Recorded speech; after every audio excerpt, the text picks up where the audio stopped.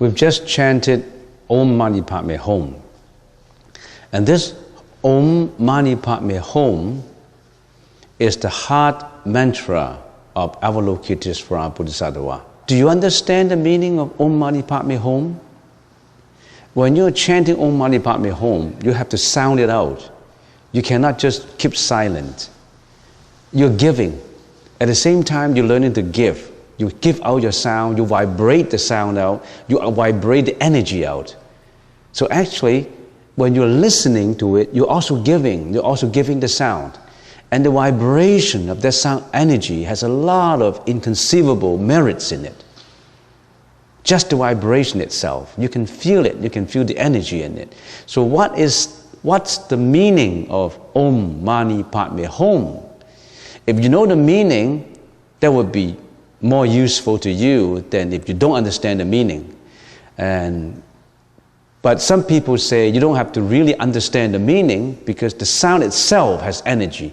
But then if you know the meaning of it, that would be so much the better, especially for those who study Sanskrit. You should know the meaning of it. And for those who already understand the meaning of it, it doesn't hurt to have a review of what it means. In the Chinese language, we call it the 6 syllables of mantra. 六字大明咒, the 6 syllables of enlightenment mantra. Because Om Mani Padme Hum is 6 syllables. What is Om? Om. In the romanization of the sound is O-M, Om. What is Om? It is believed that 3 sounds are the basic sounds, are the root sounds, are the most important sounds. There are 3 sounds in the universe. That is Om, Ah, Hum. Om, Ah, Hum. That's the 3 basic, the most important, the most energetic sounds of the universe. What is Om? It stands first. Om is the mother of all sounds. So in esoteric Buddhism, sometimes they just chant one sound. Om, Om, Om, Om. That Om is not from the throat. That Om is from the ocean of breath, symbolically speaking. Om also means listened. That is something extremely important to say. That is what follows it. Listened. Listen very attentively. This is the mother of all sound. This is the most inconceivable sound. This is the most energetic sound. This is the most spiritual sound. It surpasses all sounds. And you have to listen to this very attentively. You have to listen to the reality of it. You have to listen to the truth of it. You have to listen to the Dharagata of it. So that Om is extremely important. You think that Om is just one sound? It's not just one sound. It's the most important sound. It leads to the truth. Without this Om, where does the truth comes from? So that's the leading. That's like rolling up the curtain for the show to go on. If you don't roll up the curtain, how can the show go on? The first and the foremost and the most important is to roll up that curtain so that the show can go on. So that curtain, Om, is extremely important. Om Mani Padme Hum. What is Mani? What's the meaning of Mani? Mani in the Sanskrit language, it means the most precious jewels. Or in common English, diamond. What's the most precious jewel? Not gold anymore, it's diamond. So Mani, symbolically, it means the most precious. It's the diamond, the most precious. Words convey meaning. But words by itself relies on simile and metaphor to convey the profundity of the meaning. Because words are so limited. How can words, language, express something? You have to borrow metaphorically or using simile to borrow from what appears in this world so that you can express the meaning. Money is borrowing diamond and jewels, the most precious. So what this truth tells you, you've got that most precious jewel in you. You have got that most precious diamond in you. Do you know about it? That most precious diamond in you. That God in you. That's the God in you. In here it doesn't say God, it says the most precious. That God in you. That God is not outside of you though. You don't have to look for God in heaven. That God is not anywhere. That God is in you. Mani. Om Mani Padme. Om Mani. That means listen very attentively. You've got that God nature in you. How can we call it? We just call it Mani, the most precious. The most, it's so rare, it's just one. It's the most precious, Mani. In the Chinese language, 珍宝. Mani is 珍宝, the most precious. 珍 is rare, 宝 is treasures. So in order to express the meaning, you've got to borrow words. You've got to borrow language. Words and language are not enough. You've got to borrow a symbol. You've got to borrow something that, how do you describe diamond? You can use a whole book to describe diamond. The density of the diamond, the brightness of the diamond, the value of the diamond. Geologists use volumes of books, millions of words just to describe diamond. How do we describe diamond? How do we describe something precious inside? We just borrow that word, Mani, that precious, the most inconceivable in you. That's the God in you. Do you know about it, that God in you? Or you don't care? Spiritually, you've got that God in you. Do you know about it? So, Om Mani. Fine, we know that God in us. How do we know it?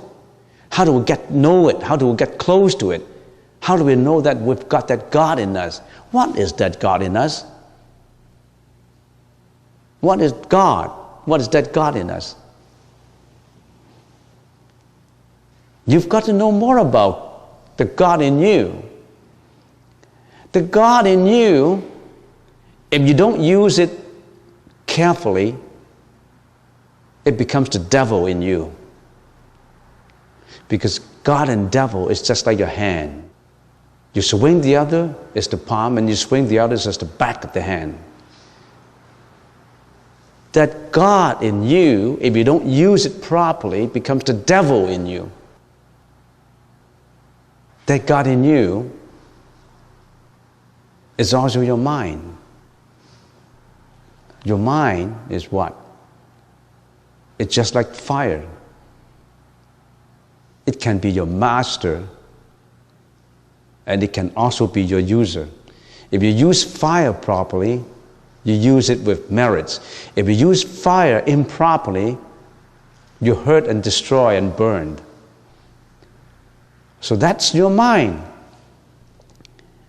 When you subject yourself to sadness, to depression, to jealousy, to hatred, to anger, to ignorance, to lethargy, to melancholy, to sadness, when you subject that, all that to that, you turn your God into devil.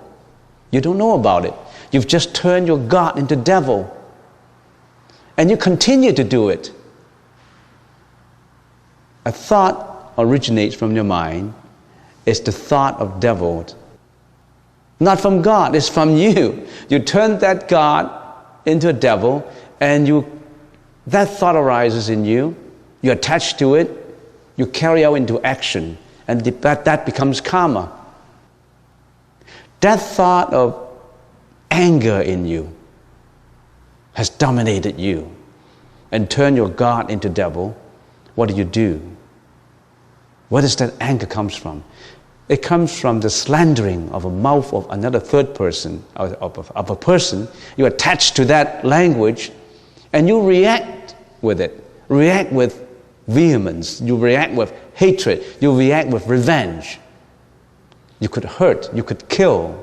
You could do anything you want just to satisfy the anger of that devil in you.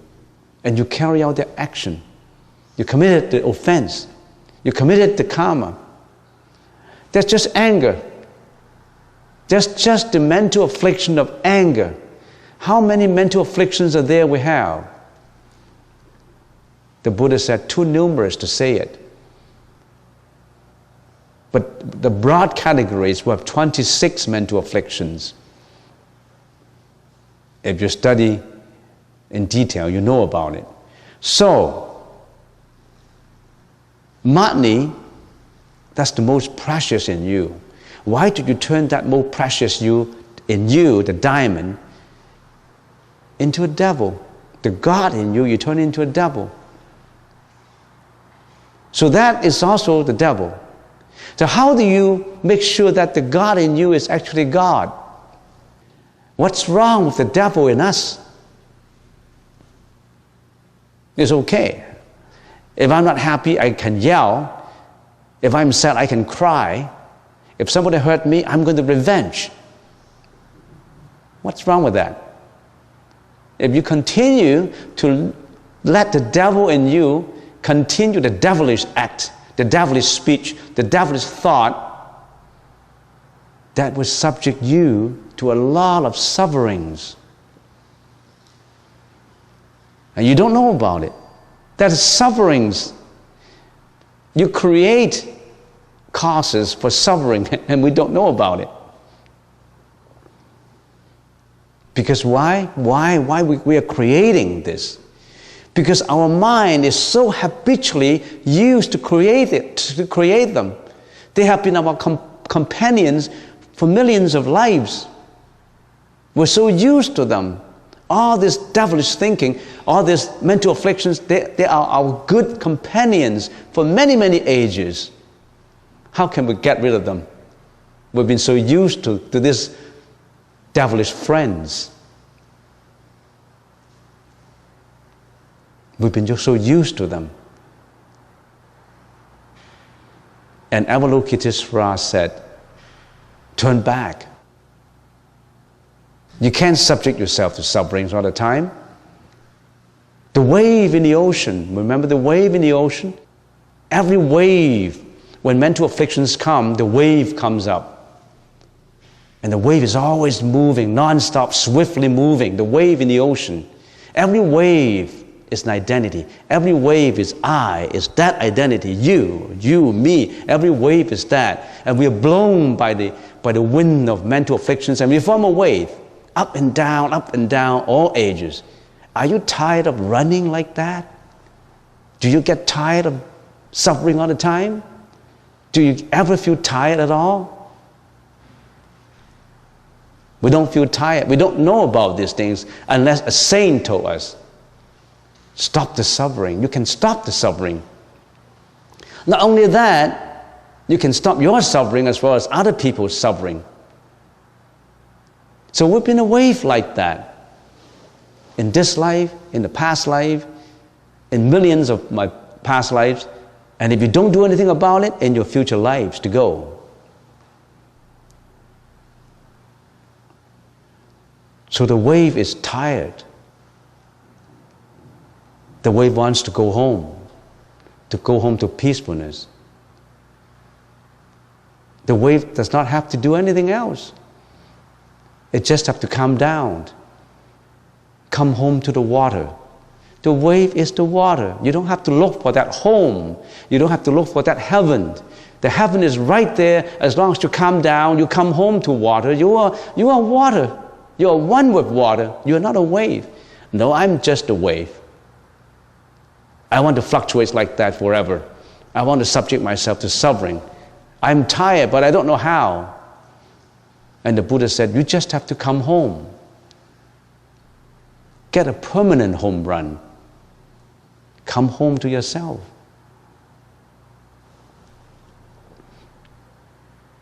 When you come home to yourself, you're at peace. One with the water. You are at equanimity with the water. How do you feel when there's no suffering? How do you feel when there is no hatred, no jealousy, no depressions?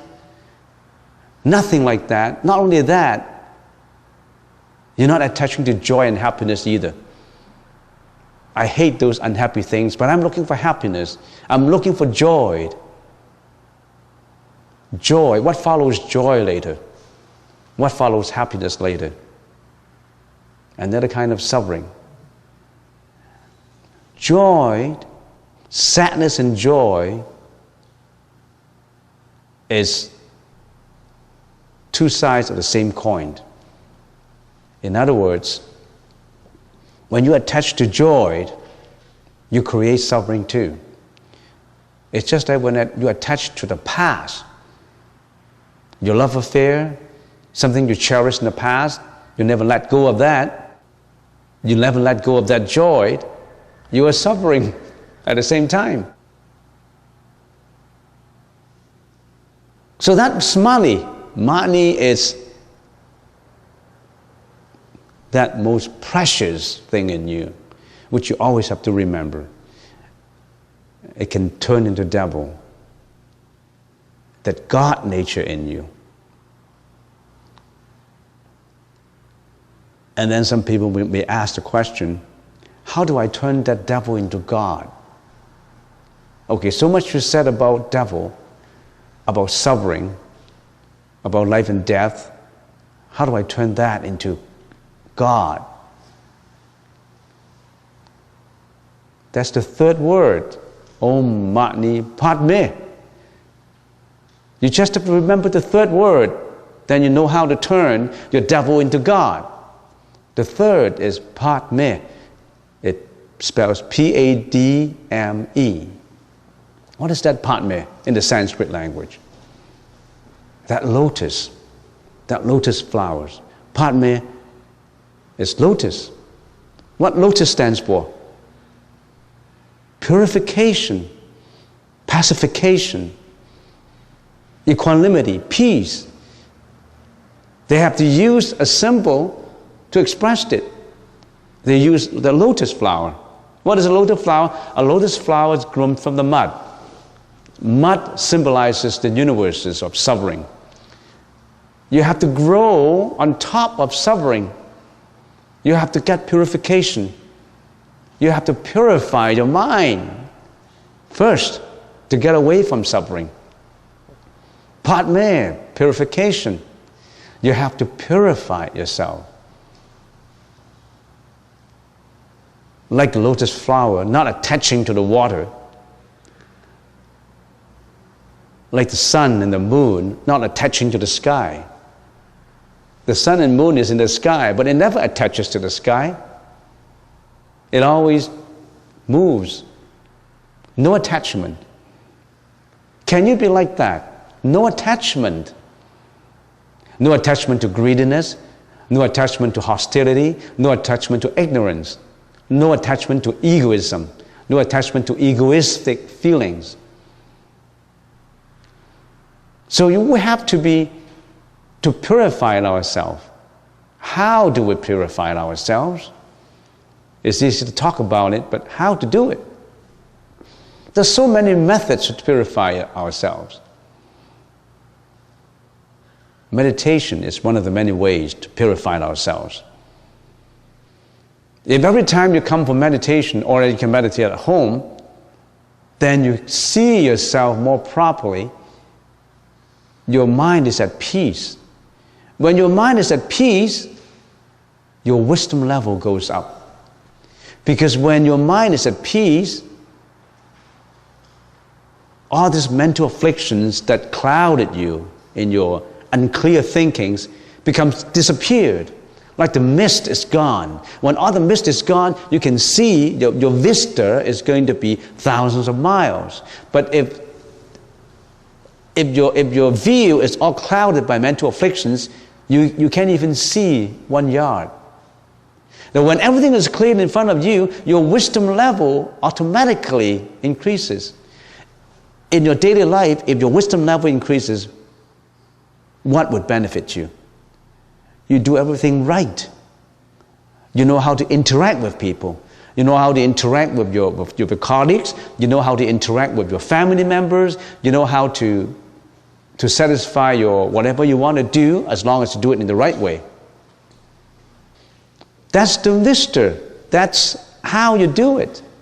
So some people want to have concrete ways, concrete methods of purifications, and in the sutra it lays down 6 parameters. It's to give, generosity. If you have achieved these 6 methods, you are in the process of purification. The first is generosity.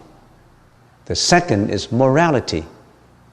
In concrete terms, is adherence to the Vinaya, which is morality. The third is tolerance. How much can you tolerate? When something unhappy comes up, how do you interact with the unhappiness? Diligence. Apply efforts to it. It's just like when you're meditating, you look very passive from the outside. You look quiet. But actually, you're very active in the inside. You apply efforts to it. You don't just sit there doing nothing. Meditation is not sitting there doing nothing. As a matter of fact, according to the Yogacara Guru Bhumil Sastra, Yu Qie Si Di Lun, Yogacara Guru Bhumi Sastra. When you're meditating, when you're doing the samatha, there is 9 stages in training your mind. There's 9 stages. So you see everybody, you see the meditator as not doing anything. He's just sitting there idling his body. No, inside he is training himself in 9 ways how to meditate. What are these 9? The reason why I'm telling you this is, don't think that meditating is idling, is passive. It's very active. You really have to apply methods to it. You really have to be consistent in your approach, persistent in your efforts, in order to be successful in samatha, in order to be successful in turning your mani, the God side, your devil side, into God, if you want to call it God. But I hear the bell rings, so maybe next time I will talk about the 9 stages of training the mind in samatha. In the Chinese language is 九心珠. We'll talk about it next time. But I've already explained to you the 6 syllables mantra. Om Mani Padme, your original Padme, home. Maybe I should, as a conclusion, finish up with home. Om Mani Padme, home. H-U-M. A home means planting a seed. Planting a seed. Every utterance of Om Mani Padme, home, that means a seed is planted. A Bodhi seed is planted in your consciousness. When a seed is planted in there, somehow in the future, that seed will sprout into a plant, would sprout into a plant of enlightenment, would sprout into a plant of Bodhi, would sprout into a plant of the Mahayana mind. The Mahayana mind is rendering compassion to all sentient beings. So that home, that means planting every utterance of that sound. That's why when you're chanting, you can't just keep silent. You don't let people chant, you just listen. No, you're giving. You're giving, you're planting, you're giving out. You learn to give out. Actually, in chanting Om Mani Padme Hum, you're not receiving, you're giving. You're always giving out. You're giving out the energy. Om Mani Padme Hum, Om Mani Padme Hum. You learn how to give out, to render your compassion. In Tibet, they have this wheel in which they write Om Mani Padme Hum characters on the side of the wheel with cloth. And it is believed that when they are chanting Om Mani Padme Hum, they're turning the Dharma wheel, and when the wind blows, it blows the merit in every direction, the sound in every direction. So even the sound itself will benefit a lot of sentient beings, the living and the passed away too. So every word is important. If you are approached by haunted spirits, for example, when you are chanting Om Mani Padme Hum, the haunted spirits will not approach you with a harmful attitude. He will approach you if he or she can. He will approach you with a beneficiary attitude. This is a person who is on his way to enlightenment. He is realizing his Buddha nature in himself, and he is working his purifications to attain the enlightenment, and he is rendering compassion to all sentient beings, just like a bodhisattva. I have to be respectful to him.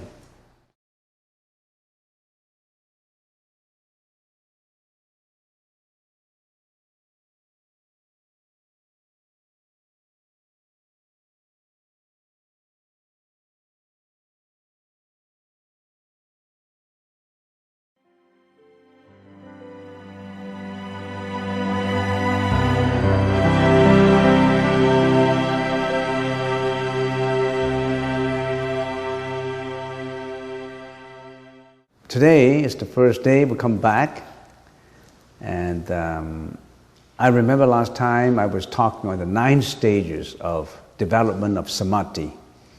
So maybe before I talk on Siddhikapa Sutra, maybe I should finish the 9 stages of samadhi first.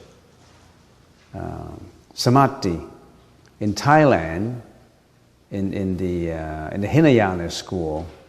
Of course, we are practicing the Mahayana school. In the Hinayana school in Thailand, they call it Nang Samadhi, Nang Samadhi.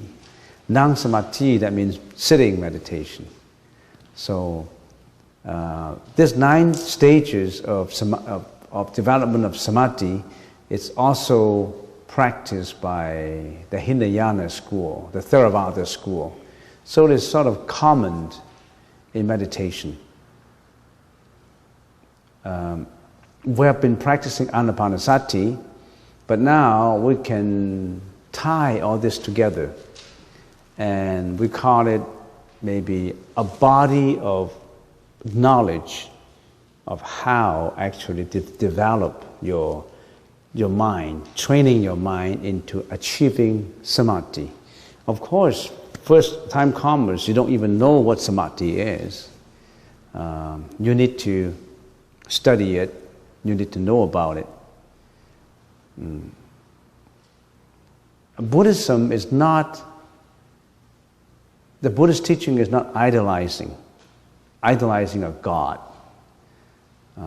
It's not just a one-sided faith. Buddhism is the teaching about your own mind, training of your mental development.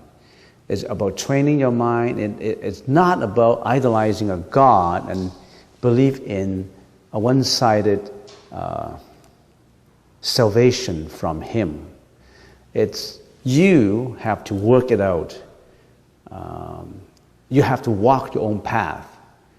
It's more of a self-reliance rather than other reliance.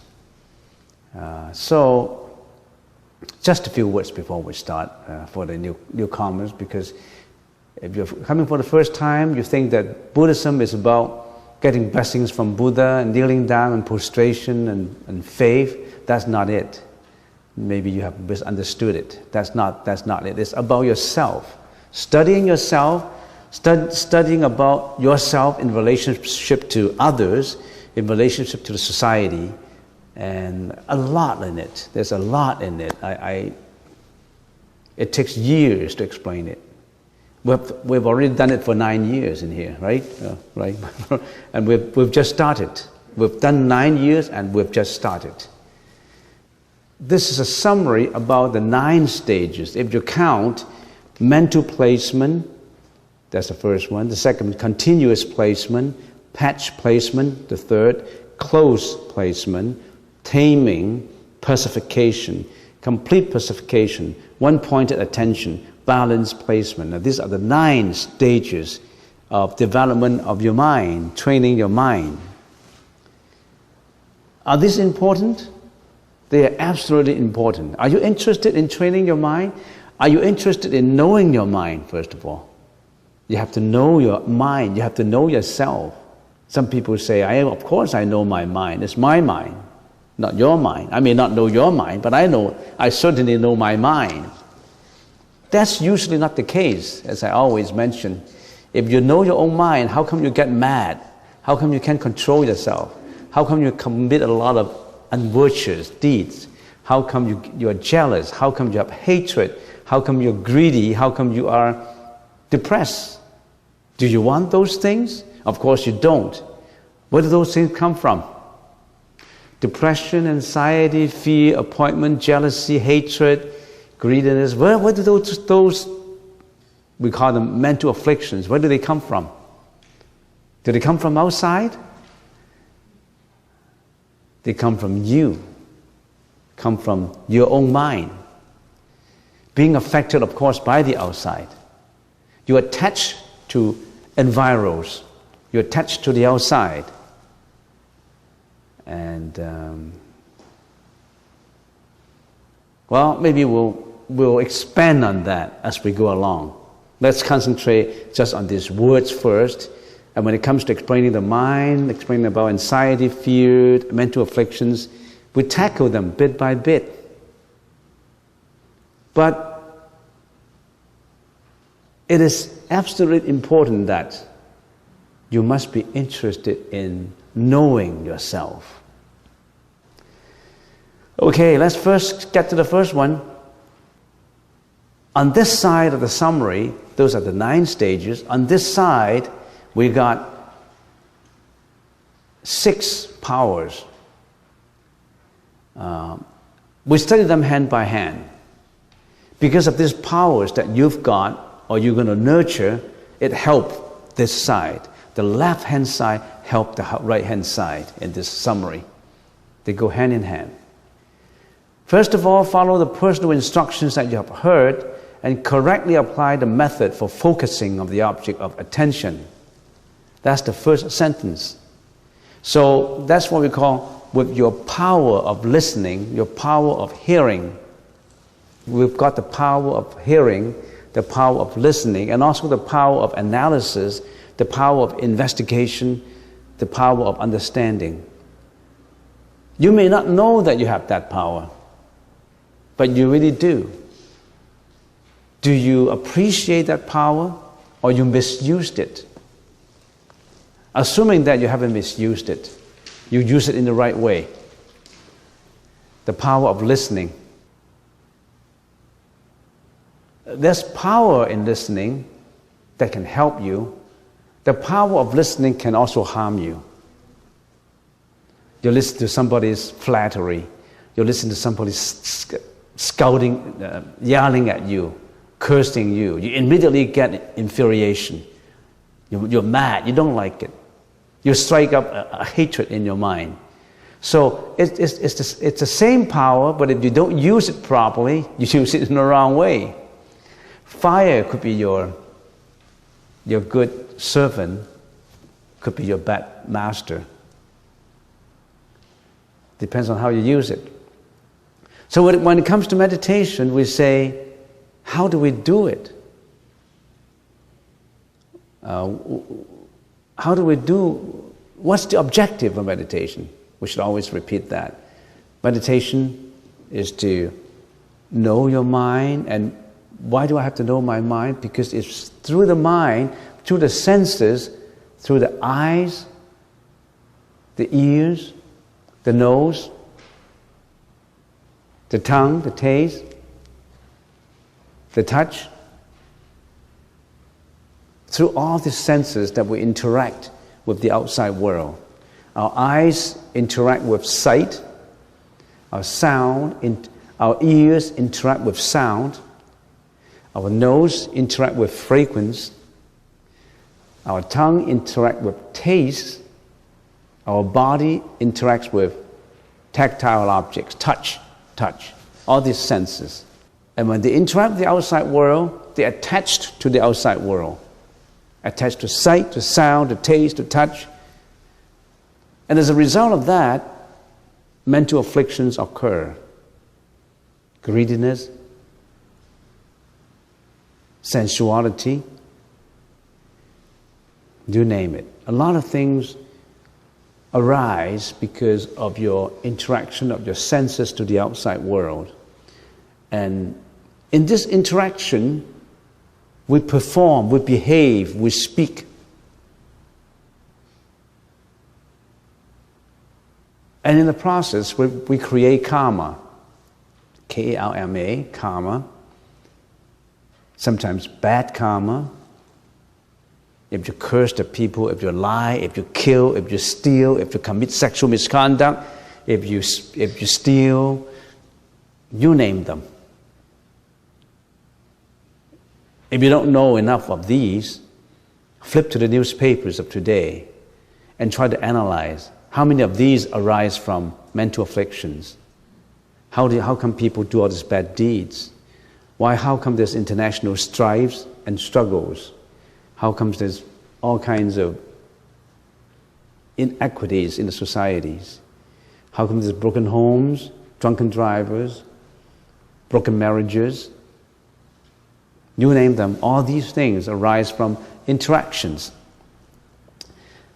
What helps the interaction is the mind.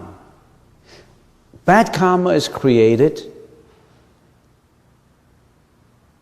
and then together with this bad karma, we reincarnate. After this life ends, we reincarnate in the next life with our bad karma or good karma.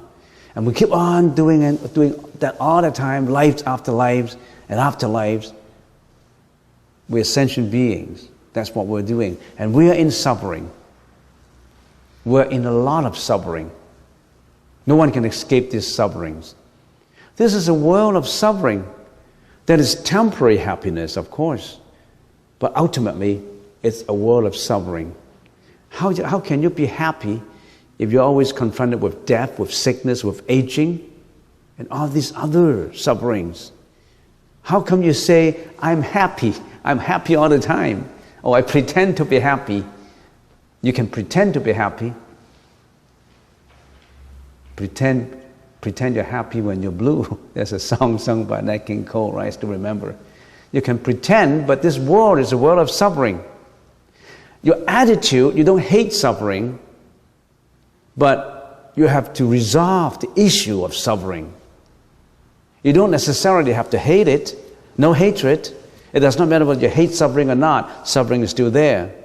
But you got to have the attitude of understanding, trying to liberate yourself from sufferings. That's what the Buddha did. The Buddha liberated himself completely from suffering. And he wanted to introduce this method of liberation to you. Do you want to listen? Or you say you don't care. Okay, then you continue to suffer. So,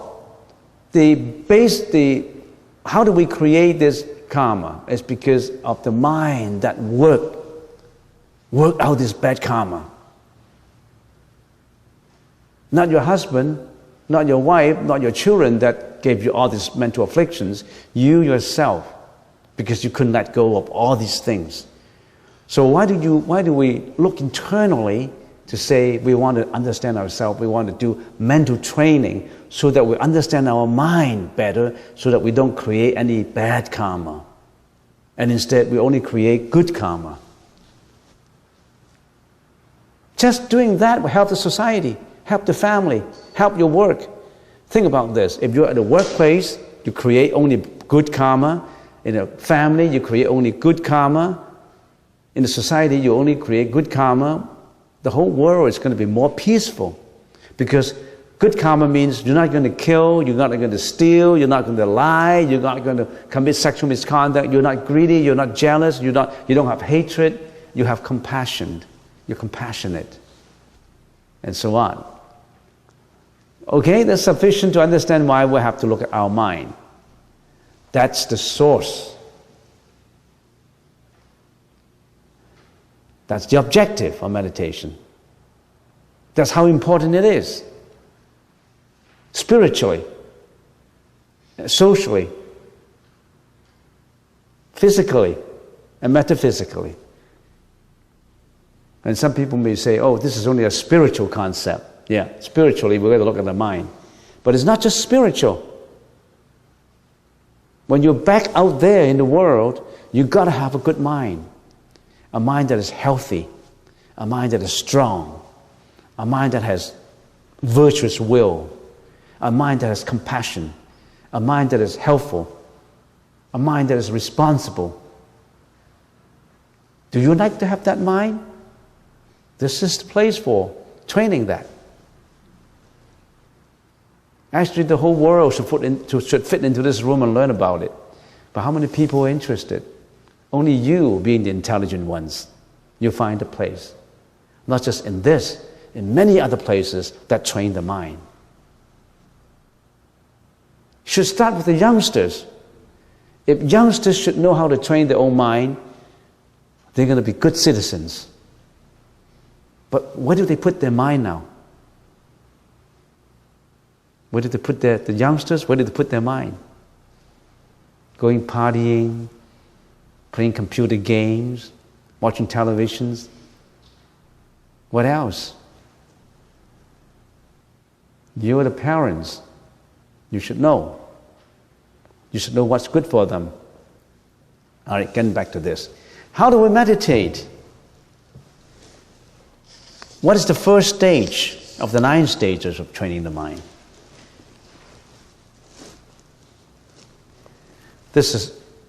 First stage is mental placement. What does that mean? Where do you place your mind when you're meditating? How to start? You've got to put your mind somewhere. How do we place it? Mental placement, we call it. This is a preliminary stage of the practitioners of samatha. Because in meditation, it's in 2 parts, samatha and vipassana. Well, this is the preliminary stage of practitioners of samatha. Our sensory organs are used to interact with outside objects. As I said, eyes interact with sight, ears with sound, nose with smell, tongue with taste, and body with tactile objects.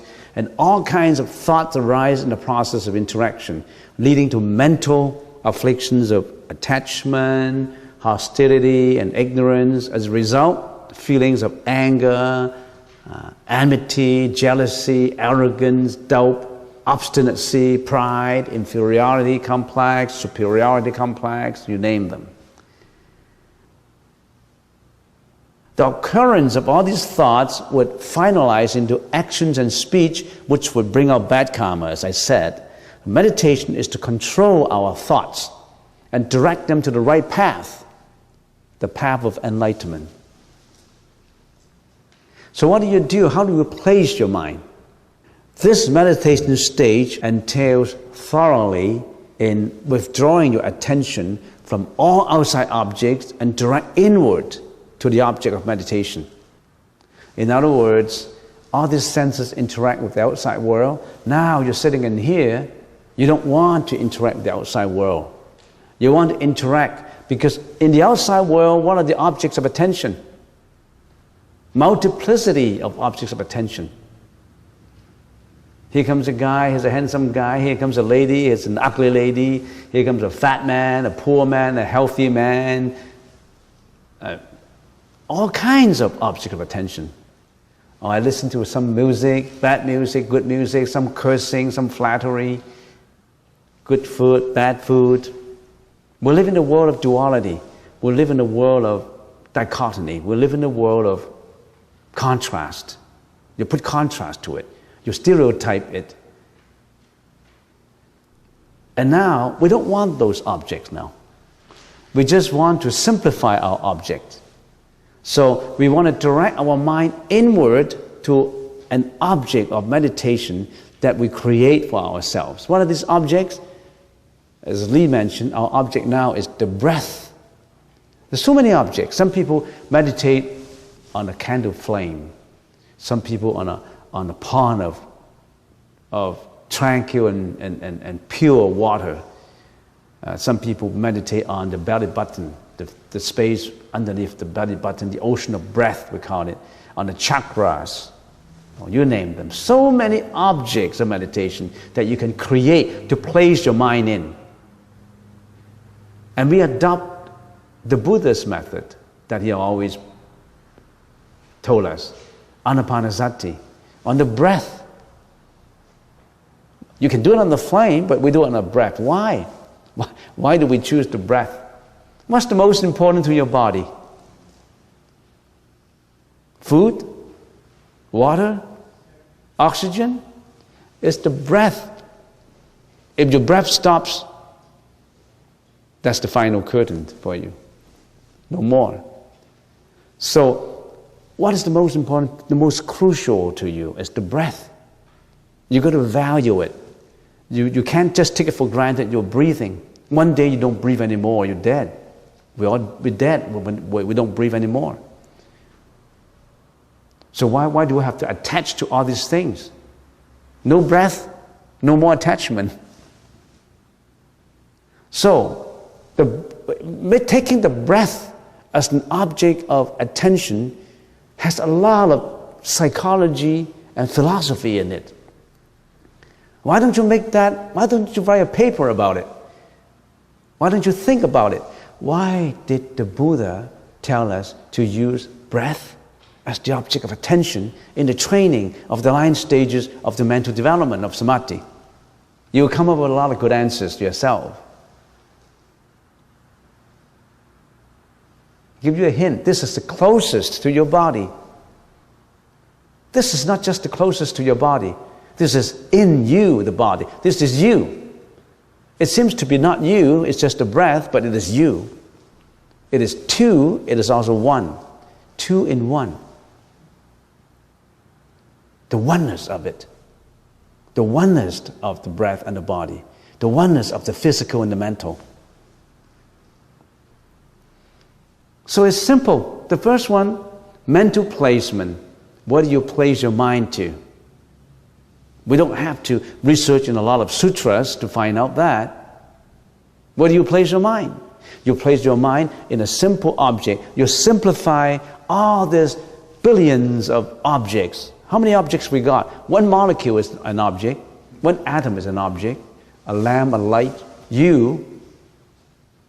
Everything is an object. But too complicated. When you're meditating in here, we want to simplify it. We want to simplify into just one. That's the breath, in and out. We can also feel it, in and out. How peaceful it is. Imagine our mind is interwoven with all this, like a spider web of things. And we look at them, we got perplexed by it. Now, how happy you are. None of these spider webs anymore. Just one breath. Simplicity of the breath. Simple. Then what's the next mental development? Next is continuous placement. Then repeatedly reflect on the way of setting your attention, and as you're able to bring together a little continuity, sustain a continuous stream of attention. Continuous placement. Yes, you place your mind in the object of attention, on the breath. Is it continuous though? Or is it broken?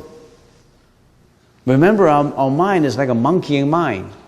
It's non-stop. It is not under your control so far. It's jumping from one branch to the other, one thought to the other. I'm meditating in here and I have an object of meditation, my breath. And I'm meditating and I'm meditating. All of a sudden, I remember yesterday, Peter told me something I dislike. And that dislike statement comes back to my mind, and I hate it. I cannot meditate because of that, because I reflect to the past, and I don't like that idea that Peter suggested to me. It disturbs you. Your thought goes away. Your thought is not placed in that object of the breath anymore. You've gone. The monkey has hopped from one branch to the other. And then, oh, no, I shouldn't be thinking of that. Let me come back to this breath. Otherwise, I'm wasting my time. That's what Lee said. The breath, concentrate on the breath. So I continue to meditate. Oh, I feel hungry. So what do? Oh, yeah, lunch is at 11. Your thought goes away. Oh, no. I should be meditating on my breath. In and out. And the next minute, my throat is itchy. How come? I'm going to cough. It's embarrassing to cough in front of everybody. Your thought all goes away. You're not under your own control. You're not continuous.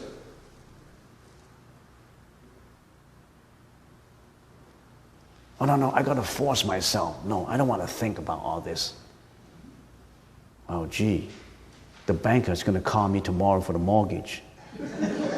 I'm at default. I shouldn't have made that investment in Alberta. I should have sold it. Now I can't sell it. It's a down market. Shoot. So what are you doing? Are you placing that continuously in that object of attention, your breath? You are not. It sounds so simple. But we've been so habituated to thinking like that. We're thinking like a monkey. It's out of our control.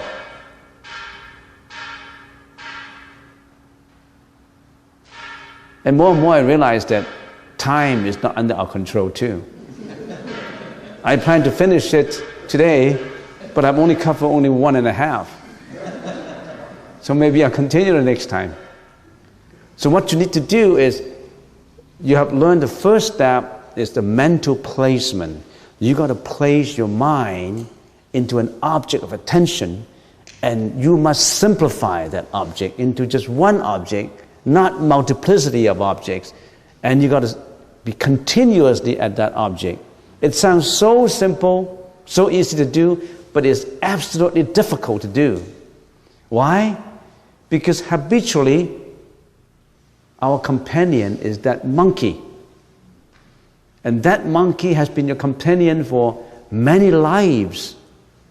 He got you into trouble. He got you into bad karma. He got you into what you're suffering today.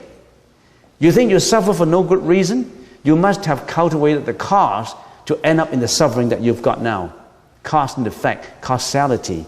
Causality is what the Buddha told us all the time. You got to watch the cause. Whatever you suffer now, you think God gave it to you? Or your husband gave it to you? You have a broken marriage? No.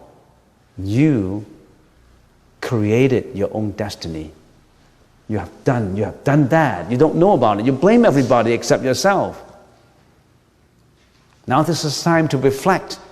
This is the time to know yourself.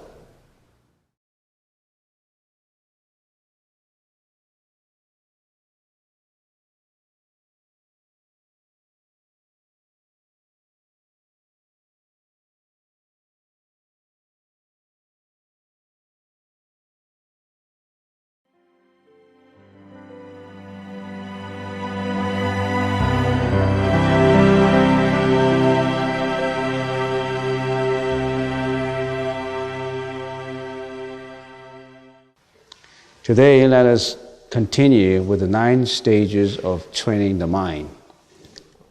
Last time, we mentioned the first stage, The first stage is called mental placement. If you look at the summary, then you know the first is mental placement. We have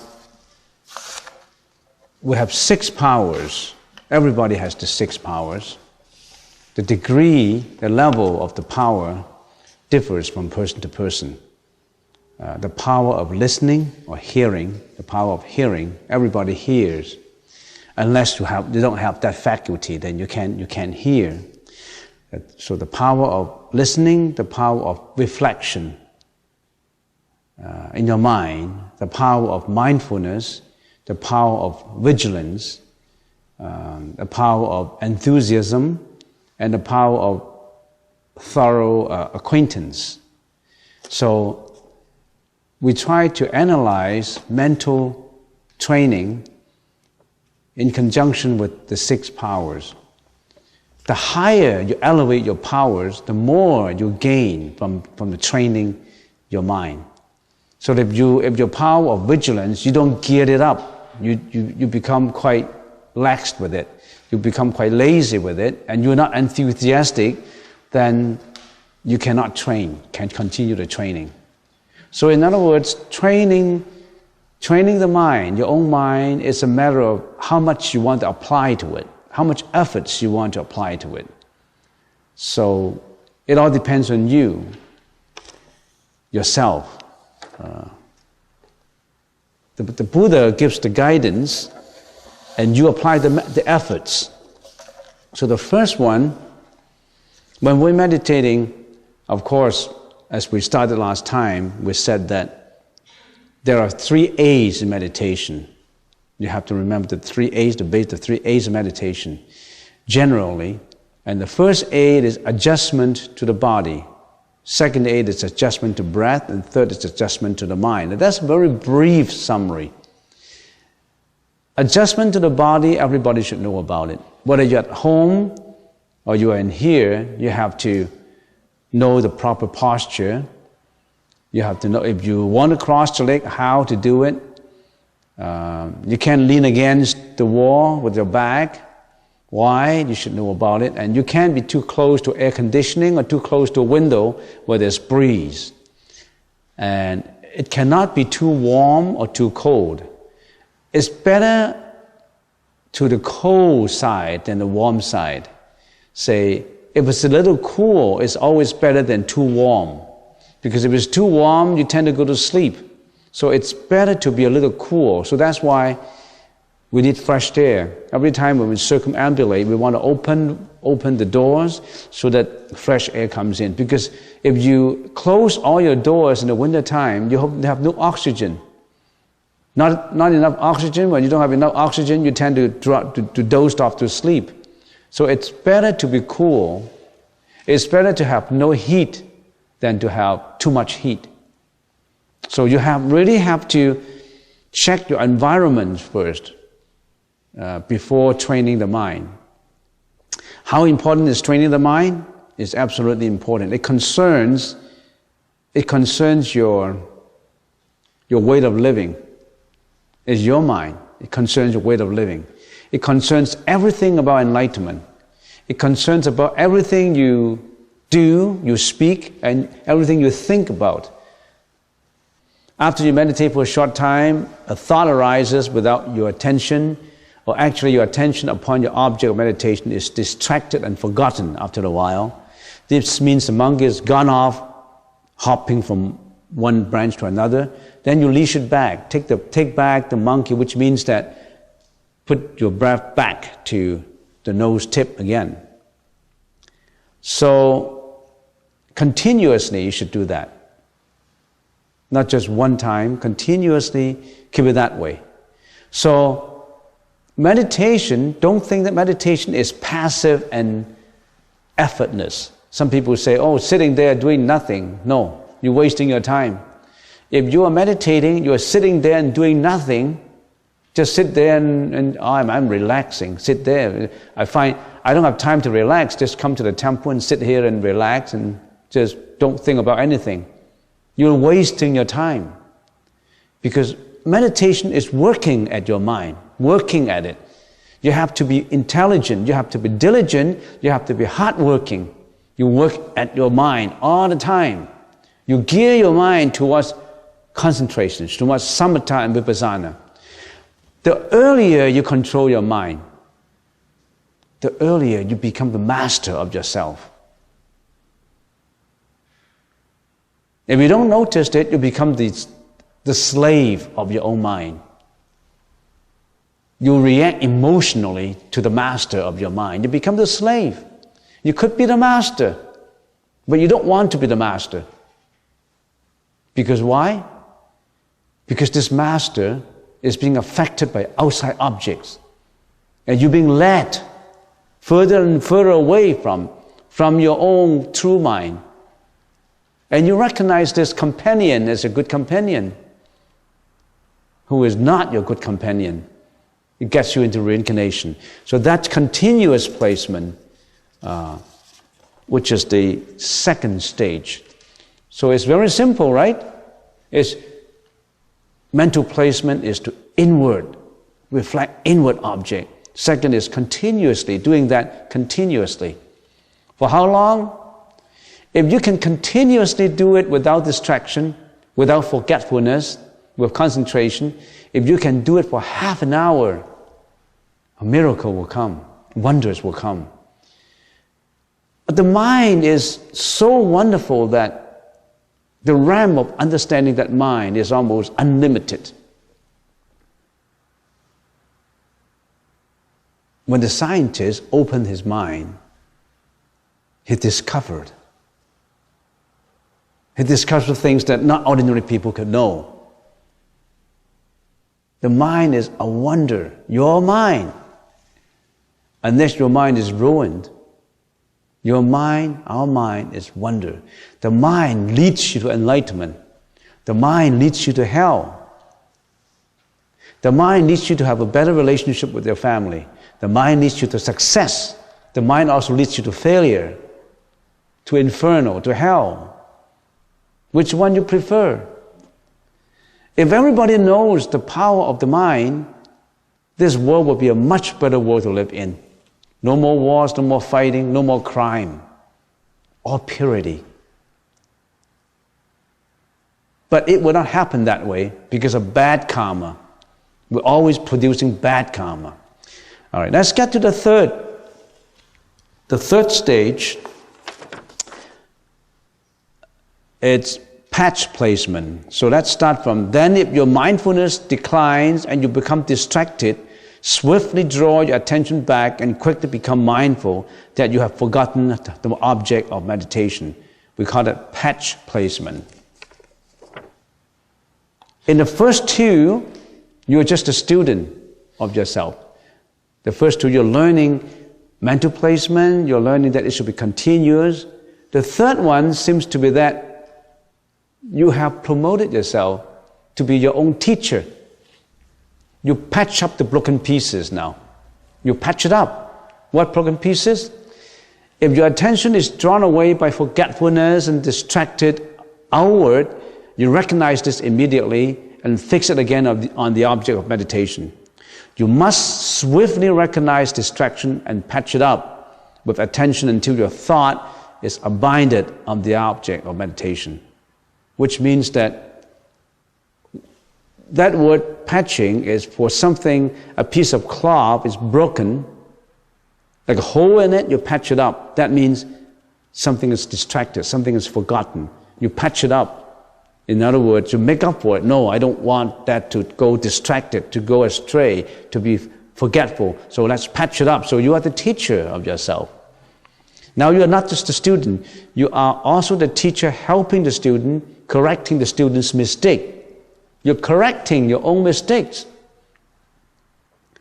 And in the sutra, it is called patching.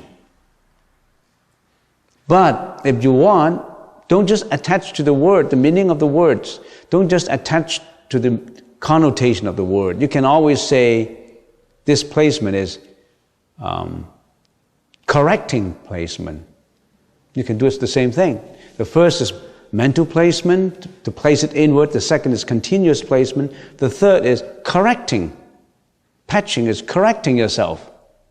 You don't necessarily have to so tied up with the word. You can change it. Mental placement and continuous placement, the first two, are investigating into the state of samatha. You were the student. Now you patch it up. Another example that I can give you is the cat has been looking for the rats, and he found the rats. He holds the rat with his claws, but not killing it. When some cats are like that, they don't eat rats. They catch the rat, they're playful with it, and they watch the rat in the distance. So if the rat moves, then the cat jump at it and hold it. It's just like that rat moves away. Your thought is being distracted. You forget, you're distracted away, and then the cat comes to hold it. That cat is very vigilant, So that's why you come to the fourth, the power of vigilance. You must have the power of vigilance in meditation. You see how wonderful is meditation. If a youngster learns meditation, he would increase his power in listening, he would increase his power in being vigilant, he increase his power in being mindful, and he increase his power in being enthusiastic. So the rat stays still, but the rat cannot stay still. The rat would move and go, and the cat will hold it down. Once he sees it move, then holds it down. So the cat always stays still, but fixes eyes on the rat, not allowing it to move, not allowing the rat to move. So that's continuously correcting it. So the rat moves, the cat hold it down still. The cat moves again, the rat moves again, the cat holds it down. So that's correcting placement or patch placement. So the first is mental placement, the second is continuous placement. You have to do it continuously. The third is correcting placement. The fourth is close placement. At the previous stage, the cat is away. There's a distance between the rat and the cat. So when the rat moves, it still moves. It moves. Your thought still goes away. And then the cat holds it down, then the thought comes back. But close placement means the cat is so close to the rat that one tinkling of inch of movement, the cat holds it down. It's because the cat is close. In other words, another thought comes, it just arises, and then you hold it down. In many instances, a thought comes and it continue and continue and continue without you noticing it, because that cat is sleeping. That cat is not vigilant. But the cat is so close that it moves and holds it down. And the distance is not far away. The distance is close. So with the previous mental stage, you recognize distraction and eliminate it. With this mental stage, you have eliminated distraction, and with effort, place your attention upon the object of meditation so closely. Close means close to the object of meditation, not far away. Here, your attention becomes much more refined and focused than the previous three stages. But still, it is not refined. It's not refined and the most focused, as it may occasionally be distracted too. And now you have to remind yourself that you need to further your practice of more efforts, and constantly remind yourself that you have to, you must not give up your focus. So that means the fourth is the cat is very, very close. You're improving. The first one is mental, placement. The second is continuous. The third is what? Patching it up, correcting it. And the fourth is just so close to it. So there's close placement. The fifth, so as you practice more and more, if you come up to close placement, to some people it could be 5 years, 6 years, 7 years. To some people it could be a month. It could be just 15 days. For people who are not vigilant, for people who are not serious in meditation, for people who just sit and relax, it may take 10 years. But for people who really do it, it may take 10 days. And then now you come to the fifth stage, taming. You must have sufficient devotion, confidence, and faith in what you're doing to be successful. To achieve that, you have to know the benefits and merits you will obtain if you're successful in meditation. In other words, when you're meditating, you have to know, if I become successful in my enlightenment, if I become one-pointedness of mind, what merits would come? In other words, you have to gear up your confidence in it. You have to give yourself the confidence that if I can continue to do this, if you continue to do this, you would realize the power of your own mind. Because our mind has been used to wandering in the direction of greediness, hostility, and ignorance, and mental afflictions arise incessantly in everyday life and lead us to suffering. A bad karma have created and got us into suffering, physically and mentally. But if you're successful in being the controller of your own mind, you're taming it all the time.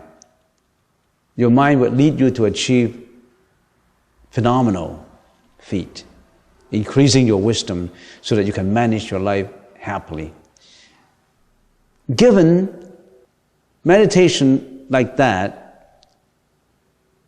mental placement, continuous placement, closed placement, and all that, and up to taming, it has to work in conjunction with morality. So in other words, you must know what is right and what is wrong. You stay away from killing, you stay away from sexual misconduct, you stay away from stealing. You are constantly refining your morality, the mirror of morality. You're constantly changing, improving yourself. A meditator would not be successful unless he knows the precepts, unless he elevates his morality standard. That's why there's three pillars in the Buddhist teaching: morality, samadhi, and wisdom. And morality applies to all. So in other words, if you're meditating every day, I'm increasing my wisdom, I'm increasing my power of listening, of vigilance, and yet when I go out to this world, I'm cheating, I'm taking drugs, I'm drinking, I'm not responsible for my family, I've been lazy on the job, I commit sexual misconduct, I hunt, I fish, I kill animals. If you're doing all that, meditation won't help you. Because a successful meditator must have the foundation of good morality. It works hand in hand.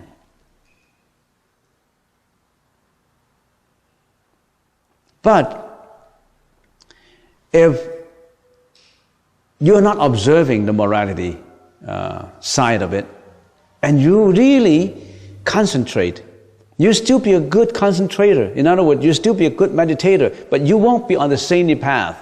So in other words, I'm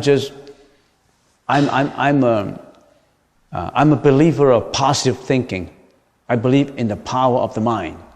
My mind can tell me to do anything I want. My mind can lead me to success in making money. My mind can make me successful in my exam. As long as I really apply to it, I work 24 hours a day, I work at that, you'll be successful. But you are selfish. You are depressed, you have jealousy, you have hatred, you have ignorance, you have all that. But you still would be a good meditator. But you won't go to the right saintly path. You'll be a selfish individual with good concentration. So you're positive thinkers. You see the difference between positive thinking, people who just believe in positive thinking, and people who believe in the Buddhist teaching of positive thinking plus morality. If you're successful in that, plus the observance of conformity, of vinaya, of morality, then it works wonder for you. You're right on your path to enlightenment. You don't have to look for any teacher anymore. The Buddha is the teacher. Why do you have to go from one center to another center, buy all the videotapes, buy all the books of meditation? They have already got something valuable. They still want to look outside.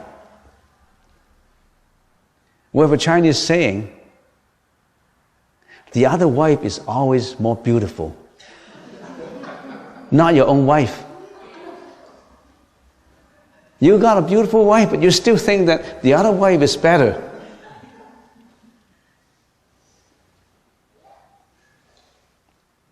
You already got it. Why do you have to ask for more? Why do you have to spend all the time in going to the library, going to the bookstore, and going to video shops, and going to everywhere to get information? And you have got a lot of information, and now you've got everything in here. Why don't you just concentrate on what you're doing?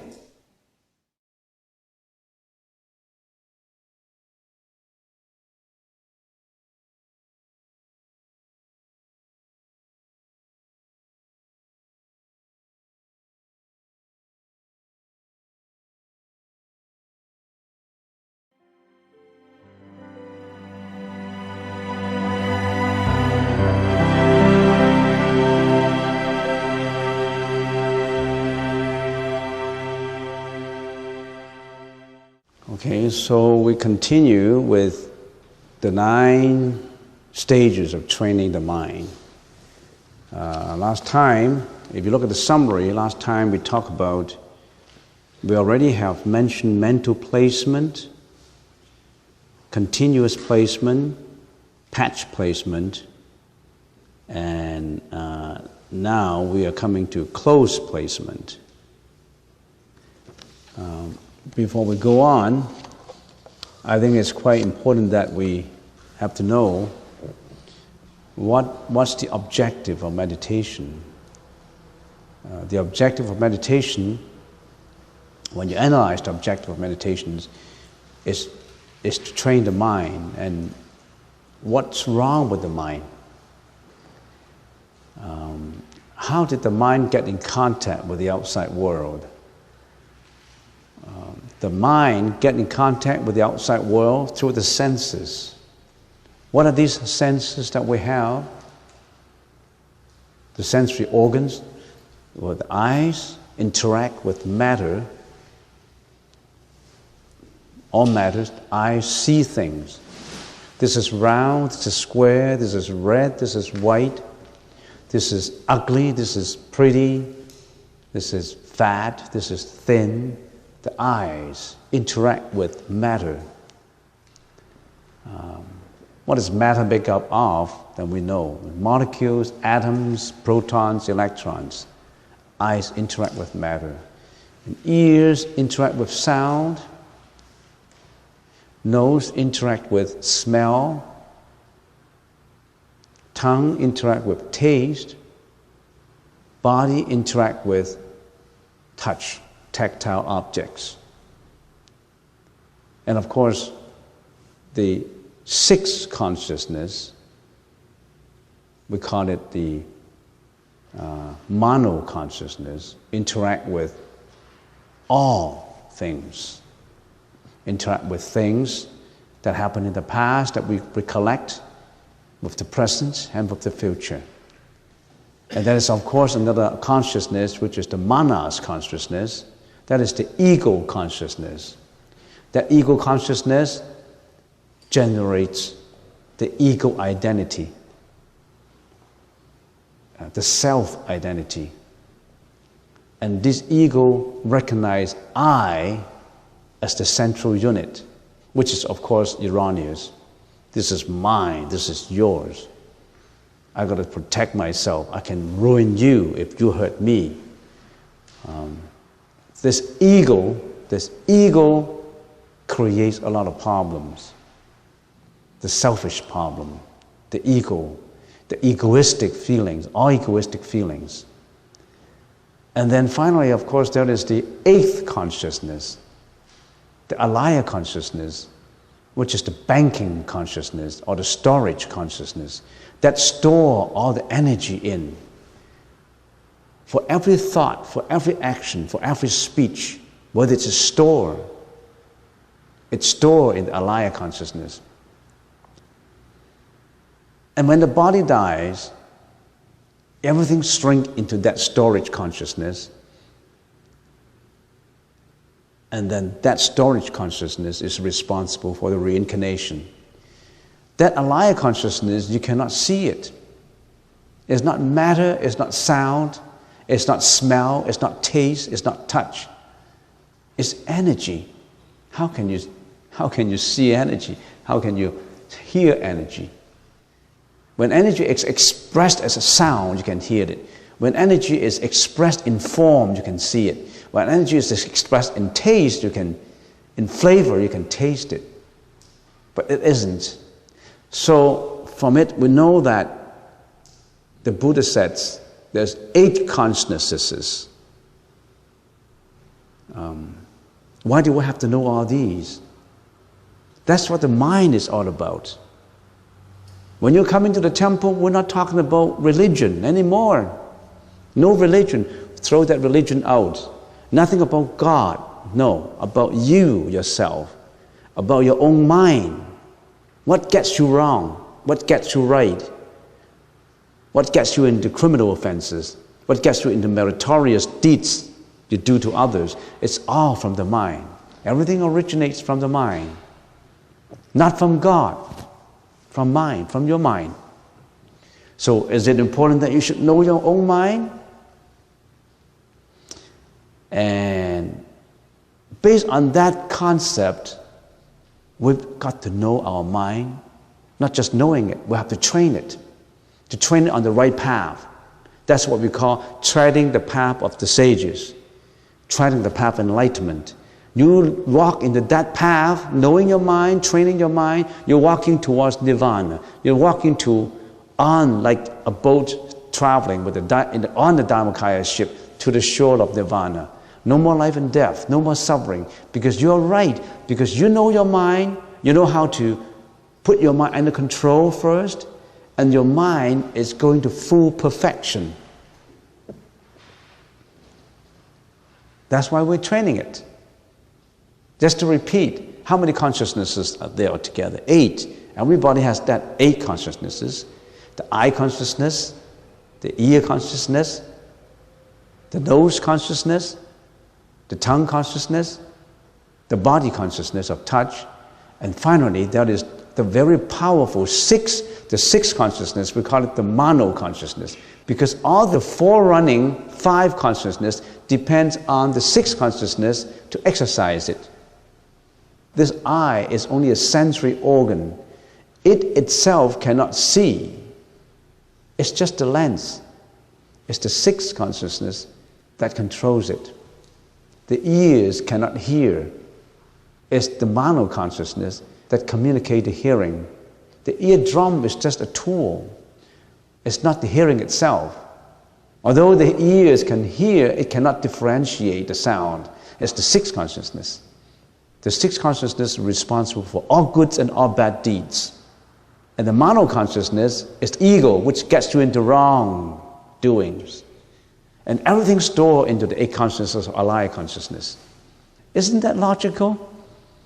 The 8 consciousnesses explain the function of the mind. And I gave it to you very briefly. That's how it functions. Now, let's get back to this 9 stages of training the mind. Because when we interact with our senses, with our ego emphasis, we tend to be egoistic. We tend to interact erroneously with the outside environments. So when we see bad things, when we see sensuous things, it arouses sensuality in us. When we see beautiful things, it arouses greediness in us. When we hear things we don't want to hear, it arouses anger in us. When we see things, hear things, and we weigh it against our own standard, we arouse jealousy. We arouse all kinds of mental afflictions. That's how karma comes out. All these mental afflictions induce you to perform, to behave, to speak. And in the process of this speaking, behaving, we commit all kinds of wrongdoings. And that gets us into trouble. It's important that we get back to the saintly path. So that's why we're meditating. Meditation is not to get the Buddha's blessings. You got to depend on yourself, not on Buddha. Buddha only tells you the way. You have to do it yourself. If you tell John to walk to downtown, you can't walk it for him. He has to do it himself. But you can give him a map. You can guide him. But he's got to walk himself. The first is mental placement. And also, before I go any further, the objective of this 9 stages of training is basically the training in samatha. More in samatha than in vipassana. Those who know samatha and vipassana knows what I'm talking about. It's more on concentration and a little less on insight. This world is in 3 kinds of existence: the kama dhatu existence, the rupa dhatu existence, and arupa dhatu existence. You really have to learn more about it. So, if you practice these 9 stages, you achieve the highest samadhi in the kama dhatu level. And more than just that, if you are successful in the 9 stages, it could be 1 level higher than kama dhatu. That is, the samadhi neighboring on the first dhyana level. That's the highest. Now, you know, if you practice the 9 stages, it's the highest in this world of desires. The samadhi, the concentration in the highest form. Okay, with those are the prerequisites in understanding what I'm talking about. Those are the conditions that you have to know if you understand what I mean. If you don't understand those, you have a lot to catch up. Okay, the first is mental placement, which I already mentioned in the first lecture. And then basically this mental placement is an inward placement. In other words, you create an object of concentration and then you concentrate on it. And I have already talked about it for an hour or so. So the first is mental placement. The second is continuous placement, which you already know. The third is patch placement, which is correcting placement. Placement is placing your mind. So when you're sitting in here, you've got to know where you place your mind on. You can't just sit there doing nothing. If you sit there doing nothing and just relaxing and just feeling the quietude of this hall, you're wasting your time. That's not it. If you just sit there just relaxing, meditation, after I meditate for a while, I feel relaxed and okay. That's not. If I give you the simile of meditation, meditation is like looking for treasure. It's a treasure hunt. If you just sit there doing nothing, relaxation, you haven't even entered the door. You're still wandering at the door. You haven't even entered the door of meditation. And it's not right, because if you have come to that hall, why don't you enter it and get the treasure? Don't just wander at the door. You're wasting your time if you do that. So we have mental placement, the first level. and then we have continuous placements, and then we have patch or correcting placement, and then the fourth is close placement. Now, with the previous mental stage, you recognize this distraction and eliminate it. What I mean is, you're meditating on an object. Of course, that object we said is anapanasati. You're meditating on it, the breath. You're meditating on the breath, anapanasati. And then, because your mind is always distracted away, you have distraction. You go away. It's like a monkeying mind. You stay on that object for 2 minutes, and then you think about something else. About your own home, about your job, about your car, about your kids, about your husband, about your wife. Our mind is always wandering in every direction. You only realize it when you sit down quietly. You only realize it that way. If you don't sit down and quietly, you don't know that your mind has been wandering all over the place, and most of the time your mind is not under your control. That's why we tend to create bad karma. If your mind is always under your control, you're on your way to the sages, to the path of the sages. So, the fourth stage is close placement. You recognize the distractions and you try to bring back your thought. With this mental stage, you have eliminated distraction. With efforts, place your attention upon the object of meditation. So remember the example of the cat holding down the rat. Now the cat is in control, not removing his eyesight off the rat. Your attention is repeatedly drawn in and refined and establishing greater stability. You're close to your object of attention. Your object of attention is your breath. And when the thought goes away, it goes far, far away, and then you realize it, and you walk back, you bring it back. But now, it doesn't go away too far. It goes away, it comes back again immediately. So you're close placement. That's the fourth stage. Close means close to the object of meditation, not far away. Here your attentions become more refined and focused than the previous 3 stages, and still it is not refined, and it is not the most refined and the most focused, as it may occasionally be distracted.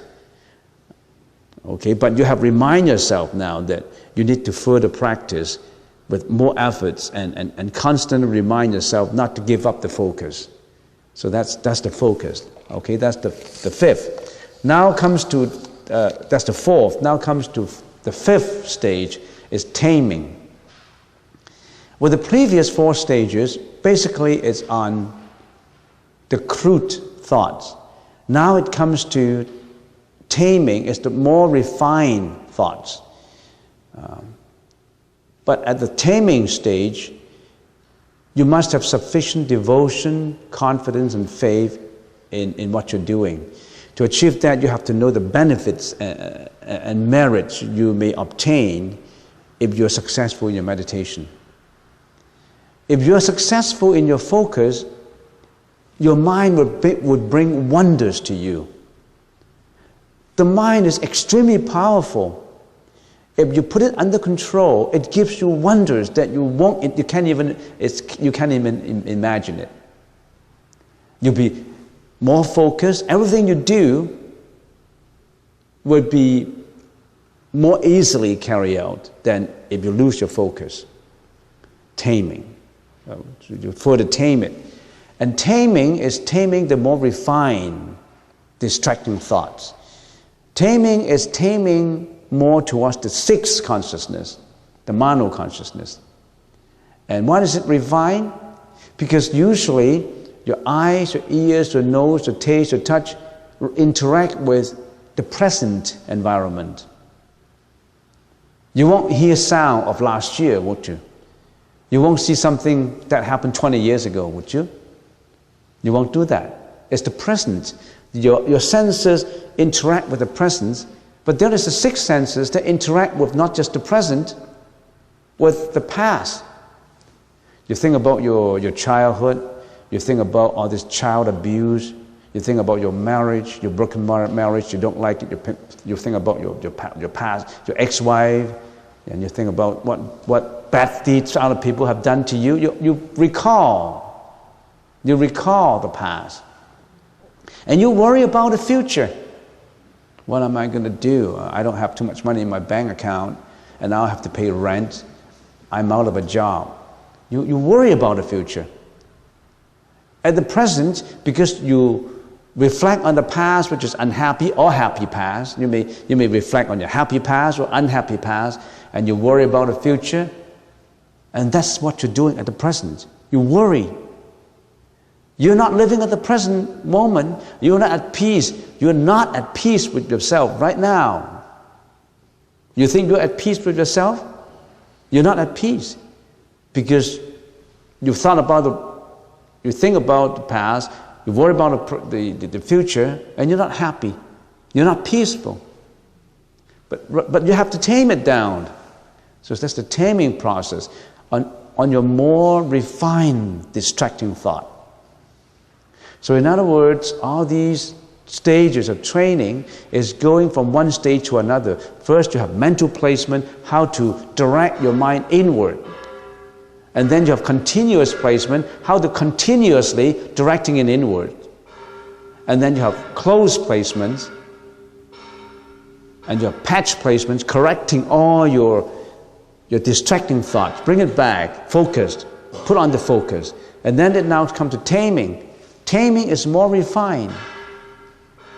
Not just on the previous 5 consciousnesses now, it's on the 6th consciousness, which is very active.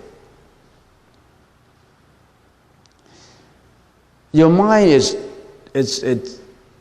tame in concentration. You're no longer distracted by the signs of any of the 5 sensory objects of visual form and auditory form and so on. Then you are slowly getting away from detachment. You are slowly getting away from attachment, hostility, and ignorance. And you slowly realize the benefits of the meditation if you come to the taming part. If you're at taming the stage, you're on your way to success. Not many people come to the taming part. But it's not difficult though.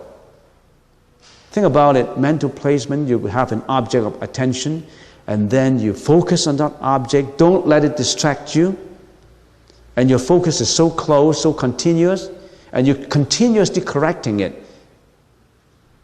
How difficult it is. You sit there and work at your mind. Meditation is not passive. Meditation is not sitting there sleeping or just relaxing. Meditation is to actively, with efforts, work on the mind. Actively. All these distracting thoughts, eliminate them. Focus. Get that focus. If you get that focus right, that means you already have brought your mind under control. And then, because you're the master of your own mind, power comes. All this power comes when you are master of your own mind. But you need all these stages to be the master of your own mind. Are you the master of your own mind now? You're not. We're not. That's why we're making errors in life. That's why we're creating all this suffering in life. We make all these mistakes in life because we're not the master of our own fate. We were not. Now we want to change that course. We want to be the master of ourselves. Not God. You are the master. You walk that path. The Buddha told us, that's how you train it. That's how you get to understand it. And that's how it works wonder for you. If you know the mind, control the mind, tame the mind, it leads you to enlightenment. Because the power comes when your mind is under control. And that coincides with everything we do in daily life. Everything we do. If you put your mind to where your work is, imagine what can that be done. What power that would be created.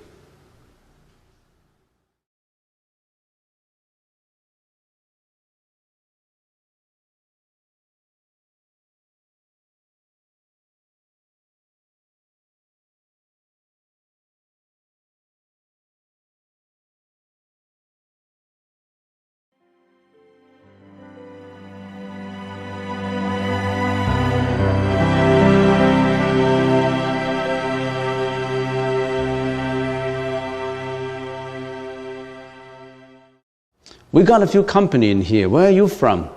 Where are you from? Originally from Sri Lanka. Sri Lanka? Oh, you're from Sri Lanka.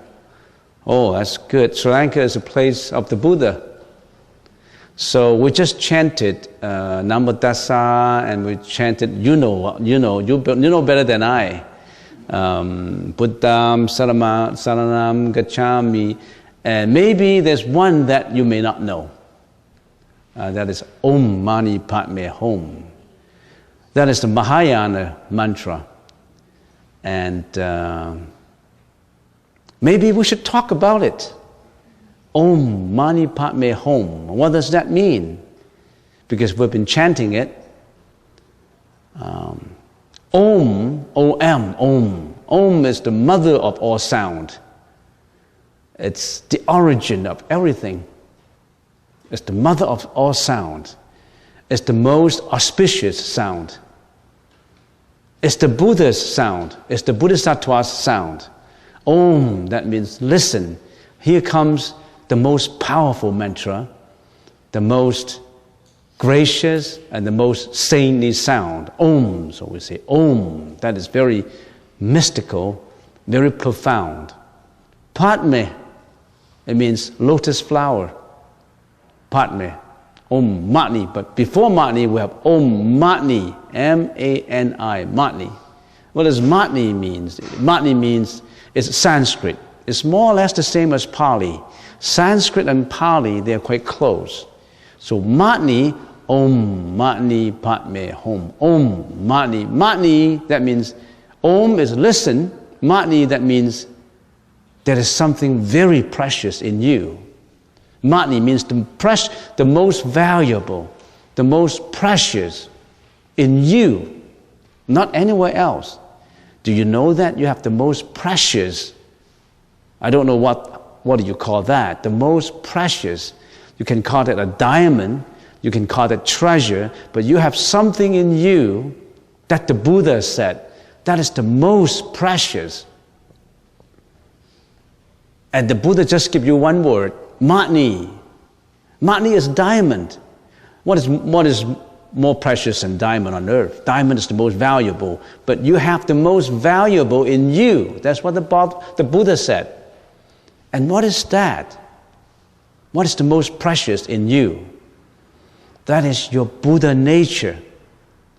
You have that nature to be the Buddha. You can be the Buddha. You can be the Arhat. That's in you, Om Mani. That means the Buddha said, you are the most valuable. You have that nature in you. And we call it, how do we call it?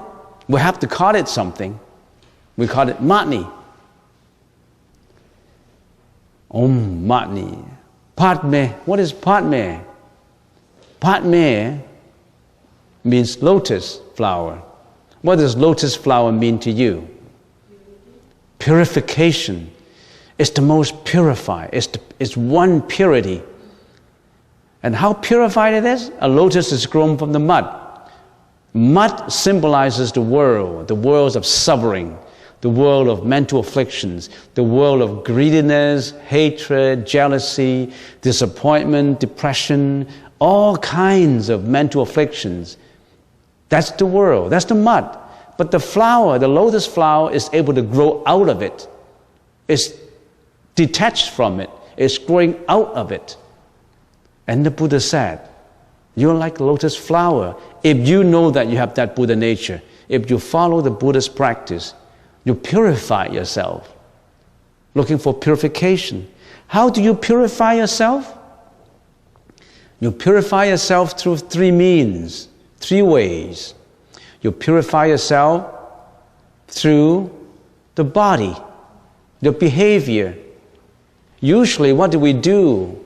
Usually, what is our behavior? When we do something wrong, what does that entail? When the body do something wrong, your behavior is wrong, you will be committing what? You'll be committing bad deeds like killing, like sexual misconduct, like stealing. You could be doing all kinds of bad behavior.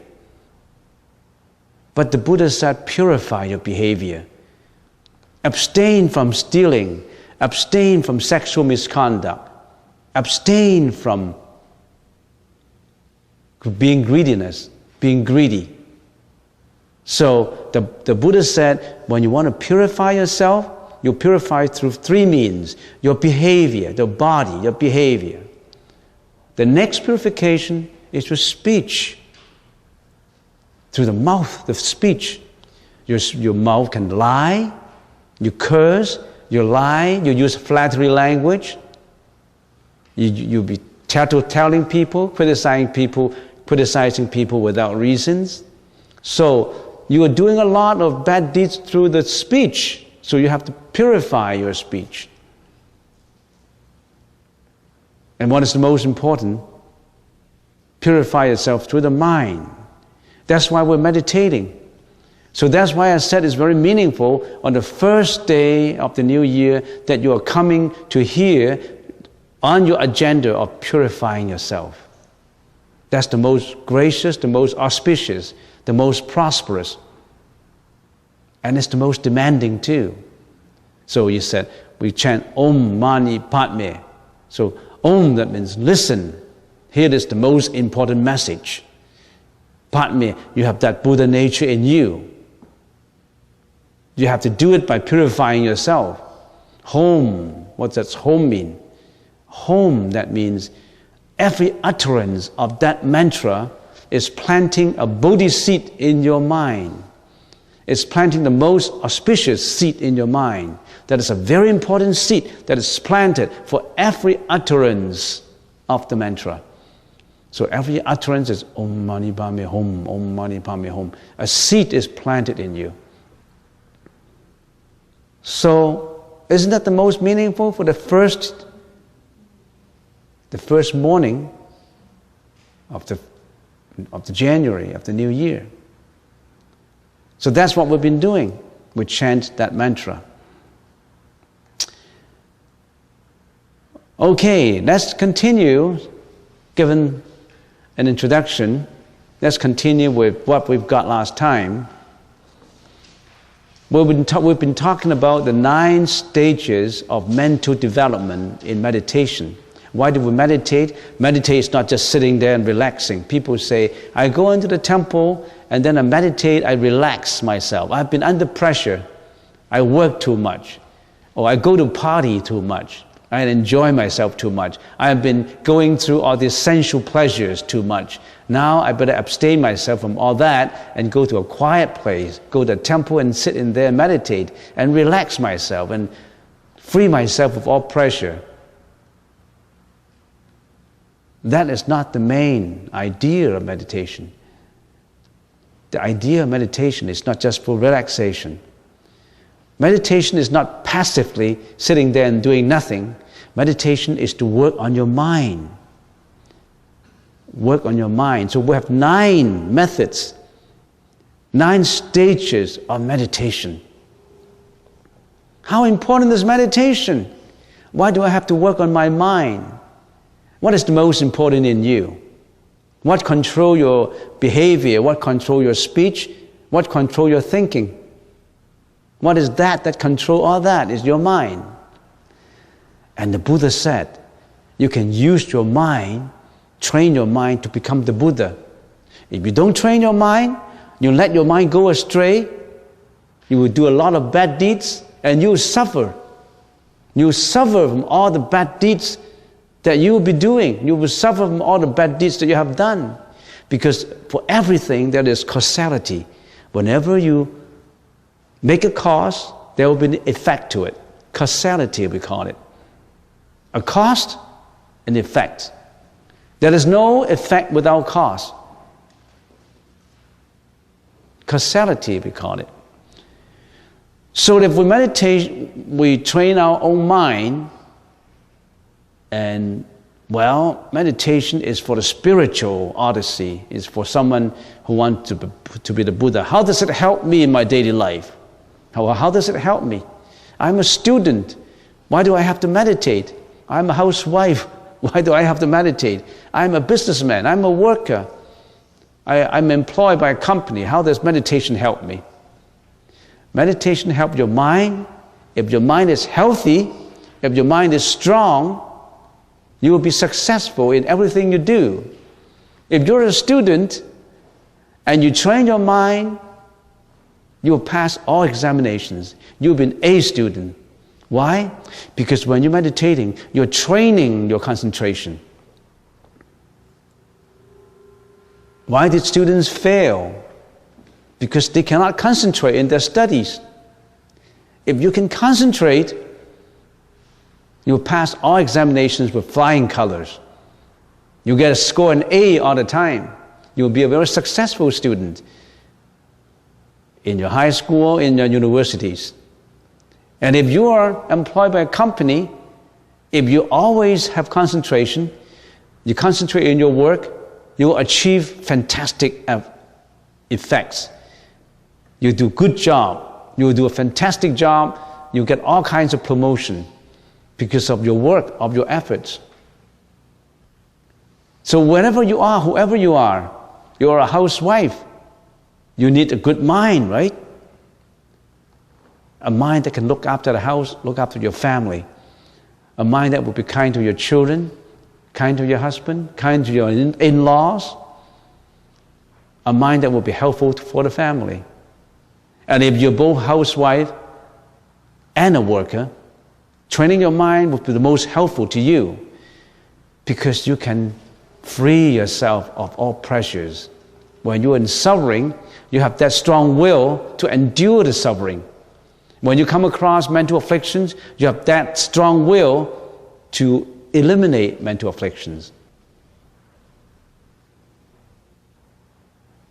When you come across unpleasant encounterment, then you know how to eliminate your mental afflictions. So that is extremely important. So that's why we learn meditation. In the first stage of meditation, we said, just a very fast review, we have the first stage is mental placement. Mental placement, that means you gear all your thought internally to one object of attention. You place your mind in peace. You place your mind, because our mind have been wandering in every direction. Now when we're meditating, we pull our mind into one object of concentration. You place your mind, we call it mental placement. The most important is you must know how to place your mind. We call it mental placement. Do you have that piece of paper? Everybody have that piece of paper that we've been talking about? So you need that to know the different stages in the summary. So we have mental placement. A mental placement is to create an object of attention for you. In daily life, our objects of attention are numerous. All these are objects of my attention in daily lives. Now we want to simplify our objects of attention into one object, and that is the breath. In and out breath. Simplified it, so we concentrate on the nose tip, the in and out breath. That is very important. Because you're training your mind to gear your mind from all these attractions and enticements to one object. And that's the object of attention, which is your object of attention. So that we call mental placement. And then, once we have that object of attention, the next is continuous placement. That means my attention will be continuously on it. If I have distraction, I won't be led away by my distraction. I'll come back to that attention. So you're meditating on your breath, in and out breath. You visualize your in and out breath. And then on the next second, you think about something else.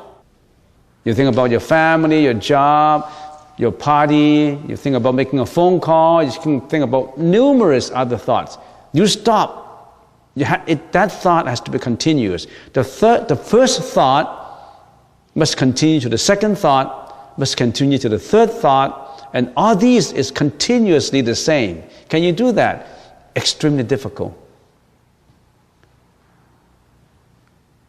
A 5-year-old may be able to do that for a few seconds. An 80-year-old may not be able to do that for a few seconds.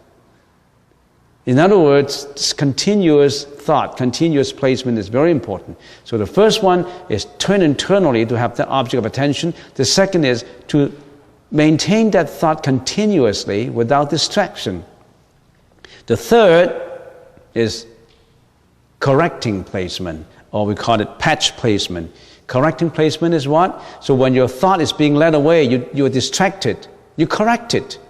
You bring your thought back. Close placements, that means you are able to correct it so that you are very close to your attention, your object of attention. It's not too far away. In other words, your distraction comes up, it pulls you away, it won't pull you away for too far. Just your distraction pull you away and it's not going too far, you can pull it back. It's so close to you. You're getting better and better. Your distraction is not too far away now. It's close placement. That is the fourth. The fifth is taming. Taming entails one more thing. When you are doing all these, you have to think about the benefits of meditation. The power of the mind. If you are doing all this, you have to encourage yourself. I have to continue doing it. Am I doing it for nothing? Why do I have to place my mind into one object of attention? Why do I have to be continuously doing that? Why do I have to correct it? And why do I have to make my distraction not too far away and make it close? Why am I doing all that? You have to think about, I'm on my way to enlightenment. I'm on my way to better my mind, make my mind healthier. I'm on my way to have more concentration. I'm on my way to success because I'm training my mind. Now, what happened?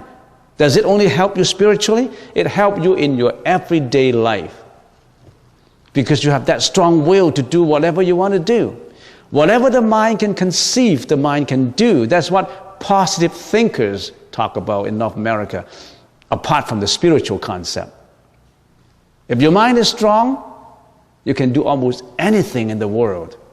If your mind is fixed on doing good things, if you're a scientist, you're fixed on a discovery, like Thomas Edison, you discover it. You'll be a very successful scientist. If you're a bad politician, thinking about occupying another country, destroying another race, like, for example, Hitler, you're so strong on it, your willpower is so strong, you'll be successful in doing bad things. So it's in two ways. Which way you prefer? Which way do you prefer? The Buddha has his mind on Buddhahood, on enlightenment, and he became a historical Buddha who obtained complete enlightenment. The demon have chosen a different path. Mara has chosen a different path. So, whatever you want to choose. So taming, you have to think about the benefits of it. Why are you doing it? So that is taming. You add the aspect of benefits to it, confidence to it, and faith to it in your process of vigilance, in your process of controlling your mind. So that is the sixth stage. Remember the fifth stage is to reinforce yourself with confidence and faith. How many people would meditate for half an hour per day? Not many. Maybe 1 in 10,000 meditate half an hour per day. But how many people would talk on the phone for half an hour per day? Billions of people would talk on the phone on unnecessary stuff for half an hour. Or billions of people would watch crazy television programs for 1 hour. And they won't spend 15 minutes on reinforcing themselves, making them stronger in their mind, on meditation. They won't spend the time on that. They spend their time on something else. And that's what we call ignorance. If a student can spend just 15 minutes and sit there and meditate, he will be an A student. So if you're a student, would you follow that instructions? You can follow that instructions and you'll be a good student. Okay, the sixth is pacification. Now you have pacification. You look at that piece of paper that you've got in there, pacification.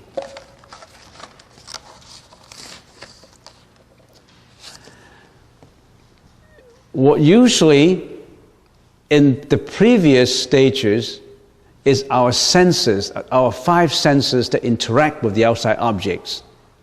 And those are crude objects.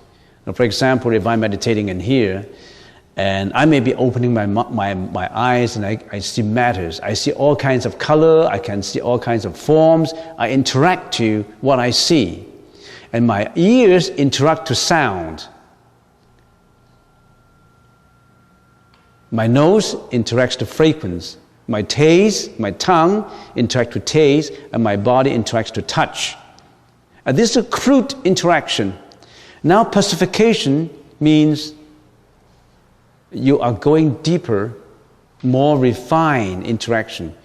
You're going to the sixth consciousness, the mano consciousness, and put it under pacification.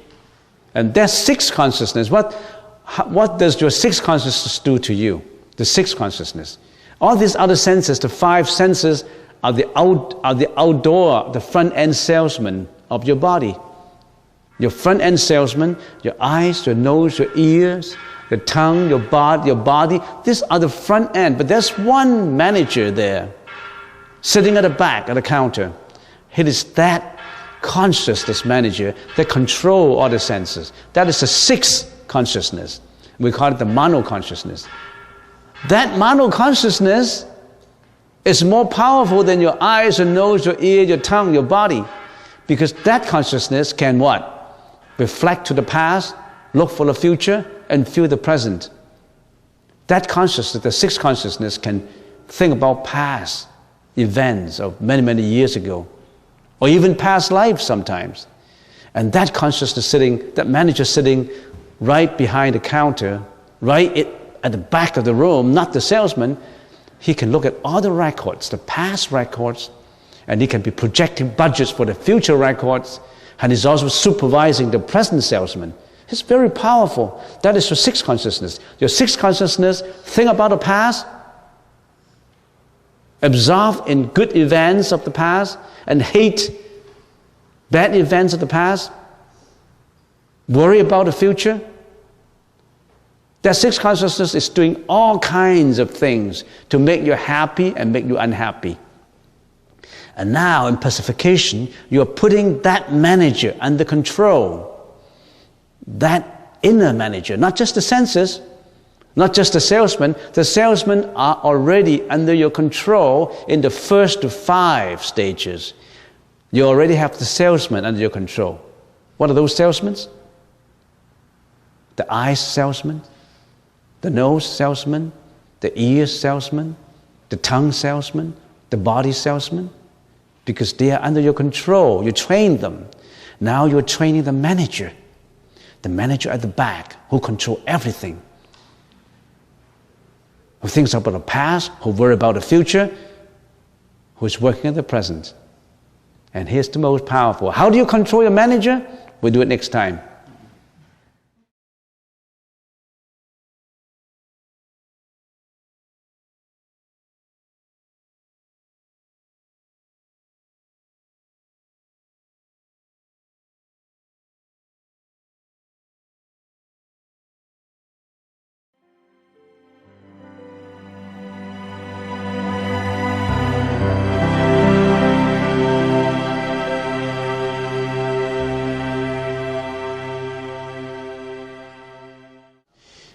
We already have covered mental placement, which is the first stage. In other words, you gear all your senses back into your mind. Our eyes, our ears, our nose, our tongue, our body, all gear outward. Now we're going to put all these things inside, inward. So the most important is the object of attention, because our object of attention, when we were in the mundane world, when we walk out and interact with people, our objects of attention are multiplicity, various, numerous, uncountable. We see this, we see that, we hear this, and we hear that. So objects of attention, when we are not meditating, they are so various, so numerous, so immeasurable, boundless, that we're being led away by them. We go with them. Remember, when we have 8 consciousnesses inside of us, we have 8 consciousnesses, and of course we have the consciousness, the superficial consciousness, we call them the salesmen at the door, the eyes, the ear, the eye consciousness, the nose consciousness, the ear consciousness, the taste consciousness, and all from the 6 senses. And when these consciousnesses come out, they interact with the mental characteristics when we interact with objects of attention. So there's 51 mental characteristics other than all these other objects of attention. Right now I'm looking at you, I'm looking at the lamp, the lights. These are all my objects of attention. I used to be led by them. Whenever my consciousness comes out, particular consciousness, eye, ear, nose, and all these comes out, each consciousness and all consciousnesses interact with also 51 mentality characteristics. What are these? Give you an example. Jealousy is one. Hatred is one. So when I see something, I feel jealous about it. I want to be greedy of it. I want to possess it. I create jealousy because my friend has it and I don't have it. So at the same time, when I see these things, the jealousy, the mentality characteristics of jealousy comes out. So in the interaction, eyes interact with object of attention. At the same time, inside of me, there is 51 mental characteristics simultaneously comes out.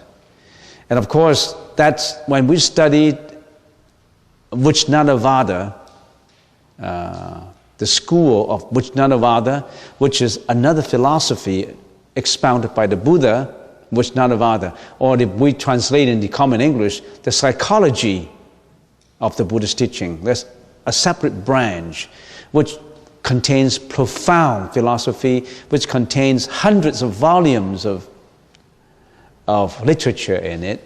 But right now, we're talking about meditation, so we just summarize them. So there's 51 mentality characteristics at the same time simultaneously produced when your sense organs interact with all objects of attention. That you know. Of course, there's mental characteristics. Jealousy is one, hatred is one, arrogance is another one. 51 of them? Oh, many of them.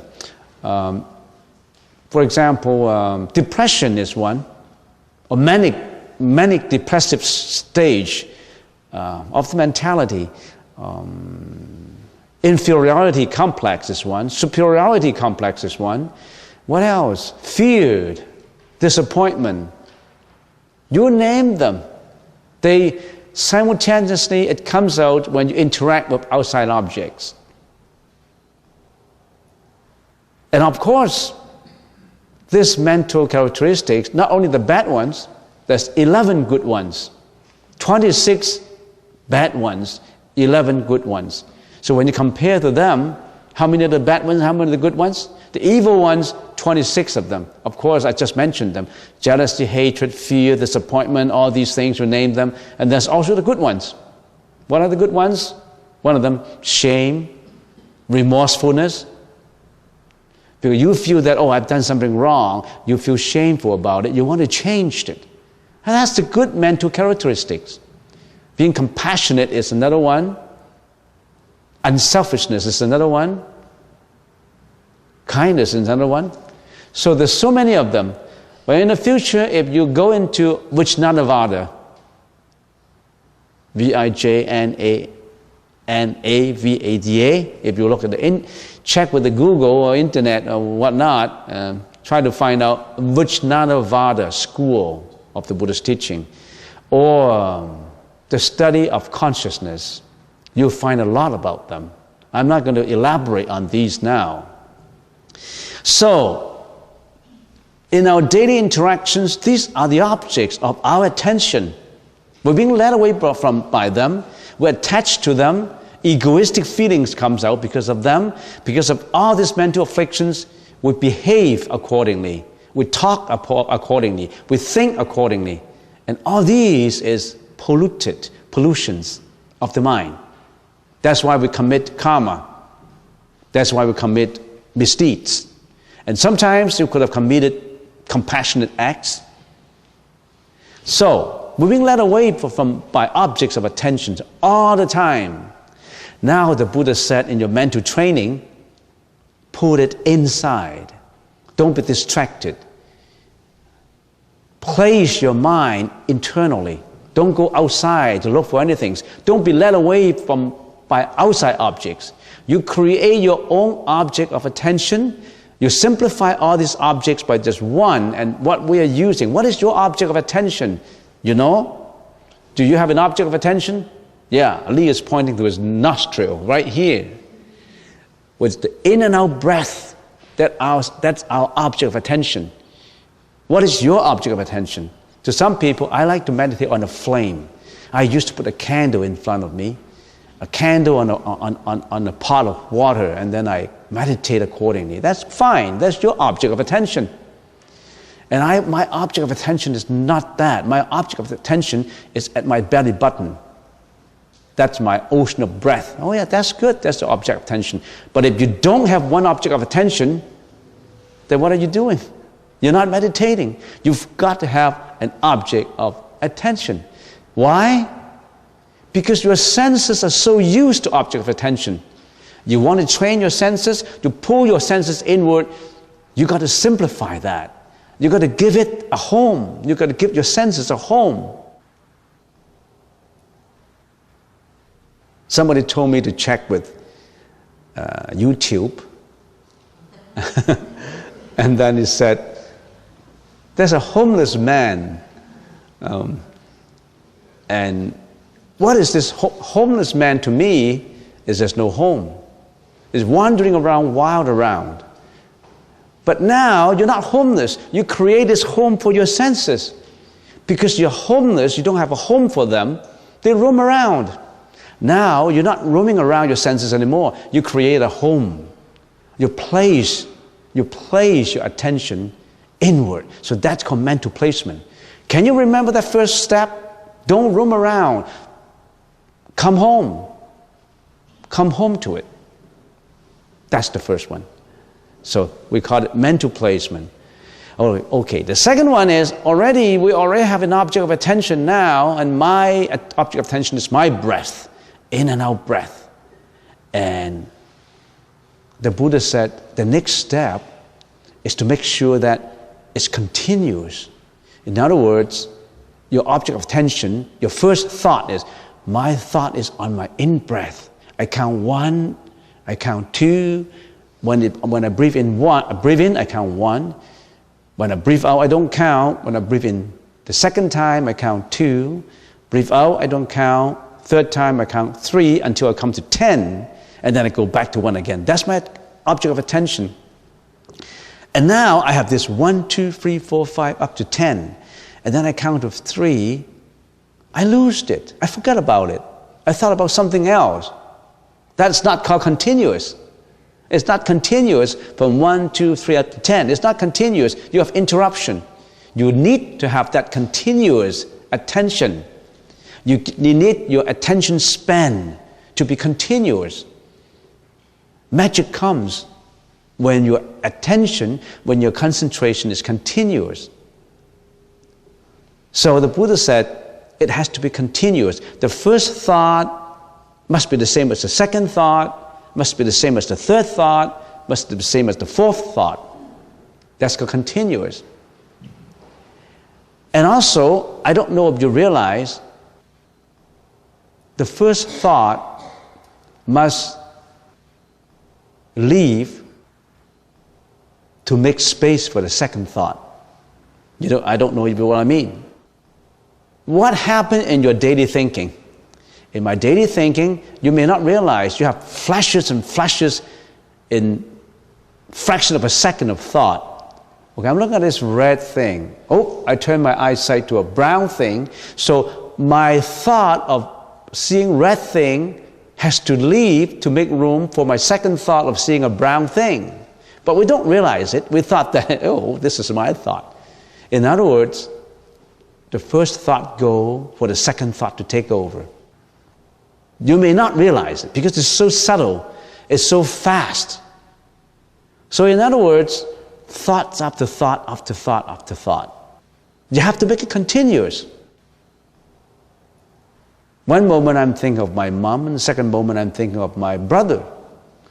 The thought of my mom goes away, the thought of my brother comes in. One moment I'm thinking of hatred, another moment I'm thinking of kindness. The hatred has to go away, the kindness has to come in.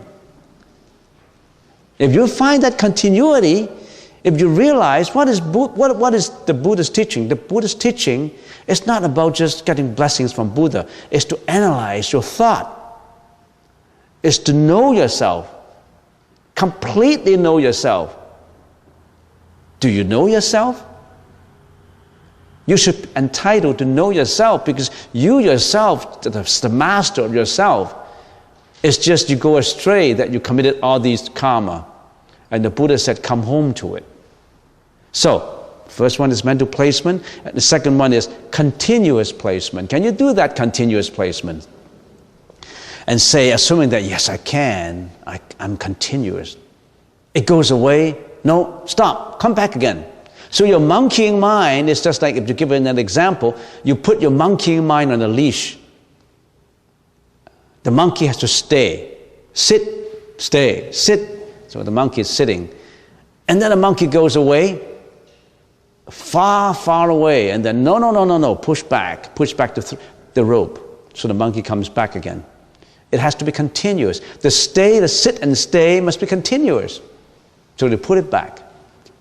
And the third now is patch placement, which is the same as correcting placement. In other words, you are in a whole series of correcting your attention. It goes away, you pull it back. It goes away, you pull it back. That's the third one. Can you do that? Of course we can. Even a 6-year-old or 7-year-old can. But for an 80-year-old doing it for 20 years, 30 years, he still couldn't master it. Because it's difficult. It's extremely difficult. The Buddha mastered it. He's the master of his own mind. We are not. We are the slave of our own mind. That's our trouble. You wait till the day when you say, yes, this is what I'm going to do. Yes, I'm going to eliminate my alcoholic habit. This is what I'm going to do.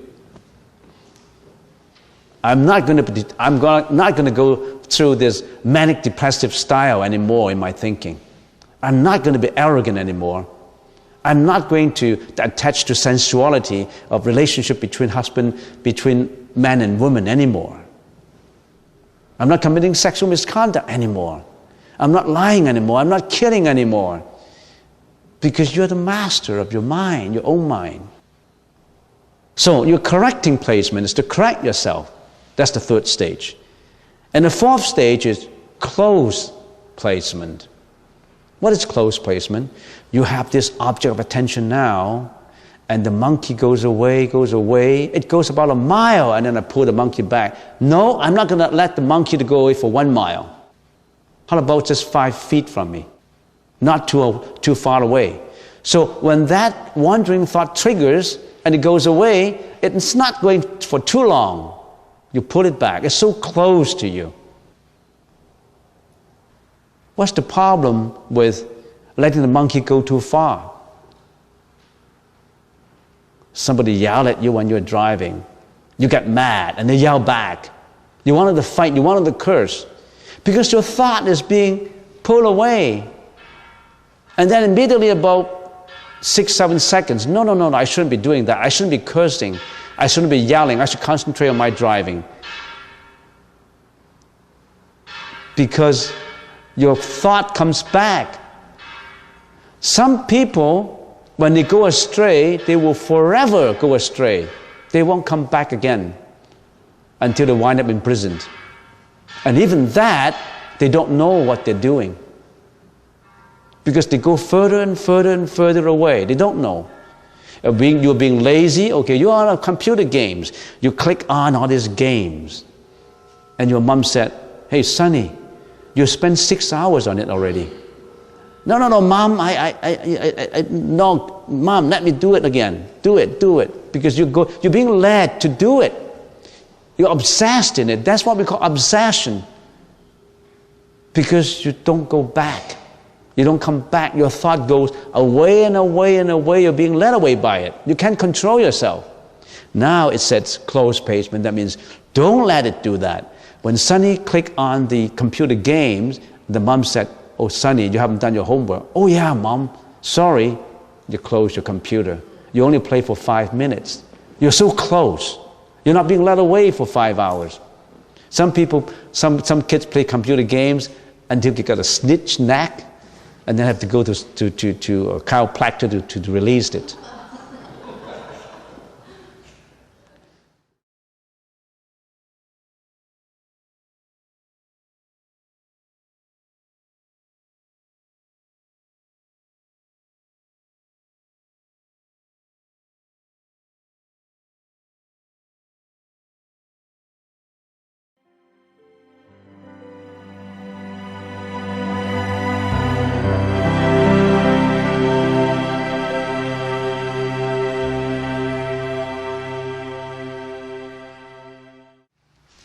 We have already covered the first one, which is mental placement. The second one is continuous placement. So placement of the mind, where do you place your mind to? And third is patch placement. The patch placement is the correcting placement. Close placement. And then we also have finished taming. So from mental placement to continuous placement, to patch placement, to close placement, to taming, they're all involved with the forefront 5 senses, the sensory organs, with the eyes, the ear, the nose, the tongue, and the body. In other words, when you're meditating,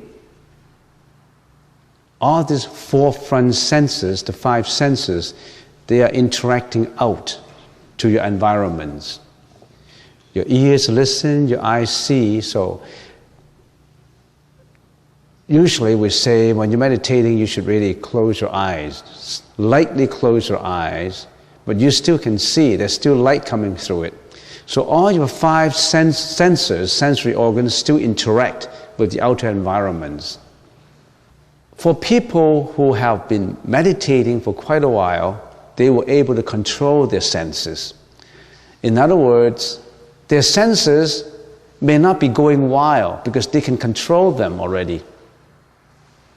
And now, after this taming, they come to the next one, which is pacification. Pacification is taming not just the 5 senses, but the mano consciousness. You have to know the 8 consciousnesses. When the eye interacts with matter, matter being what can be visible by the eyes, there are molecules, there are protons and electrons and neutrons that may not be visible to eyes.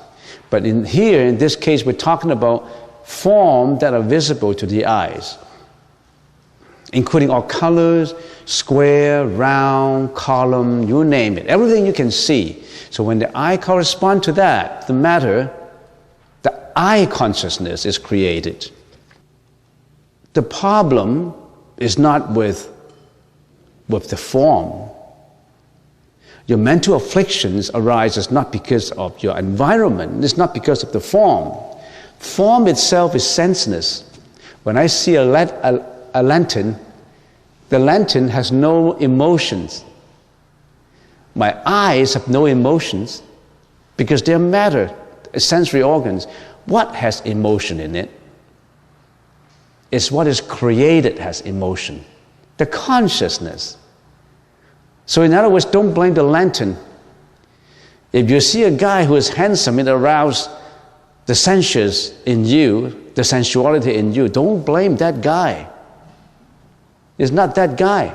It's not that pretty lady. When you go into a shop, you see something that you're greedy about, you see a diamond ring, and you want to steal it, you want to shoplift it. Don't blame the diamond ring. And don't blame your eyes. What do you have to blame? It's the consciousness, the visual consciousness that attach. So you have to know where the problem is. When your ears listen to sound, the auditory consciousness is created.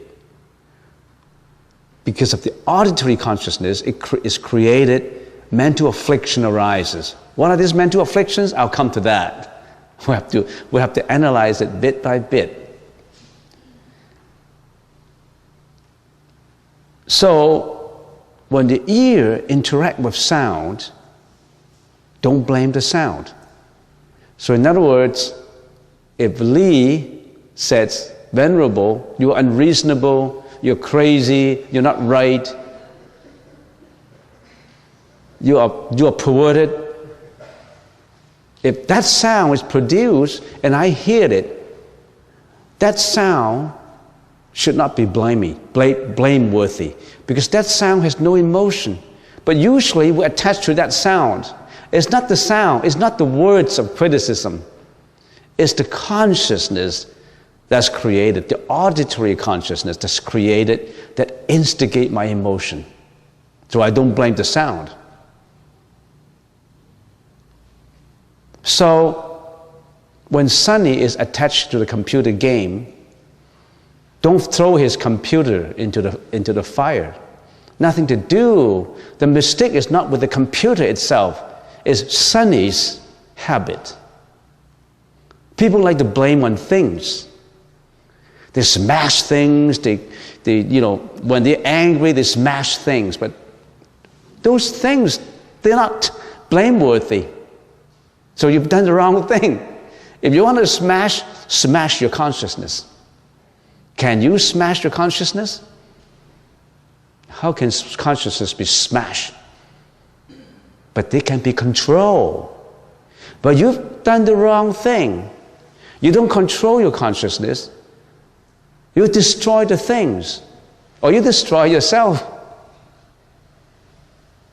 Or you destroy Sonny. You should educate Sonny. You should tell Sonny to control himself.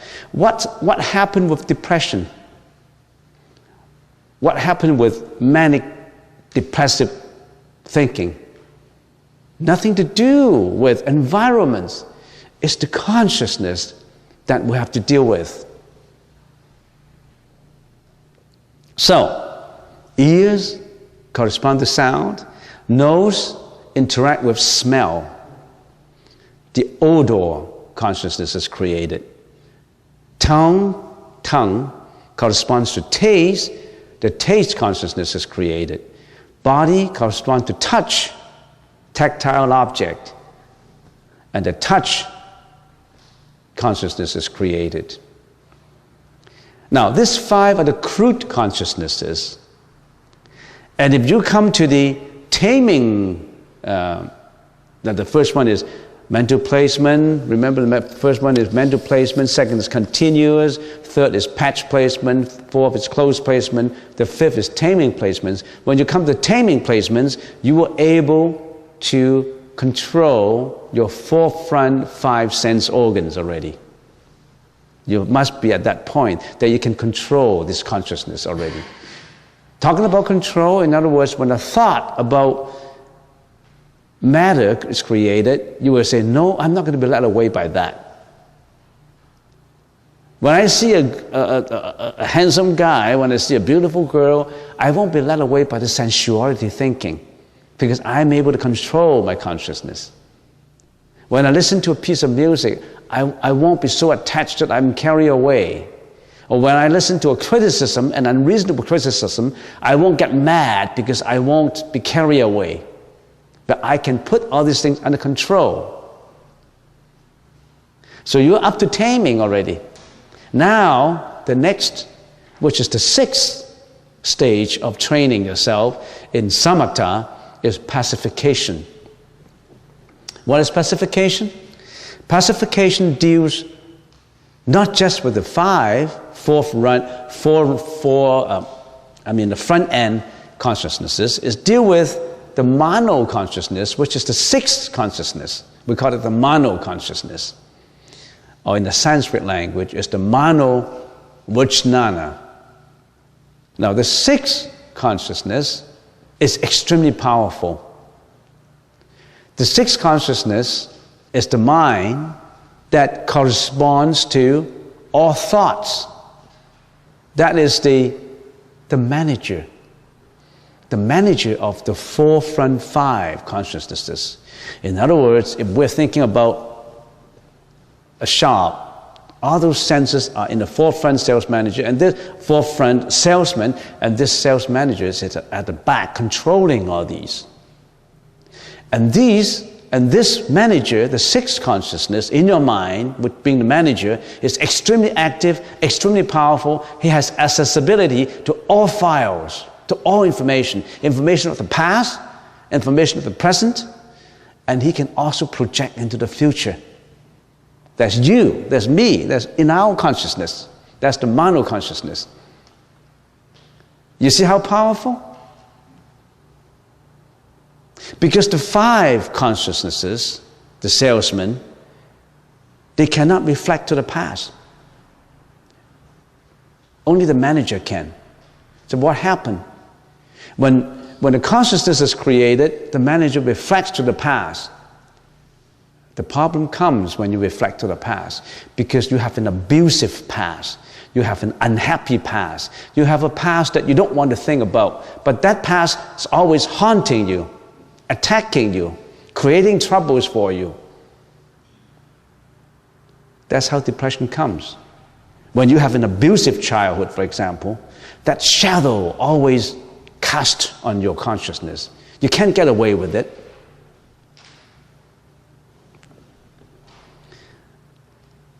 And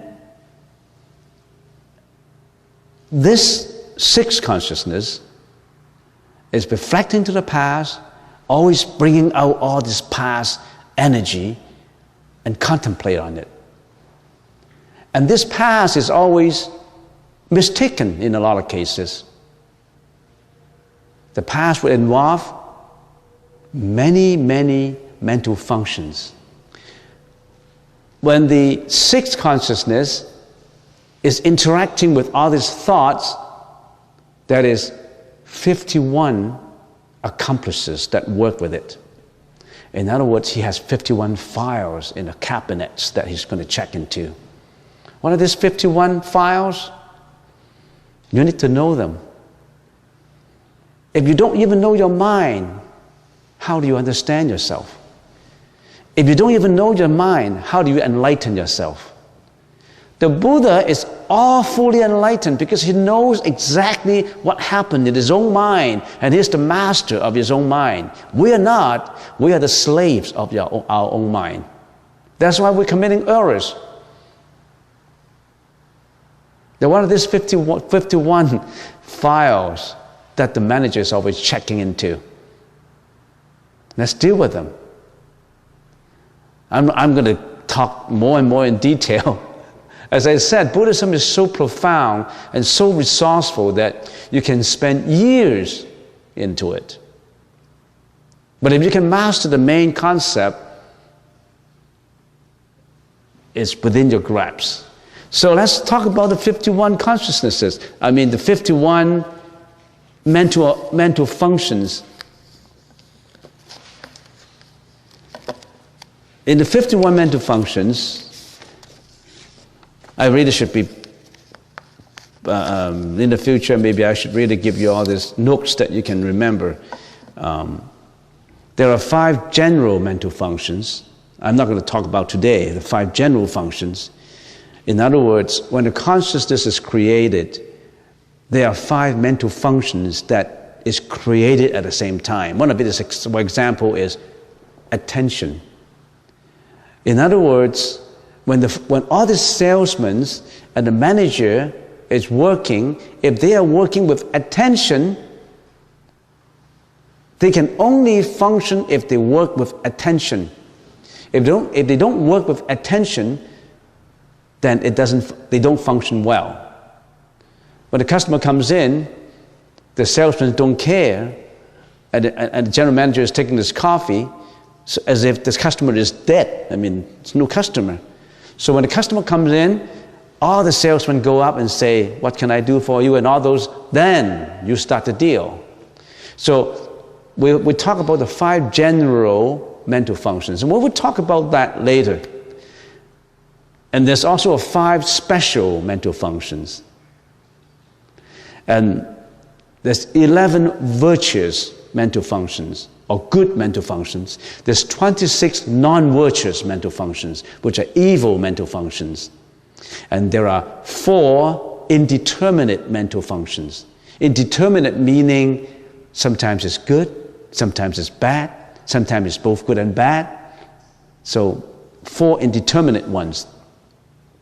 So we're only talking about, let's take 2 classifications. Let's take 2 categories out and talk about it today, if we can. Remember, when your consciousness is created, there's 51 mental functions that are accomplishes, that are accompanying that, your consciousness, to help you to perform your volition, to perform your action, to perform your speech, to perform your thinking. And out of it, 11 of it is virtuous, and 26 of them are non-virtuous. Now what does that tell us? In other words, there are 26 bad mental functions that are accomplishes to you, helping you to do bad deeds. And there are only 11 of them helping you to do good deeds. Let's understand the problems first. It's easy to understand our friends, because our friends are always good to us. The 11 virtuous mental functions are always helping us to achieve good things, to do good things. But there are 26 that are actually our enemies, but we treat them as friends. That's been our problems. That pull us down. That make us mentally sick. I'm not a psychologist, I'm only a monk. But I'm telling you, the Buddhist teaching is very deep, very profound. It analyzes into every detail that most of it I don't find even in some psychology books I read. But you really have to understand more about it in order to find out. Because how can you meditate if you don't understand all these things? Some people always, after meditating here for maybe half a year, they always say, okay, concentrating on the nose, yes, breathe in and breathe out, and after 5 months they say, where do I go from here? All the time I'm meditating on my nose tip, that's samatha. How about vipassana? What's the difference between samatha and vipassana? Where do I go here? I usually keep silent, I don't say anything. Because in my mind I know you haven't even done your homework. You've come home, but you haven't finished your homework. Let's just finish your homework first. There's a lot more to do. And most people, I'm sidetracking right now. I'm talking about samatha and vipassana. Most people ask, what's the difference between samatha and vipassana? Samatha being concentration, meditation, and vipassana being insightful meditation. Some people say, what's the difference between them? Every time when I come here, you say, concentrate on your nose tip, breathe in and breathe out, and that is concentration only. How about vipassana? Are they different? Are they the same? The Buddha said they are the same. At the same time, they are different. So why do you say they are the same, and why do you say they are the different? They are the same because it is still within the framework of your mentality. It's within the mind. It does not matter samatha or vipassana, it is still within the framework of the mind. It's the same. It's from the same mind, right? It's your mind, our mind. How can you say they're different? Because they are from the same mental framework. They're from the same mind. But they are different at the same time. How come they're different? Because samatha is without discrimination, just concentration. In other words, I'm practicing my anapanasati, breath in and breath out. That's my object of concentration, nothing else. I'm not analyzing my object. I'm not investigating my object. I'm not doing any insightful thinking about my object. I'm just creating this object of attention, and I concentrate onto it. How does that help me? That helps me to concentrate first. In other words, the Buddha said that helps you to come home. To come home first, to do your homework. Because if you don't come home, how can you do your homework? You come home first because our minds have been wandering all over the place for many, many generations, for many, many years, for many, many life cycles. We have been going out, we've been being led away, we're attaching to outside environments. Now you got to come home. So it's without analysis, without investigation, without insightful thinking, you just create that object of mind to increase the concentration. In other words, our mind is like a monkey. It's been going all over the place.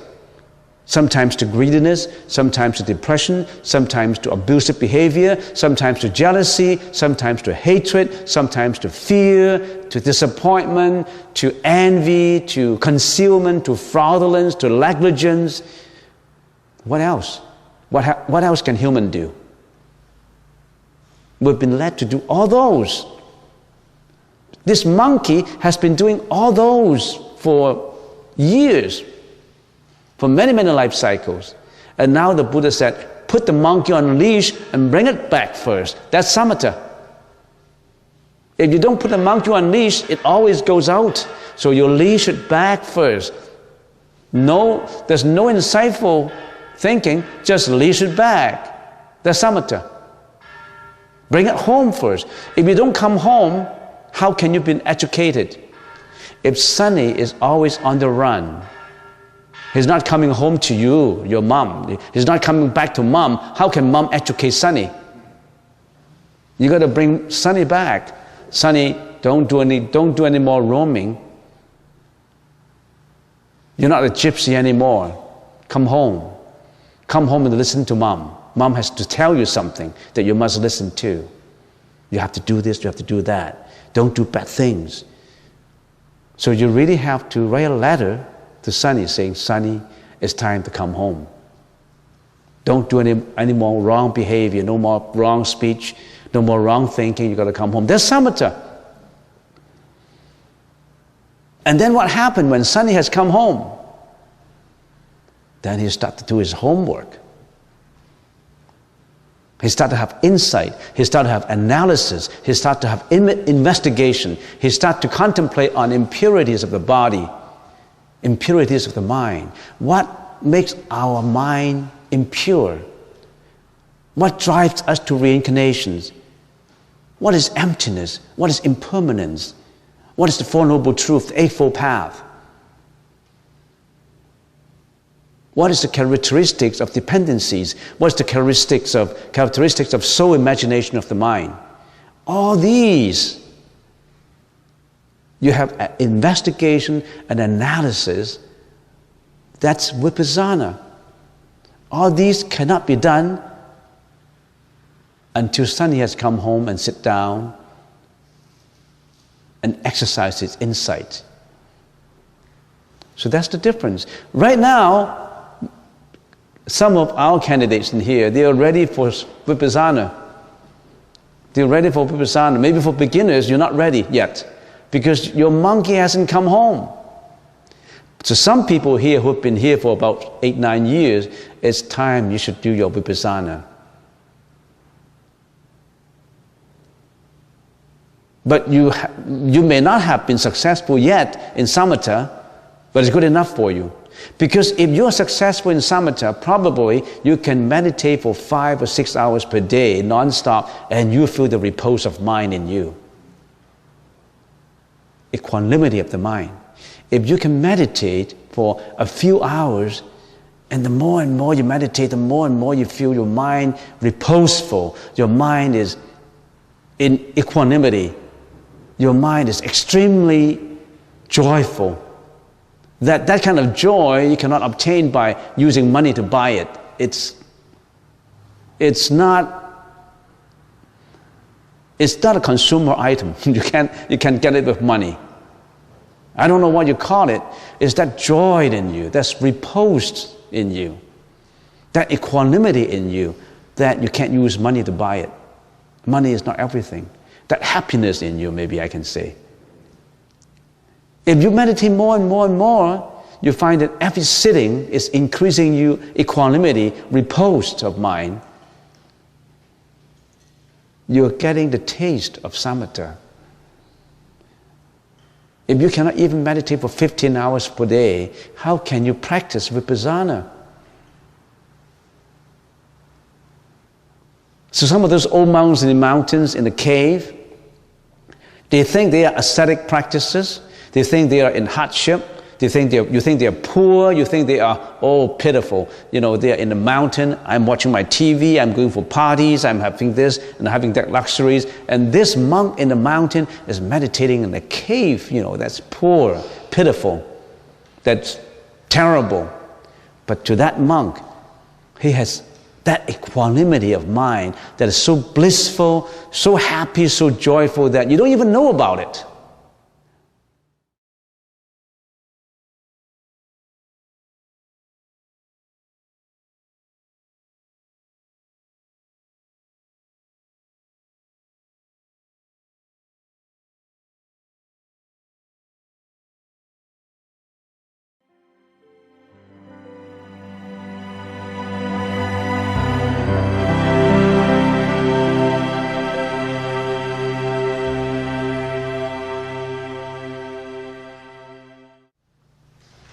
Buddhism, it's by far upheld by many, many scholars to be the most precious treasure of philosophy on earth. Why do we say that? Because it has the most literature. Just to mention the Chinese literature on Buddhism, that is close to 9,000 volumes over the span of 1,600 years of translations since the Tang Dynasty. We can start from the Tang Dynasty. How many words are there together? Uncountable, billions of words in Chinese characters written about Buddhism. I'm just considering the Chinese version of the Buddhist teaching. If one lives up to 100 years of your lifetime, one can only maybe read a few of those sutras and Abhidharma sutras.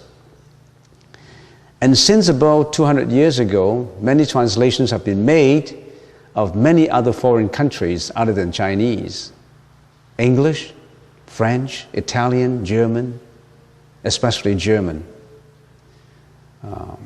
Germany was one of the most forefront in trying to understand Buddhism through translations. Why? In Europe, why? Because Germany somehow within the past, or maybe 150 years ago, or 200 years ago, they seem to have the most archaeologists in their country. And they went abroad to India, to Asia, to Sri Lanka, to Burma, for excavation of relics of human civilization. And what did they find? What did they find? They found old sutras among the heaps of materials that they excavate from caves, from underneath the earth crust. Maybe not underneath the earth's surface. So, if you're a first-time comer and you're thinking about, I want to understand something about Buddhism, I'm interested in it, and it takes more than just one session. When we talk about Buddhism, our intention is not to convert. Conversion is forceful. Conversion is one-sided. It has to be mutual. You have to first understand the objective of meditation first, maybe. Let's restrict our thinking. But am I not talking about the 9 stages of development? Maybe I'll leave that to beginner's session, as you suggested. Maybe somehow we should have beginner's session. Otherwise, I'm always going back to the origin, to the. Let's have a review on the 9 stages of mental development. And of course, the first one is mental placement. How do you place mentally your mind inside the mental placement? That's mental placement is extremely important. Talking about mental placement, there's something that I should review again. When we're talking about mind and gearing our mind inwards, what are we talking about? We have to understand our consciousness. How does our consciousness work? How does a consciousness arise? The other day, on the first Chinese New Year, I was distributing apples and oranges out to visitors in the first hour of after midnight. And there was a Caucasian member who said, I said, here's an apple and some apple and oranges, wishings for blessings, auspiciousness, good health. And then he said, where does blessings come from? Why, I was in a hurry distributing. It was asking me a metaphysical question, a philosophy question. Where does blessings come from? I said, blessings come from the mind. Where does the mind come from? I said, the mind comes from some consciousness. And then they sort of hesitated and they left. Consciousness, how does your consciousness, do you understand your own consciousness? How does a consciousness arise? If you study psychology, probably you know something about it. In psychology, we're talking about 3 kinds of consciousnesses. The outer level consciousness, and then the subconsciousness, and there's also the super consciousness. How does accrued consciousness arise? Why are we talking about consciousness? Are we not conscious? Maybe you are not. If you're not conscious, it's not right. You have to be conscious. If you're not conscious, you don't know what I'm talking about. Say if you're fainted, or if you're in a coma, or if you don't pay attention to me, you don't know what I'm talking about. Because your consciousness does not arise in listening to me. When you're eating something, if your mind is dreaming away, you don't know how it tastes. You're eating, but you don't know how it tastes because your mind is somewhere else. Maybe you're grief-stricken. Maybe you're too happy, you're too joyful. You don't know what you're eating. You could be eating on a hamburger and you don't know what it tastes. You just spontaneously eating it. You're not paying. Your consciousness of tasting does not arise. You could be seeing without consciousness of seeing because you don't notice what you're seeing. The same applies to listening. So how does a consciousness arise? The Buddha said there are 5 general mental formations when a consciousness arises. The first one, for example, if my eyes look at something, then my eyes, first of all, have to pay attention to that object. So my eye, my sensual organ, my eye organ, view an object. So my eye can view, and that object is being viewed. This is a can, and that's being. So this being view, and in this process of my eye viewing and an object being viewed, the visual consciousnesses arise. If I pay attention, there's an attention in there. But before that, you have to first of all pay attention, and then secondly, my sense organ has to be in contact with the view. So the first one is attention, the second one is contact. It has to have contact. So there's an object of being viewed. There's an object. There must be an object. And then we have attention, we have contact, and then we also have a perception. That means that contact is just crude, and if that contact touches the object, it's perceived by the eye. Another level is a closer level, is catching the object, contacting it, and perceiving it, absorbing it. But your eyes perceive is only a crude consciousness. It has to be conceptualized in your mind. Oh, that's a red door. As a door is an object, that's a red, and it has carving on it, and it's right in front of me. So you have to conceptualize it. In the process of conceptualizing, you are somehow analyzing it, we're flashing back on it a little bit, but there's only crude consciousness. And then you carry on with more mental formations. If you look at that door and you just see that there's a red door, finished, then there's just a crude recognizing the redness of the door. But if you continue conceptualizing it, and oh, this is a red door, beautiful carving. Where does it come from? Maybe I'll go and take a look. I'll touch it. I'll touch the carving. I'll see how red it is. Is it painted? Is it wood? Is it fiber? Is it plastic? What does it make of? So all this attention, contact, perception, and conceptualization drives you to go and touch it. That's volition. You perform action after the consciousness arises. So in other words, just a general mental formation of seeing something, do you realize how much is involved in that? How much is involved in your sensual organs? I don't have to tell you how the ears work, how my tongue, my taste consciousness works, and how my smell consciousness works. And how about touch consciousness, tactile optic, touch consciousness work? And why do we talk about all these? Do you know why we talk about all these? Who are you? You are made up of what? Who am I? What am I made up of? A bunch of flesh? I'm made up of my body and mind.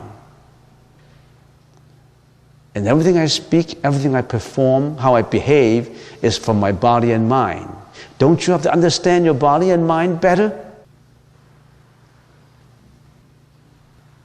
Now how do I When I see that door, or maybe give another example, not just a door, when I see something, or I always use the example, when a man sees a woman, of course there's attention, right? The first sight is an attention. And there's a contact, your eye contact. And then there's a perception. And that perception is a little analysis. Oh, there's an ugly lady. There's a beautiful lady. And then there's also a conceptualization. Nice looking, whatever. And then there's volitions. You strike up an acquaintance. And then you carry forward, volitionally, carry forward an action. And it may wind up in an encounter that is not justifiable. I don't know, whatever it happens. So all these things, all this volitional action, all this speech, everything arises out from your consciousnness, and it drives you to do something. Nobody would have consciousness rise without volitional action. Your speech, your action, everything comes from your consciousness, and you perform accordingly. What did you perform? Killing, stealing, lying, intoxications, fear, disappointment, depression, jealousy, hatred, anger. Everything arises out of consciousness. And you perform accordingly. And you think after you perform those things, it's okay. Nothing happened. Your consciousness drives you to do something, to speak about something, and then nothing will happen. A lot of things happen. Because in whatever you do, whatever you say, there's three natures in it. A good, let's use simple English. Good nature, bad nature, and indifferent nature. Everything you do, if it's of a bad nature, it brings out karma. It has karma in it. You can't get away with it. It's karma. If you hit someone, for example, on the street because somebody infuriates you, you hit something, you hurt someone, you think you can get away with it. Apparently, if the police comes up, you will be charged for assault. You can see the result right away. There's a consequence in it.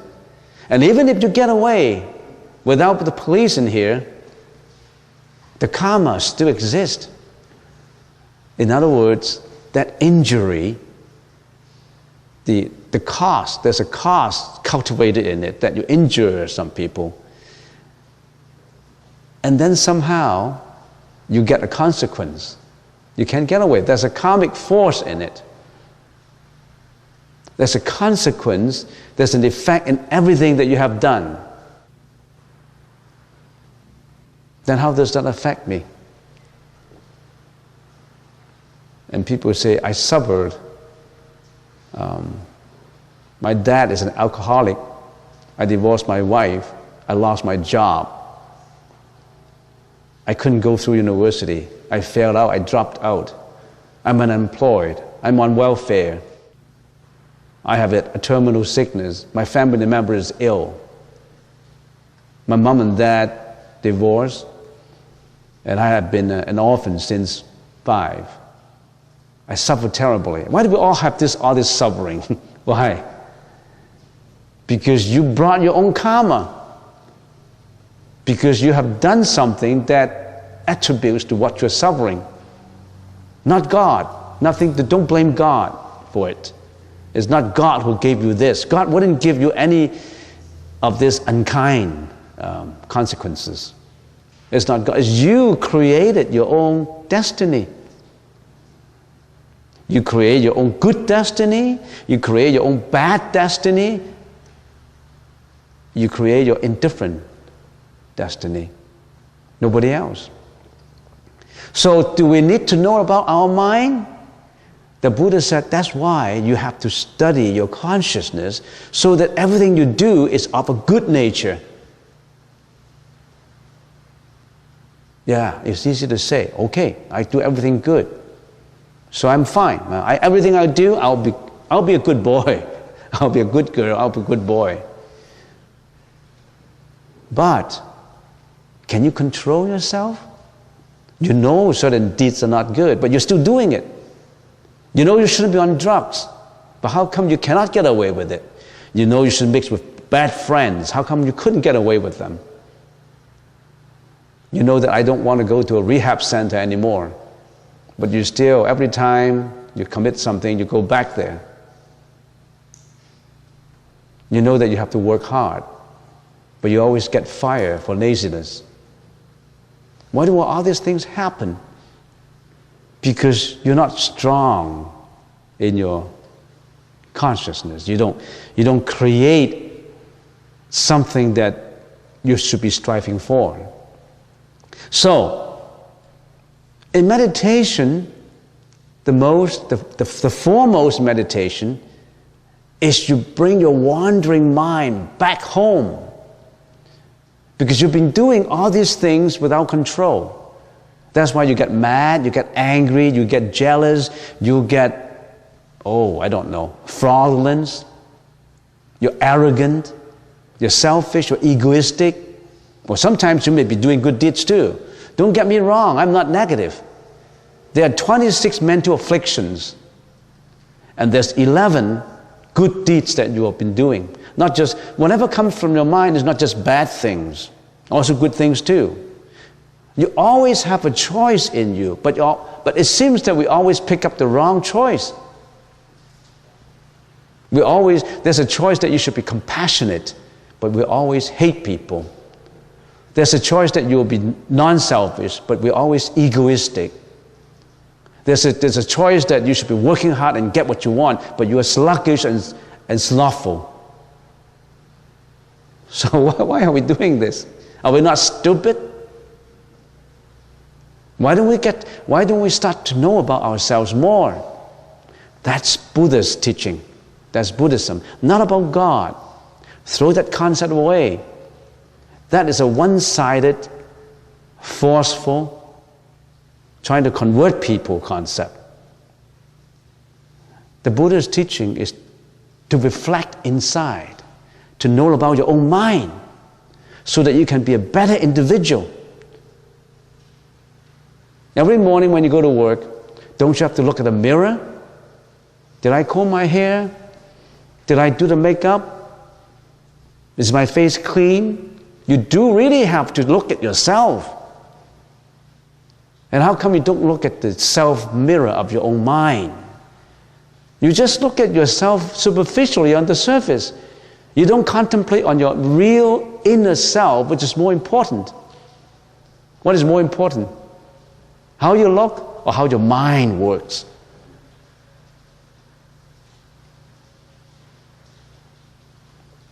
You want to have the good looks, you have to have a good mind. Your mind must be beautiful in order that you look beautiful.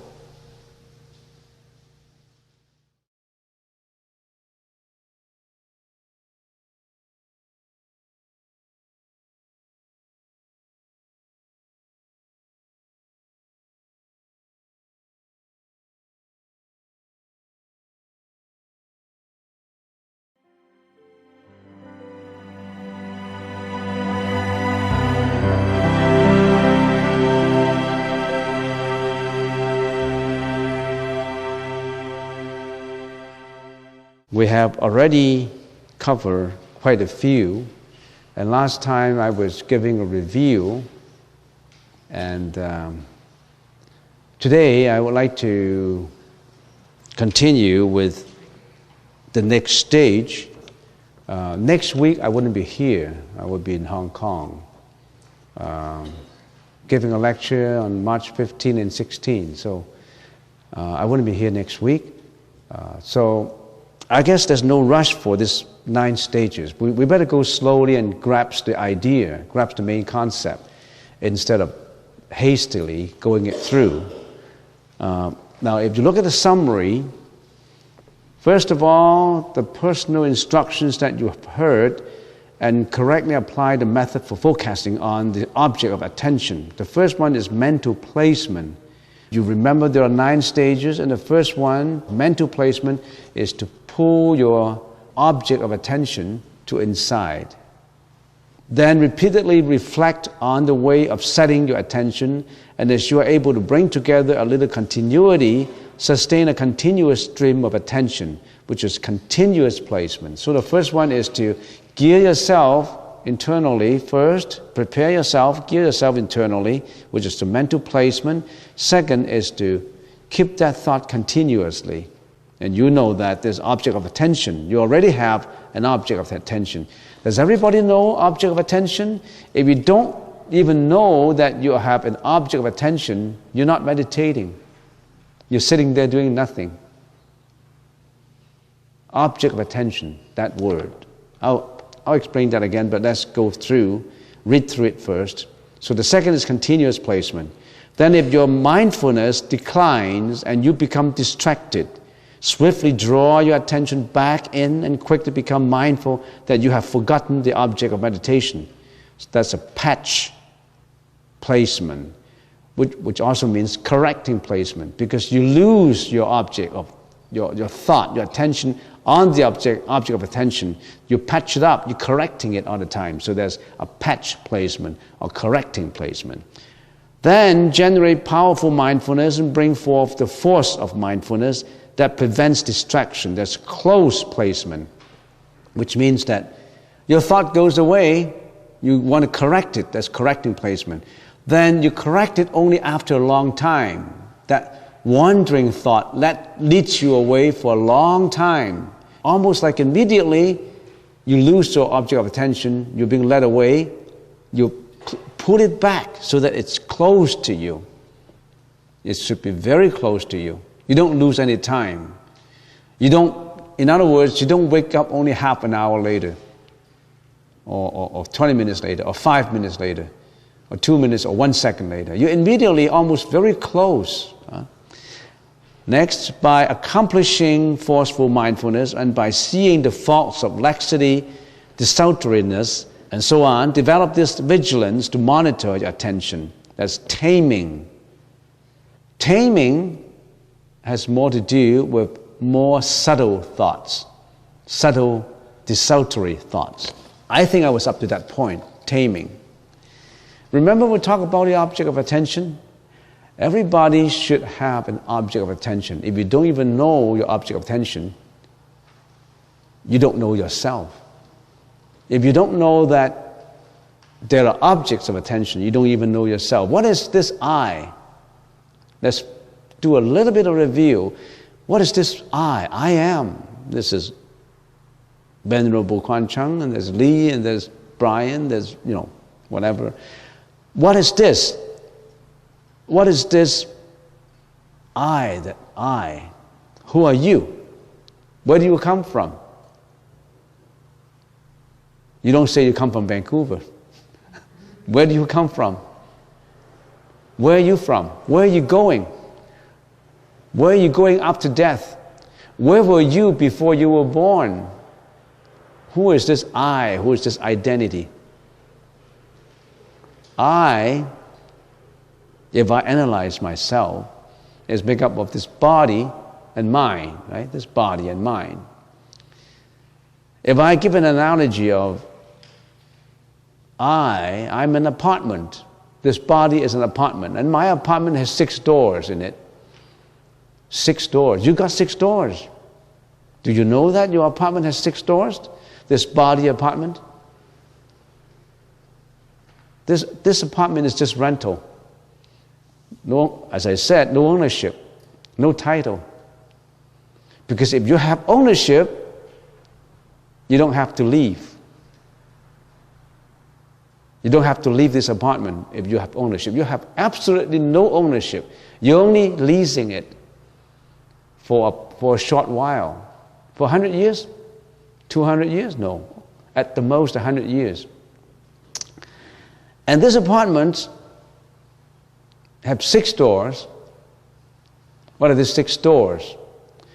The 6 doors are eyes, ears, nose, tongue. What else? Body. And then the mind. The mind also has the door that open. There's 6 doors. And doors are for what? Doors are for coming in and out. What will be coming into the doors? Maybe you don't realize it. All coming into these doors are your objects of attention. And those objects of attentions, you have to watch them. They are pirates, thieves, robbers, getting you. And you have to guard your doors. You need an alarm system. Do you have an alarm system at the doors? If you don't, you have to install an alarm system. Meditation. You have to understand that you got those doors, and your eyes see. Your eyes see things. And every object, every form, every color, everything that you see enters the door. And if you're being influenced by those objects, by the way, what happened when you see something? When your senses, don't you know that you're made up of senses? Or you don't even know? Can you analyze yourself? The Buddha's teaching is not just blind faith, chanting all the time and worshiping and kneeling down. No, it's nothing about that. It's about yourself, about your own consciousness. Because it's only if you want to be a saint, you have to understand yourself. You have to analyze yourself so that you can be a saint. So, all these objects of attention, your eyes, your nose, your ears, you have to watch them. And eyes, ears, nose, the tongue, the body, there are objects, there are 6 organs: eyes, ears, nose, tongue, body, and mind, or the brain. Some people call it the brain. You can call it the brain if you want. So the six very important doors. And eyes, of course, corresponds to form. Ears corresponds to sound or interact with sound. Nose interact with smell, and tongue interact with taste. Body interact with touch, and the mind interacts with what? With the thoughts created in you. When eyes interact with form, we call that the visual consciousness arises. When I see you, my visual consciousness of you arises. When my ears listen to sound, the auditory consciousness arises. When the nose interact with smell, the odor consciousness arises. When the tongue interact with taste, the taste consciousness arises. When the body touch, the touch consciousness arises. When the brain thinks, interact with thoughts, interact with whatever comes up internally, then you have the mano consciousness, or people just simply call it the mind consciousness. These are the 6 consciousness. All these consciousness interact also with the 7th consciousness. That's the manas consciousness. That is the consciousness of the ego. Everybody maintain that ego. That's the troublemaker. Your ego. That's an ego. That's the manas consciousness. And then there's also all these things. When the body dies, you mean you don't exist anymore? Yes, you physically don't exist, but your energy still exists. Your consciousness, it all shrink into the alaya consciousness, which is the 8th consciousness. That alaya consciousness is the storage consciousness, it's the banking consciousness that contains all the energy seeds in it, good and bad and indifferent. And that energy, which is invisible, not audible, it is beyond comprehension. No scientific equipment can detect that alaya consciousness. That's the consciousness that reincarnates one life after another, one life after another. Carrying what? Carrying this energy. And what is this energy called? Do you remember what is this energy called? Karma. K-A-R-M-A. Karma. There's bad karma, there's good karma, there's indifferent karma.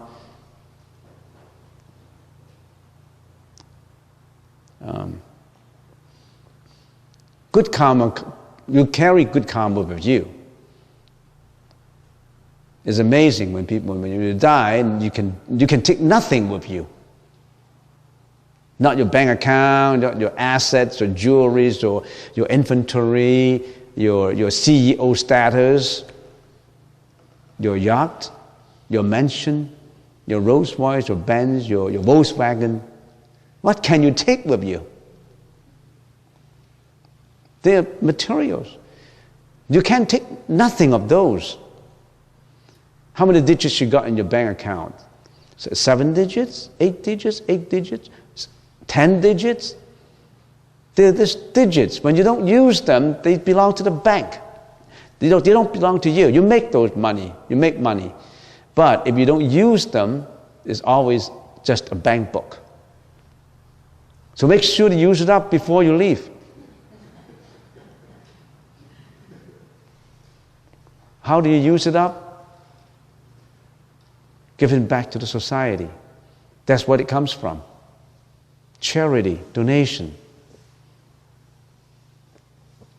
Well, that's a sidetrack. So there's a alaya consciousness. You carry nothing, you carry only your karma. It's amazing the good karma you can bring with you when you reincarnate, and also the bad karma. Why are we all different? Some people are rich, some people poor, some people are healthy, some people intelligent, some people are stupid, unintelligent. Why? Because we have different karma. Did God give you the karma? Oh, God give me all this bad karma. I don't like it, God should give me good karma. Did God give you karma? If God give you bad karma, is He called a merciful God? If God only give good karma, how come we all suffering? Nothing to do with God. Throw that God concept. It's a superstition. Throw it out. No God. Just you. You understand? You have to know about yourself. So, who created this karma?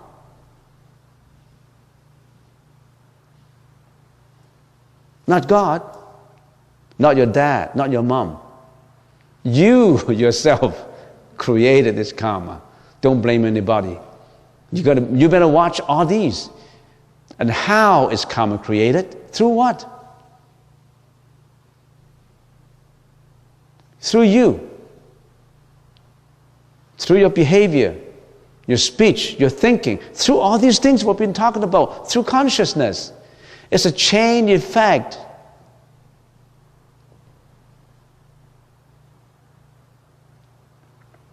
So I'm still talking on taming.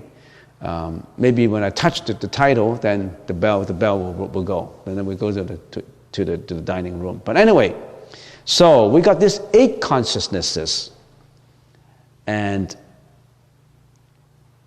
do you want to know more about your own consciousness? This is about you. About me, about you. Do you want to understand more of you? Or you just care about your apartment, how it looks? You whitewash on the surface, you clean it on the surface, You just clean up your apartment, your material apartment, without cleaning up your spiritual apartment. Do you know that you have a spiritual inside of you that you should really clean up?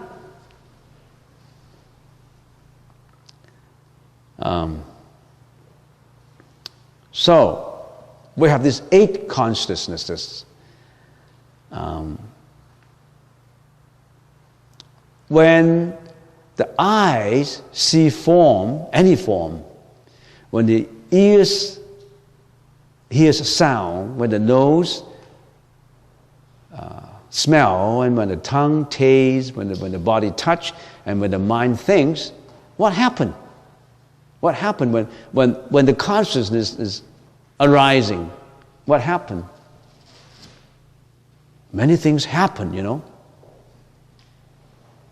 There's 51 accompanying mental formations at the same time when a consciousness is arising.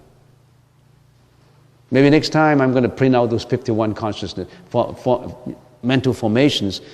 You know why you have to remember these things? If you remember these things, then you know where your mental affliction comes from. Then you don't have to go to see a psychiatrist for your depression, because you know where it comes from. Maybe you even know more than a psychiatrist. Because how can he know you and you don't know yourself?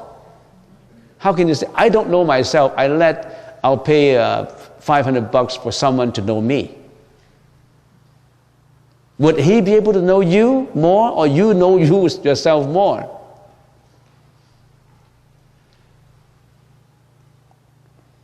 So, what are these 51 mental formations? No, maybe I just give you some information. I can't remember them all, but there's 51 when a consciousness is created. That is, remember there's 8 consciousnesses. So when it is created, at the same time there's 5 general mental formations.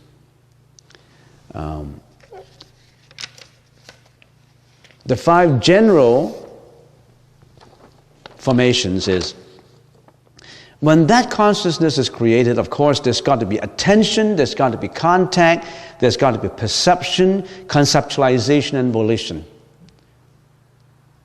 at the same time. We call it general mental functions. Because why is it called general? If you take notes, you can take it down. The first one is very important. There's 5 general mental functions. Why are they called general? Because they apply to all the 8 consciousnesses. The first one is contact. When your eyes see, there's got to be contact of your eyes, your sensory organs, your visual function with the form. There's got to be contact. The sensory organ has to contact that object.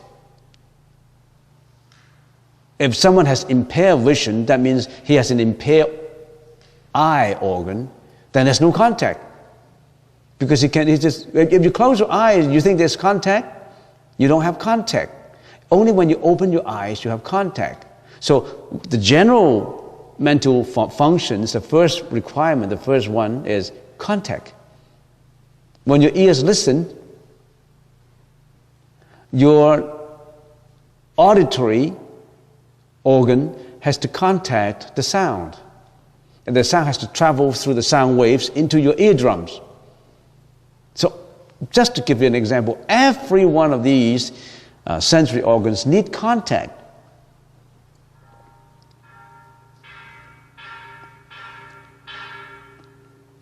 And after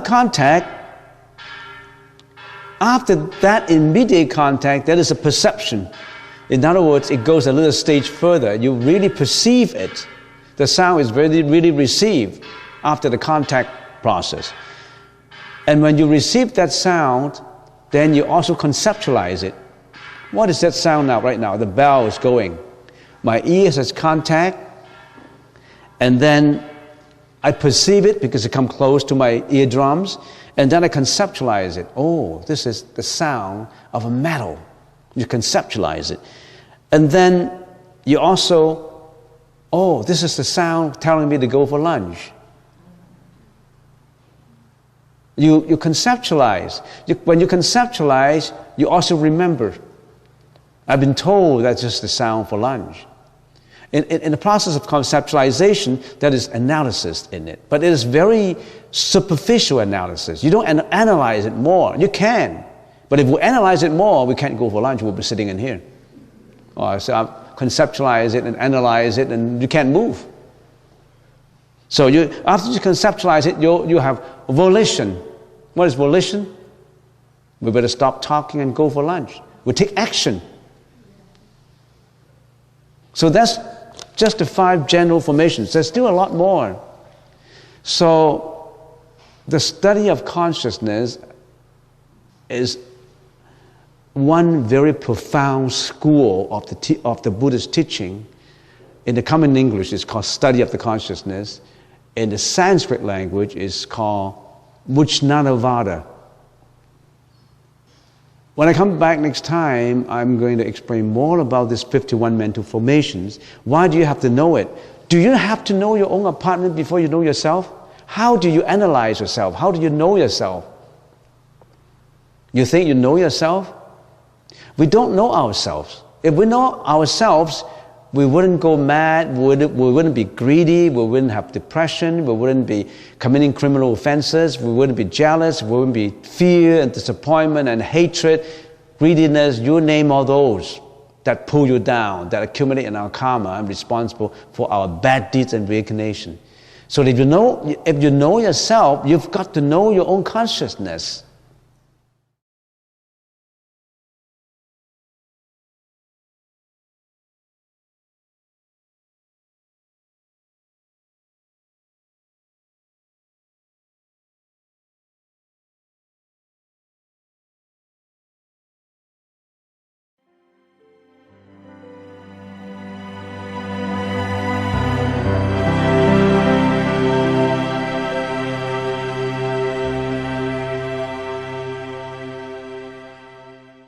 So today we'll do a summary of what we have learned in the 9 stages of, let's say, meditation. Sometimes we call it the 9 stages of mental development, but I think we better say the 9 stages of meditation. When you meditate, you have to have a method. You have to know where you're going. So there are 9 stages, and you should be familiar with every stage. So before we know every stage, let's do a very brief summary on what's the achievement in meditation. First of all, of course, we start with the intent for meditation. We're living in this, remember we said the world that we're living in has 3 tiers to it, the three levels to it. The Kama Dhatu level, Rupa Dhatu level, and Arupa Dhatu. Kama Dhatu is where we're living now in this world. Kama Dhatu is world with desires. Desires for wealth, desires for sex, desire for reputation, status, eating, sleeping, all kinds of desires in this world. And the Buddha classified and summarized it into saying Kama Dhatu, which is a world of desires. And other than existent beings, we call ourselves, in the Kama Dhatu, world with desires, there's also another level of existence which is higher level than us. We have to know where we are standing in order to achieve, to practice. You know where you're standing and where you're going. And this is where our situation is. We are living in a world with desires. It's a problem world with desires. Because of these desires, we have karma, which roll us into an unending cycle of reincarnation. After the death of a body, a demise of a body, then roll into another body, and go on with mental afflictions, with sufferings, all kinds of sufferings that we have gone through. And such a level is characterized by suffering. We can't get away from suffering. Nobody can. Sickness, aging, death, insatiable desires,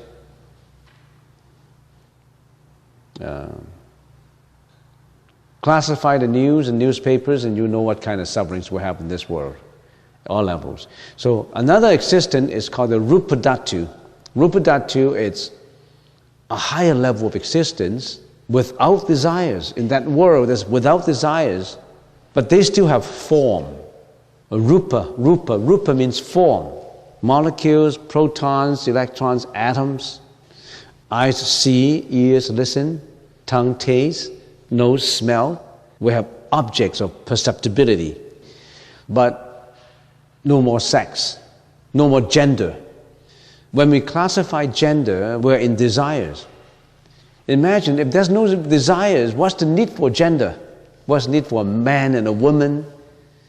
Or relationship between a man and a woman? No need for that. People say relationship between a man and a woman is good. It's an enjoyment. It's love.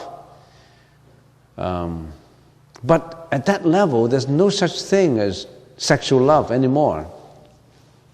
That's a hindrance to purity. But in this world, it's a topsy-turvy thinking. We think that that's an enjoyment. That's good. But actually, it isn't. That pulls us down. That creates problems. When you do not know how to direct that love to the right path, you're involved with raping, adultery, prostitution, you name it. That kind of lust can create what kind of troubles, you name them. But we thought that's enjoyment. That's a problem.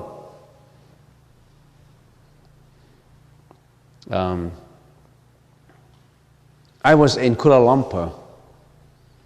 Lumpur 2 months ago, and I went to Radan Island, and after a few days I left.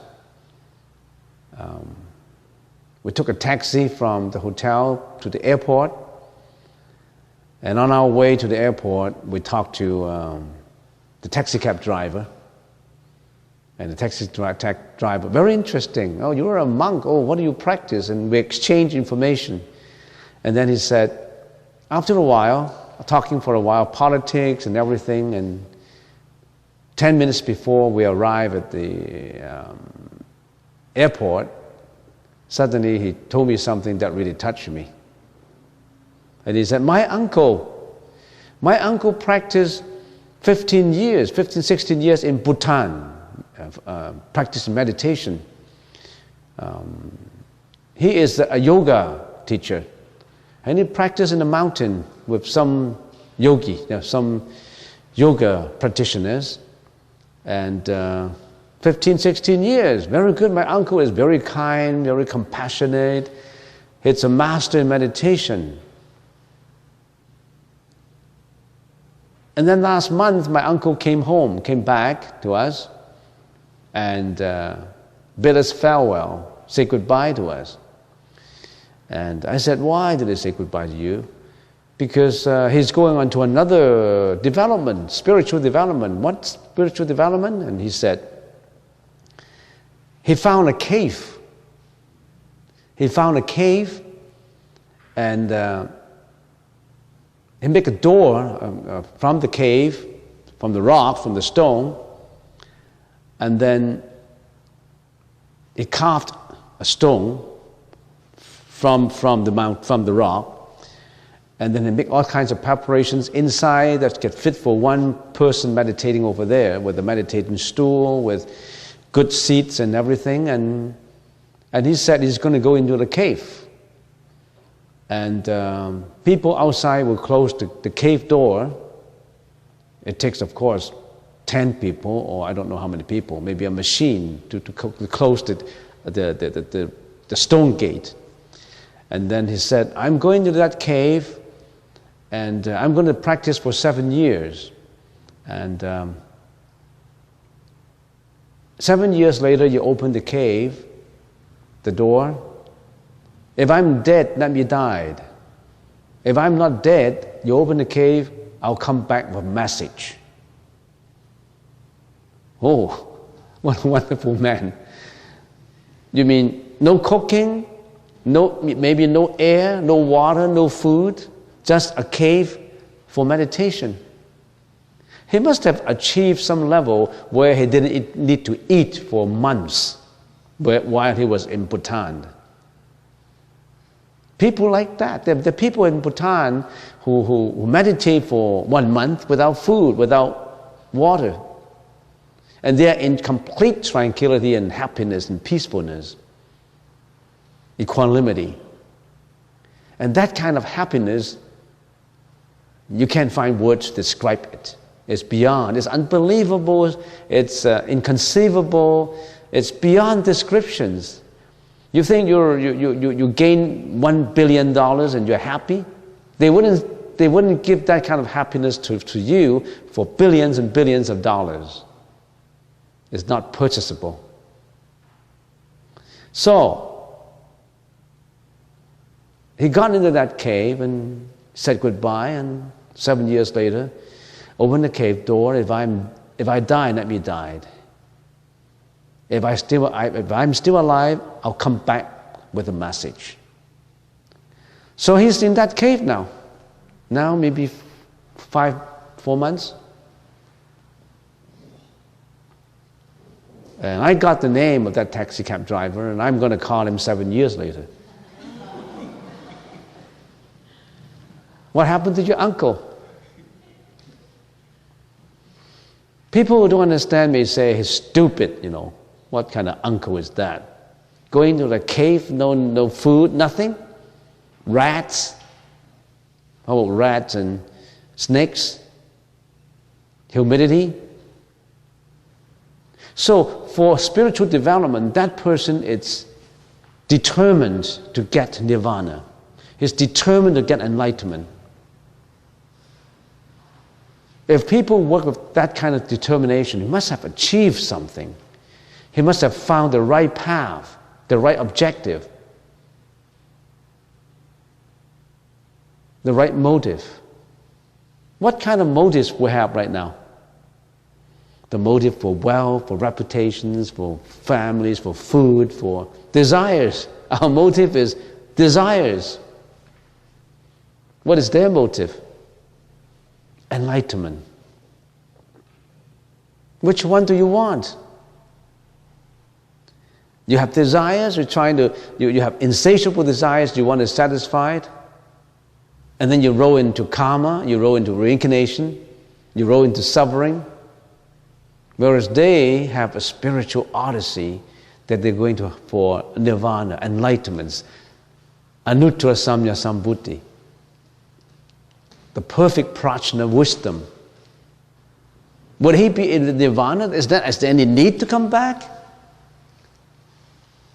Well, if he's in nirvana, he become a Buddha or Bodhisattva. Why did he come back with the message? Because he's one with those who suffer.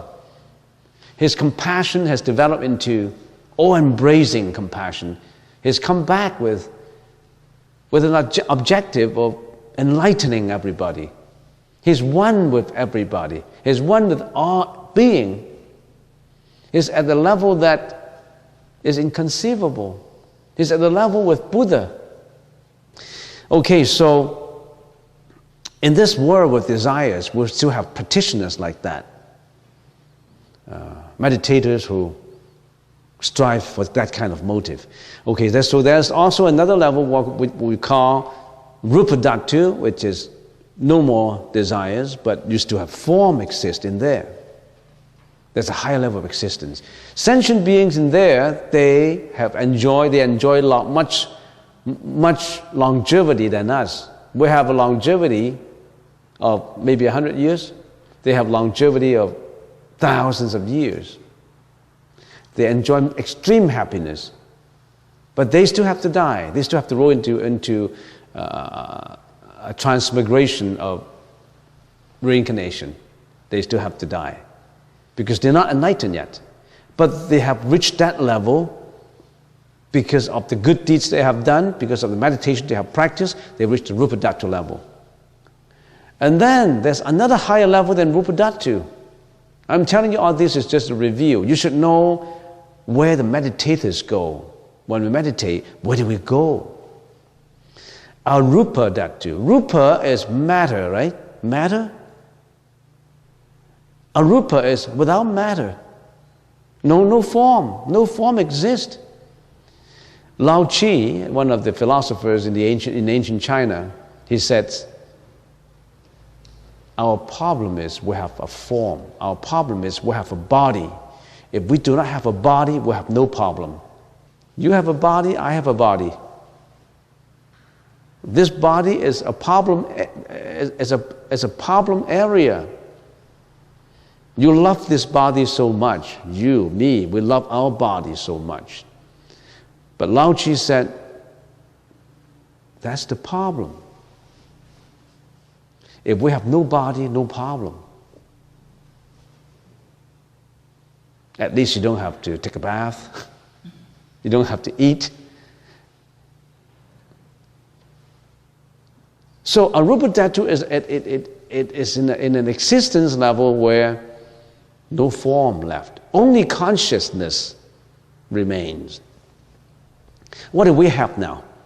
Body and mind, matter and consciousness. We are a conglomeration of matter and consciousness and desires.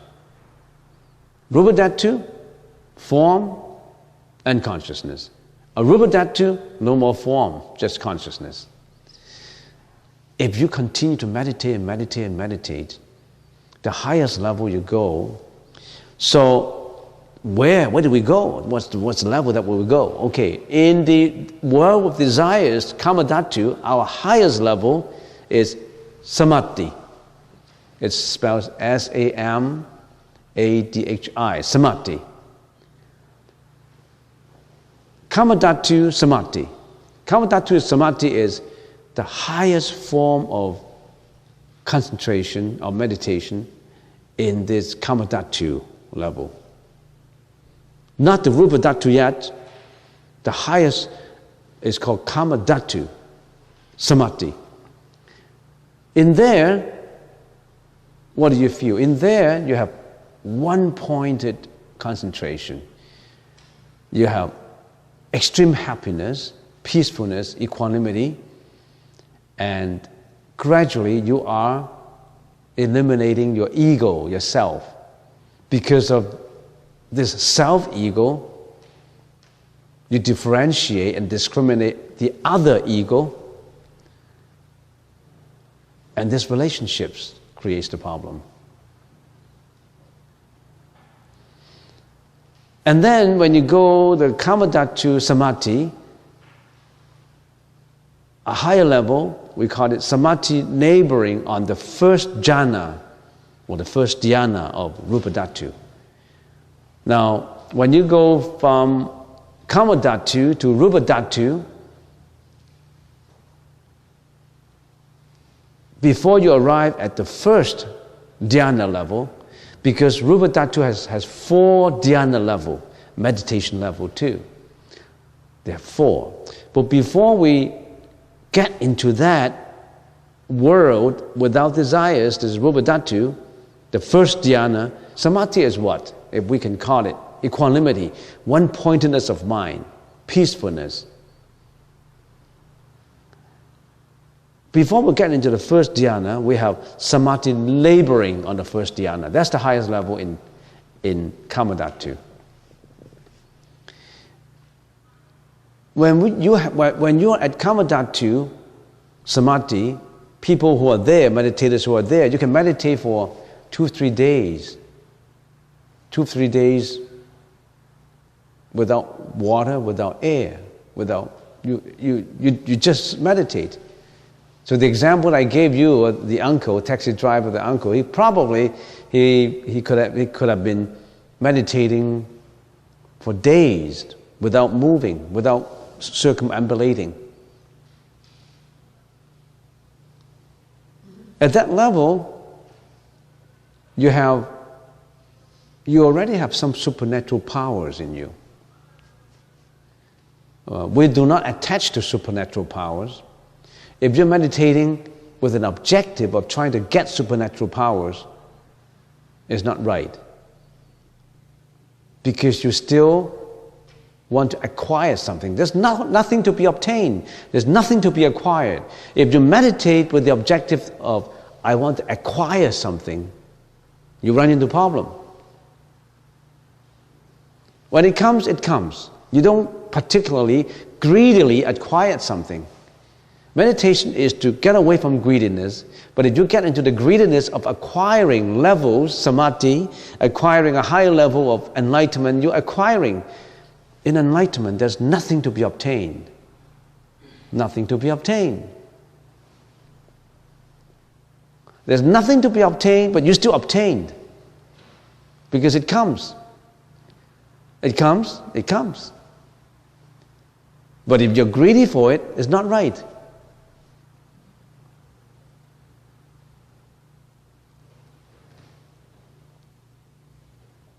So I always, that's a Chinese saying. If you are destined for that amount of wealth, you don't have to look for it. The wealth will look for you. So you don't have to be involved in bad deeds to gain wealth, because that would create karma. The wealth will look for you. The money will look for you if you're destined for it. But of course you have to work at it. So, that's what it is. Samadhi laboring on the first dhyana of Rupa Dhatu. That's the highest level. And together with Kama Dhatu Samadhi, they're very close. If you're at Kama Dhatu Samadhi, or the Samadhi laboring on the first dhyana level of Rupa Dhatu, you are very close. So some people group this together and call it Kama Dhatu Samadhi. They don't differentiate Samadhi laboring on the first dhyana level of Rupa Dhatu and Kama Dhatu Samadhi. They combine it and call it Kama Dhatu Samadhi. Maybe that's more simple to remember. The highest level in Kama Dhatu is Kama Dhatu Samadhi. And what is this 9 stages of meditation? These 9 stages of meditation would help you to achieve that samadhi. You look at the summary now. Look at the summary. If you follow these 9 stages of meditation, which emphasize a lot on samatha and a little less on vipassana, more on samatha, more on concentration.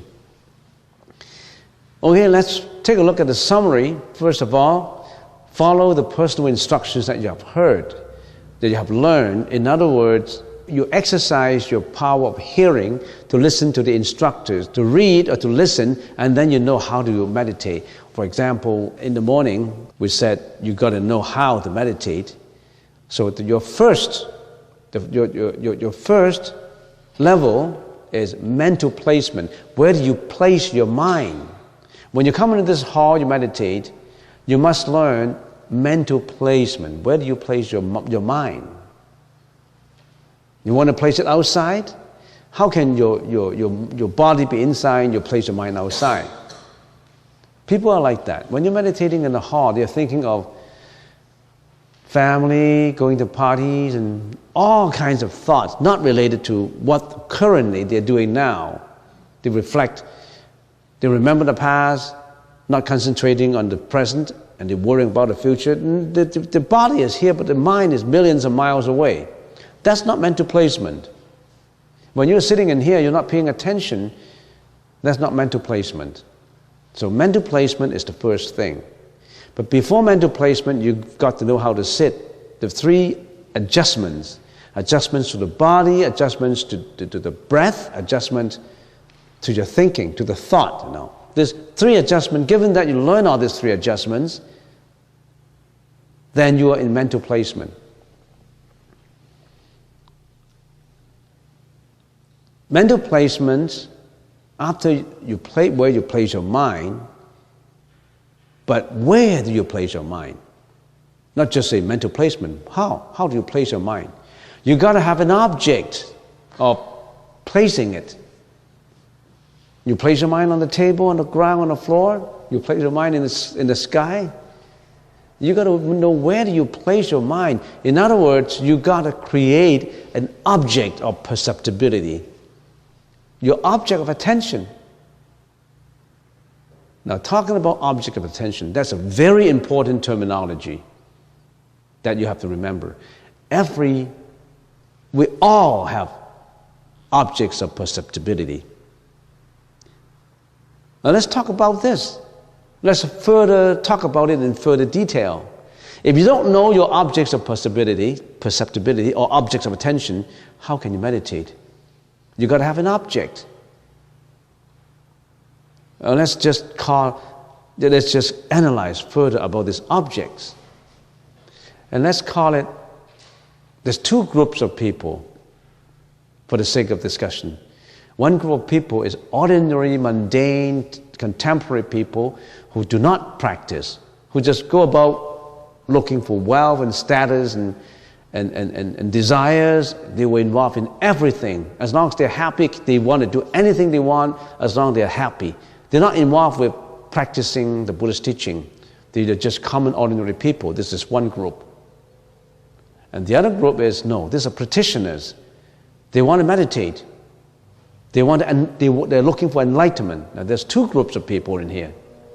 What are the objects of perceptibility of this group of people who are common people, ordinary people, sentient beings? What's the objects of, what are their objects of perceptibility?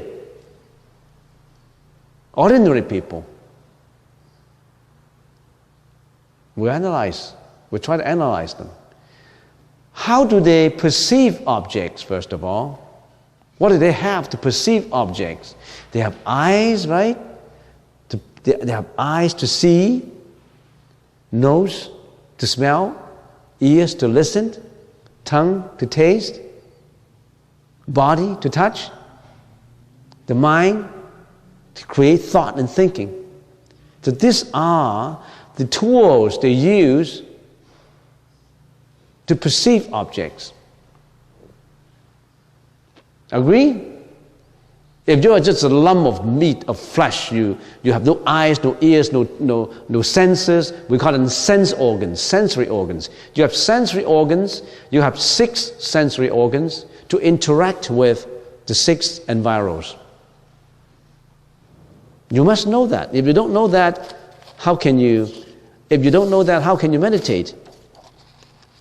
The Buddha's teaching is in extreme detail, Not just talking about blessings and prostrations.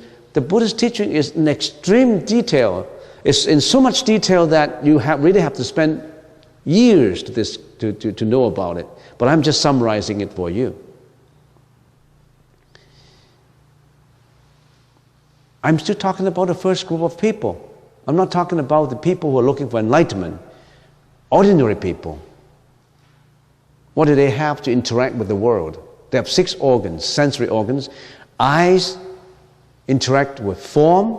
Eyes interact with form, we call that visual functions. Ears interact with sound. Ears interact with sound, we call it auditory function.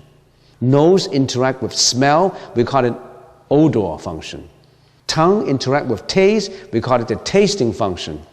Body interact with touch, we call it a tactile function. The mind interact with all kinds of thoughts, we call it the mental functions. This is how we perceive things. And when our eyes interact with forms, for the purpose of discussion. What do? When we see things, this is pretty, this is ugly, this is red, this is white,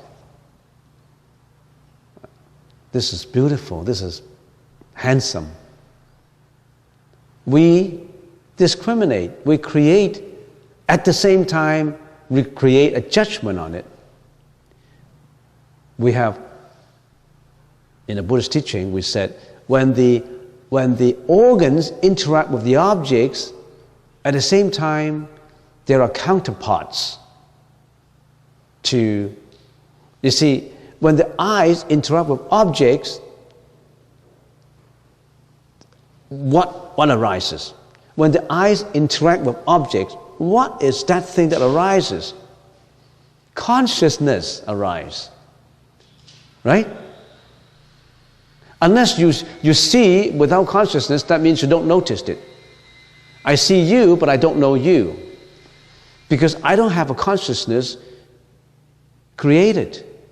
In other words, I could be seeing without seeing, I could be eating without eating.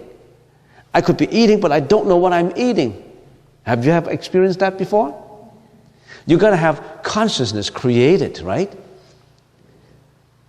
When I see the consciousness, the visual consciousness is created. But when the visual consciousness is created, at the same time, there's 51 mental functions created, according to the Buddhist teaching. 51, generally.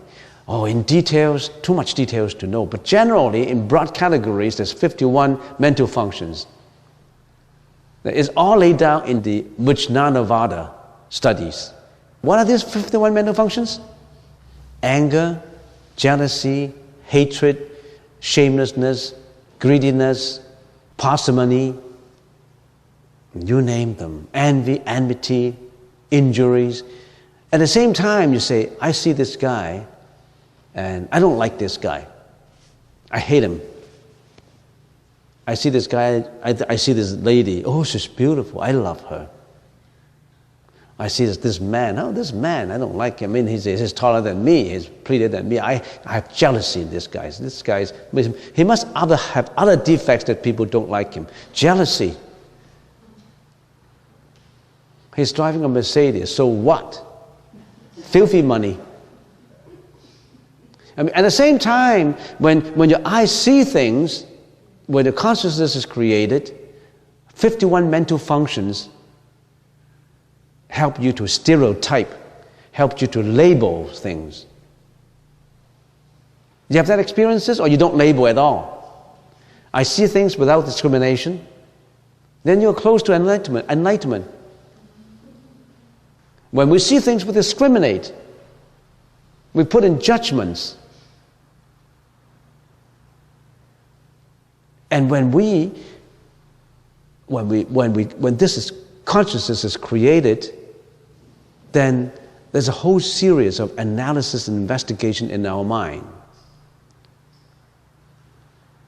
Say we go into, this is Christmas season, and I go into a shop, I look at a diamond ring, and it was laid on, especially in Asia, when they buy rings, they have a few rings put on a tabletop, and that you choose, and then the salesman, another customer come in, and the salesman busy with the other customers and lay some rings on here, and you were thinking, well, I love all these things, but I don't have enough money to buy it.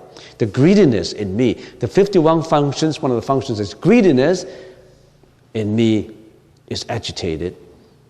Oh, when he's not watching me, can I just pick one and put it in my pocket? Well, your greediness arises, your consciousness arises, your visual consciousness arises, you love it so much, the mental function of greediness arises, it drives you to action, the action of stealing. When the action of stealing is performed, the karmic energy arises. The karmic energy would drive into different directions. One, you're being caught. The other, you're not caught. But even if you're not caught and given to the police, you think you can get away with it? No, because that energy still remains. Being caught and not being caught is just the consequence of it. So every thought, every action, every speech has karmic energy in it. You can't get away with it. You can get away I get away from that shop with a diamond ring in my pocket, and I'm great. I mean, with this, yeah, you get away, but the karmic force stays with you. Some people say, no, nobody knows. But that force is planted in your consciousness. Who did it? You did it. It's just like in your computer of consciousness, you key in that action. It's already in the memory. You can't get away. Who did it? You. You're not caught, that's the consequence only. Nothing to do with the immediate effect. The immediate effect is already key in. So given that, just to consider a little bit more, I'm trying to get into a little bit more detail. Given that, so what do we do everyday life? You got to be very careful with every thought that you have. Not just the action, every thought. What are we doing in meditation? Purifying every thought. And we'll get into that later. We're talking about the control group. We're doing, say, this group of people who are common people, and we're talking about the objects of perceptibility, right? We're still talking about that. Nothing else. I'm just getting you more details. We're just talking about that. And then we can compare to the objects of attention of the practitioners of meditation. Then you know why we meditate, right? You gotta compare that. So we're talking about eyes to form. How about ears to sound? The auditory consciousness is created. So when you praise me, oh, Venerable, you're great. When you praise me, you give all kinds of flowery terms and flower that on me. I love it, being praised. The auditory consciousness is created because I listen to the sound of praise. At the same time, the 51 formation mental functions, I feel arrogance, I feel great, I feel egoistic, I feel I'm better. Well, that is being created. Karma is being created. When you blame me, when you use cursing onto me, cursing language, I dislike it. I hate it. That hatred is created in the auditory consciousness. So every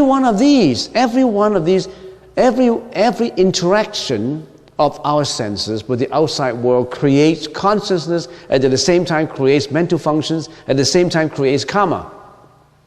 You see that point? And when we create karma, what's the consequence? We suffer. Because karmic forces bring you to suffering. For that reason, nose interact with smell, tongue with taste. When you're eating at home, your wife cook it for you. And you say, how come you cook the same thing every day? It's too plain. I don't like it. It's not delicious at all. Please don't cook this kind of food. Where do you buy this? How much time you spend on it? I work so hard, and when I come home, I don't have a good meal. I don't like it. And then you start to argue, and you start to, lots of things follow. Because of what? Because that tasting consciousness and that mental functions create your prejudices. And you pursue the prejudices on and create lots of problems.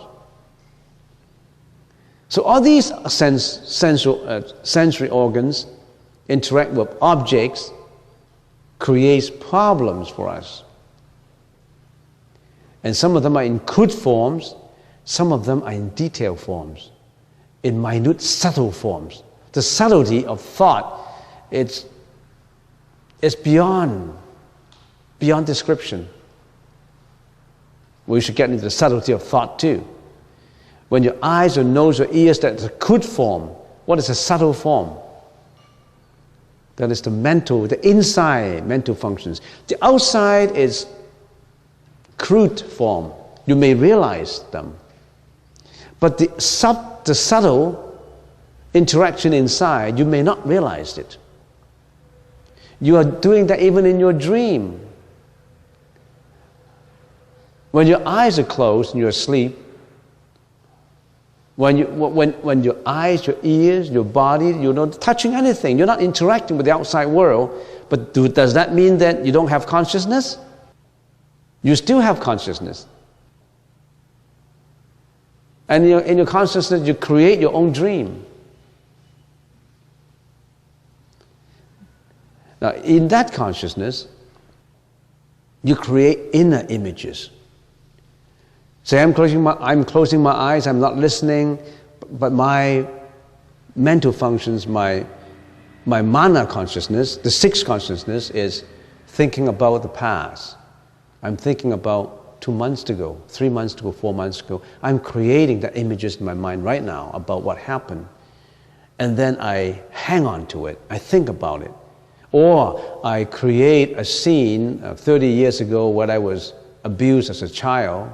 My dad was an alcoholic, and then one night when I come home, this thing was performed to me, and I hate it, and I did not like it. I reflect on the past, but your eyes didn't see at that time. It's just you're creating your images inside. That's the mana consciousness that's created. You reflect onto the past. That's more subtle. You don't need an object right now, right outside, but you created it yourself. At the past images you created, even the present images, and then you worry for the future, then you create your future images. So that manas consciousness is extremely powerful. What is this group doing? This group knows their objects of attention. They know their object of attentions. Some of them are not right. Remember, object of attentions of these people may not be just bad object of attentions. Sometimes they perform charity, they do donations, sometimes they're very compassionate too, responsible fathers, responsible mothers, responsible teachers, good and bad, good deeds, bad deeds, neutral deeds, they're all doing all these. Now, these people here, they all know what they're doing in there. And they say, I create my own objects of perceptibility in my practice. You can get away from that kind of thinking. When you get away from that kind of thinking, you are on your way to sainthood. You are on your way to enlightenment. You are on your way to be detached from all kinds of sufferings. You are on your way to be free, liberated from reincarnation. You are on your way to nirvana. You are on your way to become Buddhahood. No more sufferings. So that's what these people are doing. They're training themselves by creating some objects of perceptibility for the practice. Get away from all these objects. Just perceive, just having this nose tip as your object of attention. Breathe in, breathe out, air in and air out. In other words, no more of any other wandering thoughts, just the thought on this. No more greediness thought, no more jealousy thought. But I just concentrate on here because I've been habitually thinking like that. Now, no, I don't want to do that. I want to train myself. I want to pull all my wandering thoughts into just one thought, concentrating in the nose tip. But is that enlightenment already? No, that's not enlightenment. That's the ship to enlightenment. It is not enlightenment itself. It's just a vehicle, a tool for enlightenment, a tool to train yourself to enlightenment. The ship that takes you to Victoria. But that ship is not Victoria. That ship brings you to Victoria. So you use that object of attention for practicing mental placement. The first is to create your object. Some object could be anapanasati, nose tip. The other could be the belly button. 3 inches below the belly button, we call the ocean of breath. I concentrate my mind in that ocean of breath. In other words, I'm sitting in here. What is my object of concentration? Oh, if I use this, so breath in and breath out. In breath, out breath. In breath, out breath. That's my object. And then my thought goes away. No, I don't want my wandering thought. I want to put it back to my nose tip. So you want to place your mind to that object of attention, of concentration. That is procedure number 1, the first level. You've got to understand that. It's simple. You don't habitually think that way now. You're thinking this way. And the power comes if you're successful. What can you achieve? If you finally, after the 9 levels, if you achieve, what can you achieve? You achieve Kamadhatu. Kamadhatu Samadhi. In other words, you could be in meditation for days. Your happiness, your joy is beyond description. And you're on your way to a much higher level of tranquility, of equanimity, close to what the Buddha experienced. And as you're doing that, as you are achieving equanimity, what happened? Your wisdom comes. In other words, our mirror mind has been covered with dirt for millions of years. Now we're using a method to erase it bit by bit. And in the process of erasing all the dirt and mud and dust from the mirror, what happened? You can see yourself, your real self. When it's covered with mud and dirt, you don't see your real self. You see a distorted self, an egoistic self. When everything is erased from the mirror, it's one bright reflection, you see your real self. That real self is one purity. So that's mental placement. Anybody who don't understand that, the first level, mental placement? You've got to know that mental placement. You've got to know what habitually you're thinking. We must not think habitually like that. We got into trouble. We steal, we kill, we fabricate, we lie, we commit sexual misconduct. We do all kinds of things in that group. We were that group. We're still in that group. Mind you, you could be in this group, in here, and when you go out, you're joining that group. Because we've been so much used to that group. We only have 5 minutes left. And I can't finish it anyway for this review. But let's just remember, mental placement is the first stage. And you have to know, how do we place our mind? Why do we place our mind as objects? And what objects they are using habitually? What objects we are using in here for the sainthood, for the meditation, for the liberation, emancipation of life, emancipation from an egoistic prison. Once you're successful in this, your egoistic prison collapses and you're out.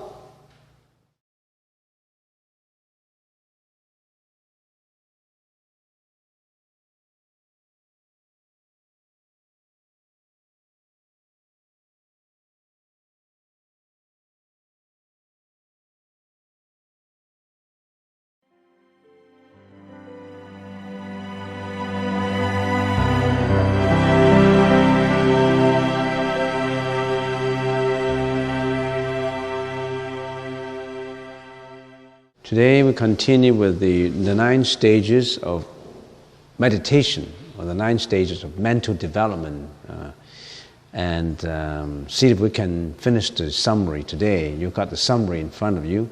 So there are 9 stages in meditation.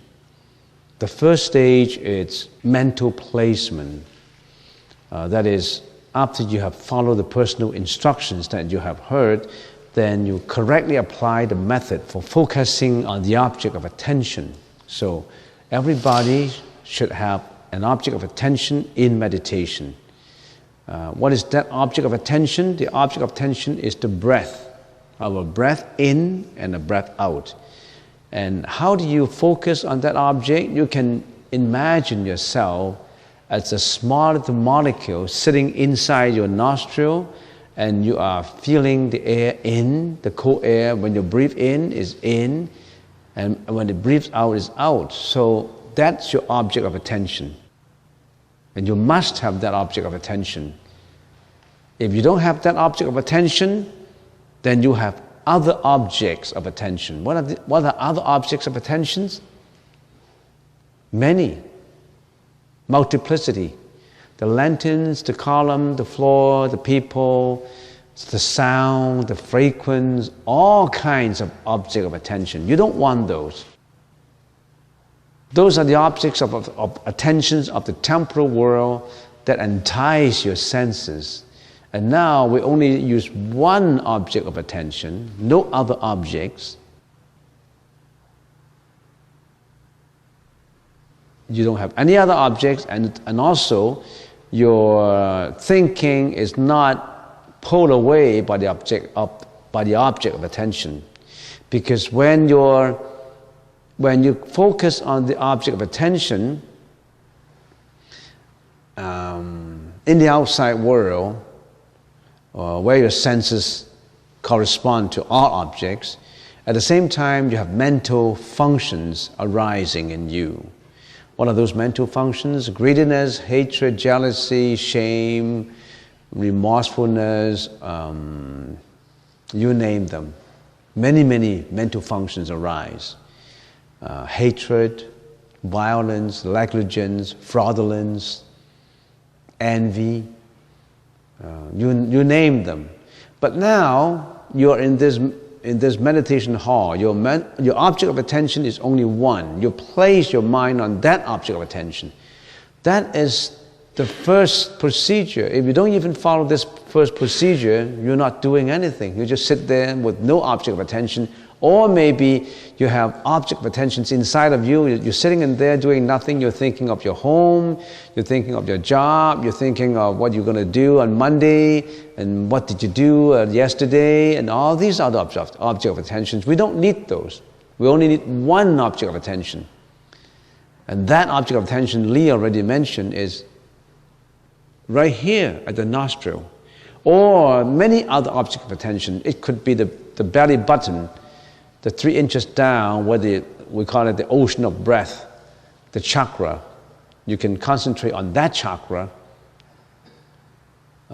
3 fingers below the belly button, or on a flame, on a candle flame.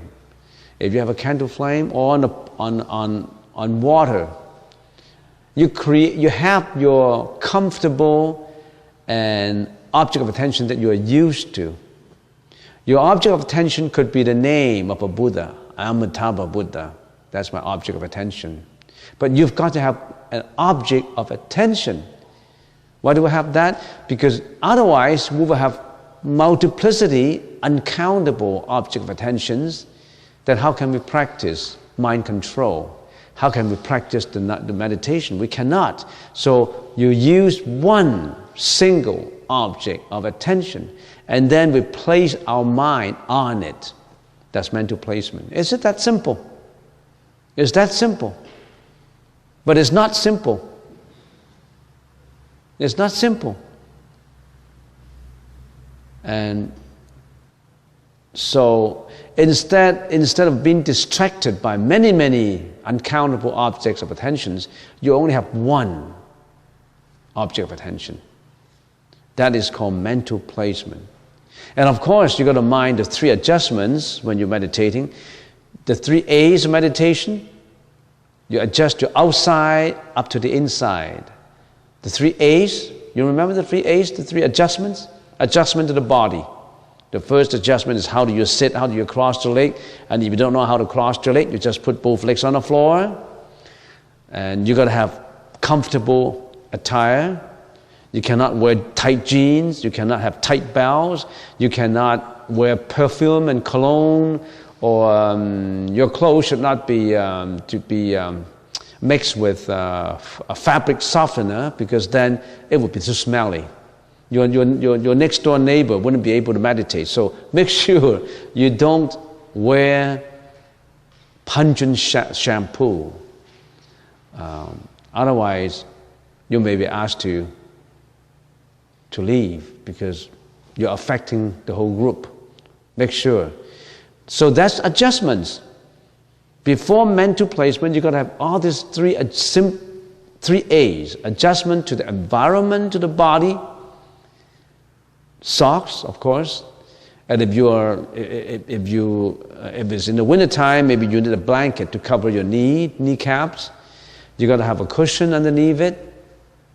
You cannot be sitting just next to the opening of an air conditioner. The cold breeze will be shooting at you. You cannot meditate. You cannot meditate in front of a TV. You cannot meditate just next to a telephone. You cannot meditate with your cell phone turned on inside your pocket. There's so many things you've got to watch out. That's the first adjustment to posture. Adjustment to breath, of course. You've got to breathe naturally. And then adjustment to mind, which means that you have to... What is adjustment to mind? Right now, we should get more details. What is adjustment to mind? These are the nine mental stages of development. That's adjustment to mind. So when we say adjustment to mind, we just simplify it by telling you the mind should be putting on the object of attention. But now we're telling you in more detail. Adjustment to posture, you already know. Adjustment to breath, we already have told you the object of attention is on your breath. And right now, adjustment to mind, what is that? We didn't tell you in detail. But this is now, here, right here. Now, this moment, I'm telling you, the first stage is mental placement. Place your mind on that object of attention that you already have created for yourself.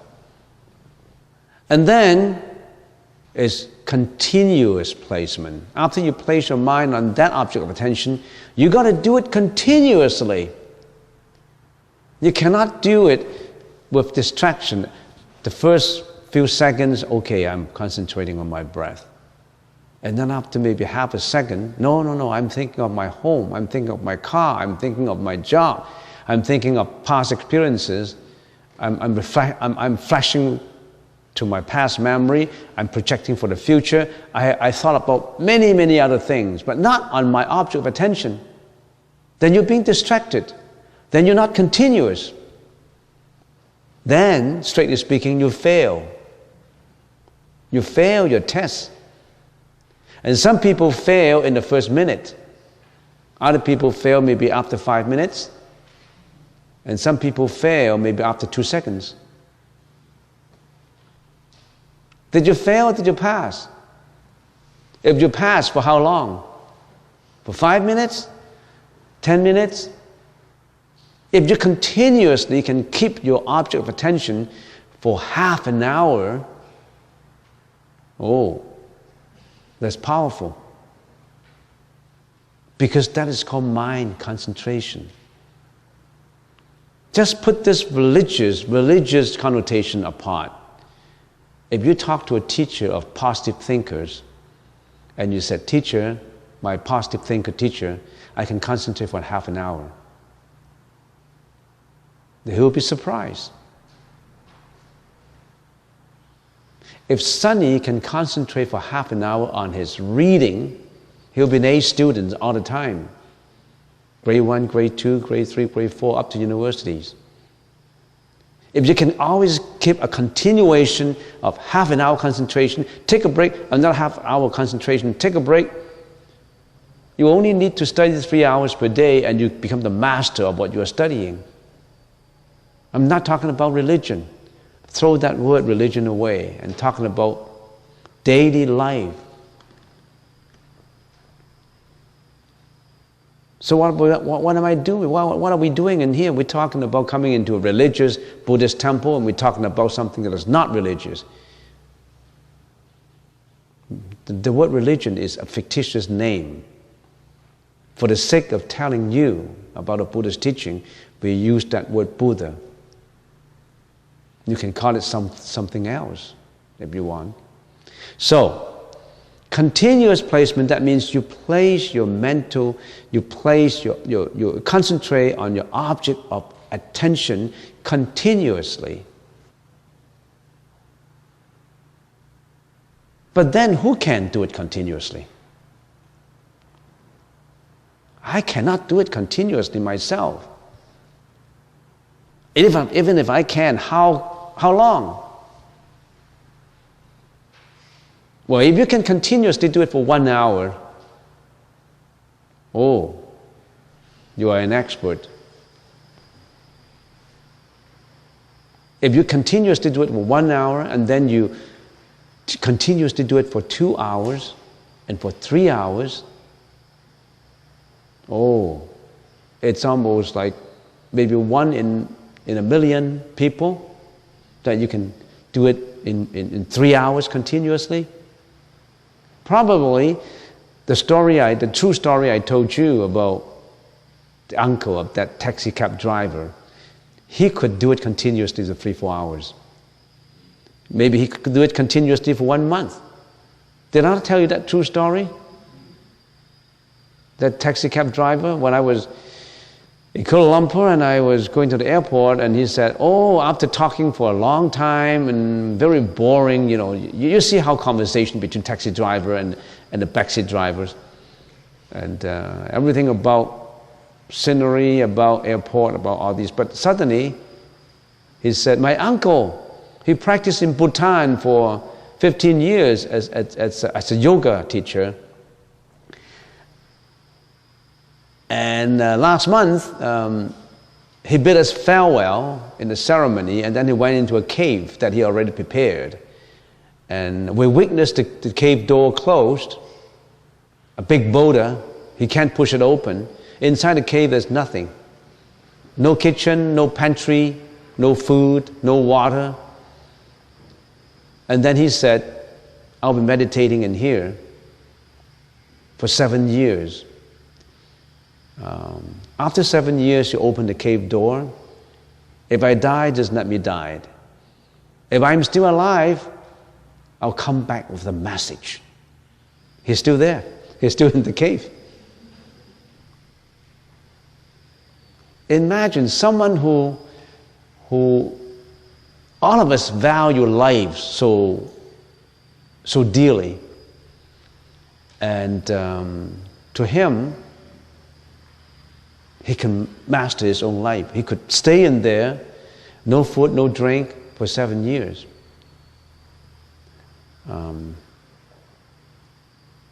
There was a Bodhisattva, I forgot his name. Is it Mantris Bodhisattva? He was with the Buddha at the time of the Buddha Sakyamuni, 2,600 years ago. And he went into the cave. He said he would come out when the next Buddha comes out.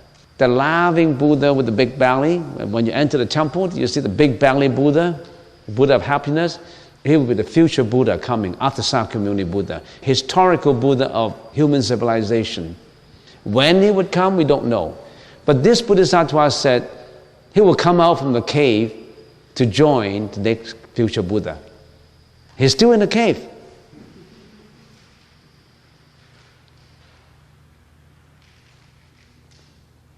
So, we talk about mental placement. You place your mind on an object of attention. We talk about continuous placement because we need to be continuously doing it, but who can continuously do it? So the third would be patched placement. That means, okay, I concentrate on my object of attention here. I got distracted. It's not continuous. So I got to correct it. The monkey's gone away. My monkeying mind, although it's on a leash, because I use that leash, which is that object of attention, to leash the monkey. Now the monkey's gone away, but I still have got that leash in my hand. I pull it back. I pull the monkey back. Okay, monkey honey, sit still. Sit still. So pull the monkey back. The monkey sits still. Okay, I patched it. I corrected it. So that's the monkeying mind being corrected by pulling the leash back and ask the monkey to stay put. So that's patch placement or correcting placement. That's the third. You have to do a lot of correcting placement because you have a lot of a distraction. You need to correct it all the time. So don't get bored. Don't say after coming to the temple for 1 month, 4 sessions of meditation, and you ask yourself, so where am I going? Is it what I have to learn? This is easy. Where am I going from here? You're not going anywhere. No place to go. You go within. You go inside here. You don't have to ask, oh, Reverend, where am I going from here? Every time you told me the same thing. Every time Lee is saying the same thing. 3 adjustments, 3A. Where am I going? What's next? If you always want to know where you're going, you better go to UBC. UBC with step number 1, take this introduction 100, and then 101, 102, 103. This is not what it is. That's enough for your whole life. You find yourself. You find yourself. You find your entity, your reality, yourself, not the teacher. So, you got a mental placement, number 1. Number 2 is continuous placement. Number 3, you leash that monkey back. That is correcting placement or patch placement. And then you go to number 4. What is number 4? Number 4 is, of course, the monkey goes away again and you leash it back. But all these other previous procedures, the monkey has gone a mile away before you know how to pull it back. You're meditating, you lost your thought on the object of attention, you don't know about it, or you already have slept. You think you're in meditation. Some people meditate and is sleeping all the time, and you thought he's in trance. I'm in a trance. Oh, when I wake up, then I wake up from a trance. No, you wake up from your sleep.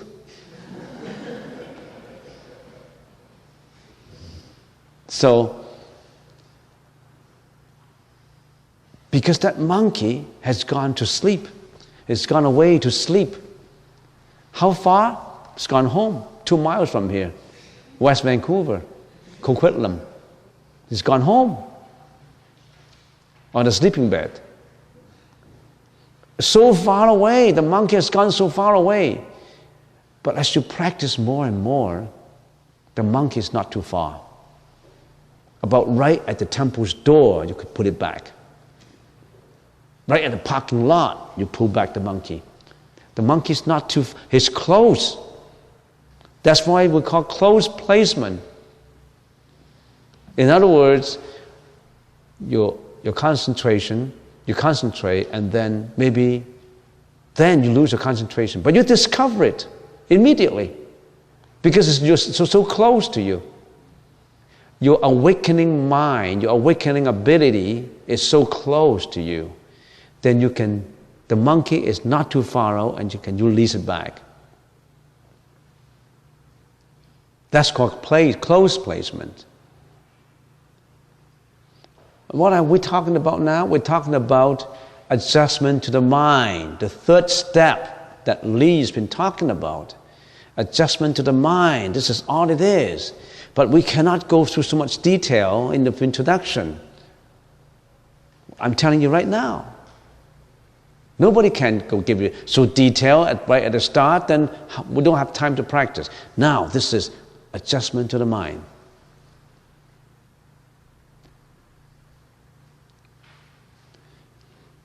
And then we go to stage number 5. Number 1 is mental placement. Number 2 is continuous placement. Number 3 is correcting placement or patch placement. Number 4 is close placement. Number 5 is taming. Taming is the monkeying mind is under your taming control already. And some people, you know how he treat the monkey? He treat his own mind. He said, I'm going to concentrate on this object of attention. That's my breath. I'm not going to let it go away. I must try. Come on. I must object of attention. When the monkey gone away, he pulled it. Because he's so tight with taming. He's so tight with what he's achieving. He's so eager that he pulls so hard on the monkey mind that the monkey is dead. He applies too much force on the monkey. After all, he's just a monkey baby. Why do you mistreat the monkey? You cannot tame it so that he's dead. So you must be gently controlling it, letting it go, controlling it. So you concentrate on your breath and it's gone. Don't get angry about it. How come I'm so stupid? How come I couldn't do it? Don't blame yourself on it. Just slowly and gently and with durability, with endurances, do it day after day and after day after day. It would come. Don't force it. When you're growing corn, you put your shoot down, and then, no, I want to grow faster. I want to pull it out a little bit, 1 inch per day, so that it grows faster. You think the corn will come? You pull the shoot. You pull the wheat. You let it grow. Taming. The taming process is natural.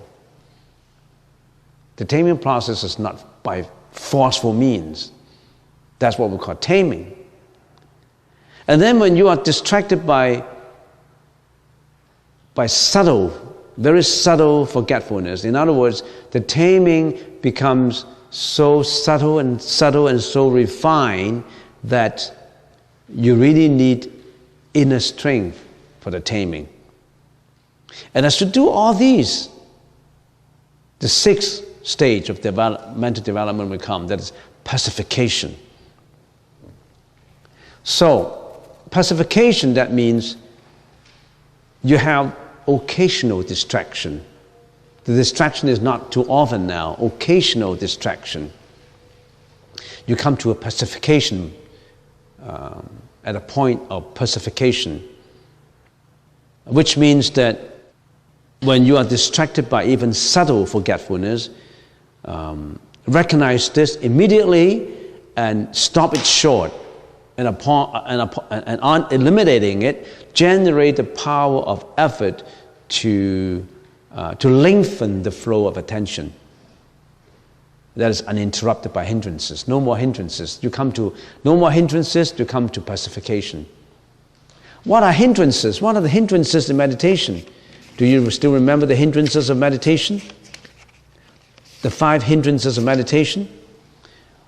When you are doing meditation, there's so many hindrances to you. The first is sensuality.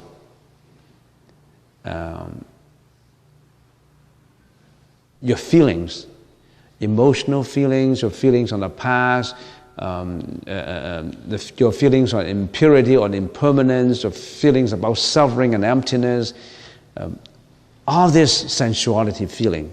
You also have hindrances of anger, the hatred in you, or the unbalanced feeling between hatred and love.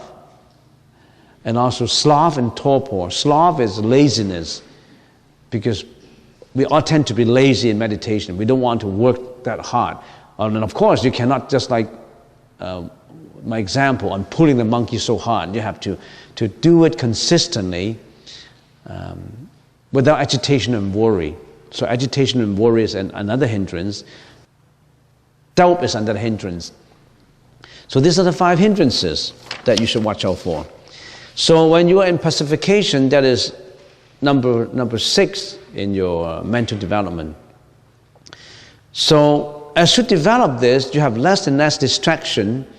Then you come to a point that is no more distraction. The monkey won't go away. The monkey simply sit there. It won't go away. And that is complete pacification. The monkey is sitting there with complete pacification. It doesn't go away, but the monkey is still moving and, a little bit of agitation while sitting in there. So you continue further, the no distraction even go finer and finer with subtlety. You come to one-pointed attention. That means even the monkey, because if the monkey is sitting there, maybe he's moving and he's scratching, doing all these gestures, but at the one-pointed attention, the monkey simply sits still. He's a quiet baby with no distraction, sitting still, not even peeling the peanuts. The monkey needs something to eat. Have you observed what the monkey's behavior? I observe monkey behavior. He can't sit still. If he has nothing else, no peanuts around, he'll just pick up a grain of soil and mump on it. He can't sit still. But at one pointed attention, the monkey is going to be a meditator now. That monkey baby is a meditator, like you. He's sitting in there doing nothing. He's sitting with complete one-pointedness of mind, complete pacifications, and he's still. At that stage, at this stage, the meditator can sit for 5 or 6 hours without distraction. He's on his way to get to samadhi. And then the final will be balance placement. A complete balance placement of mind, where there is no duality. There's no thinking of good and bad, beauty and ugly, beauty and ugliness, rich and poor. There's no duality of thinking. It's just one concentration with a balanced thinking, balanced placement. In the 8th stage, you still need to apply efforts. In other words, mental placement number 1, you need to apply efforts to it. You need to work hard at it. A lot of distractions. Continuous placement, there's number 2, you need to apply efforts, and there's also a lot of distractions, but not as many distractions as the first one. The third is correcting placement or patch placement. You still have a lot of distractions. You still need to apply efforts. And then close placement, of course, efforts, but less and less distraction. Taming, you still have to apply efforts to it with less distractions. Pacification, you don't need that much efforts, but you still need to apply a little bit. And the distraction is getting less and less. Complete pacification, you still need efforts, but you don't need as much efforts as before. One-pointedness of mind, one-pointedness attention, you still need efforts, but very little. Distraction, almost none. When you're at balance placement, it's spontaneous. You don't need efforts, no more distraction. In other words, you don't need to say, I need to tame my mind. At the final 9th stage, you don't need any efforts. You immediately, in meditation, at that point, you already have achieved samadhi, the highest level in Kamadhatu.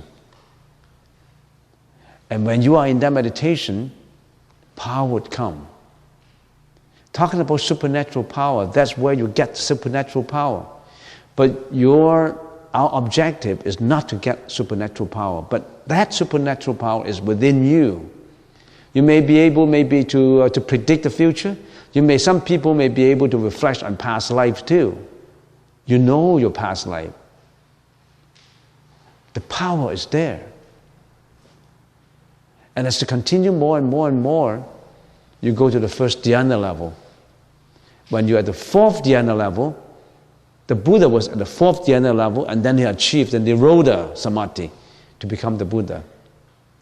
That is the mind's finer and finer development.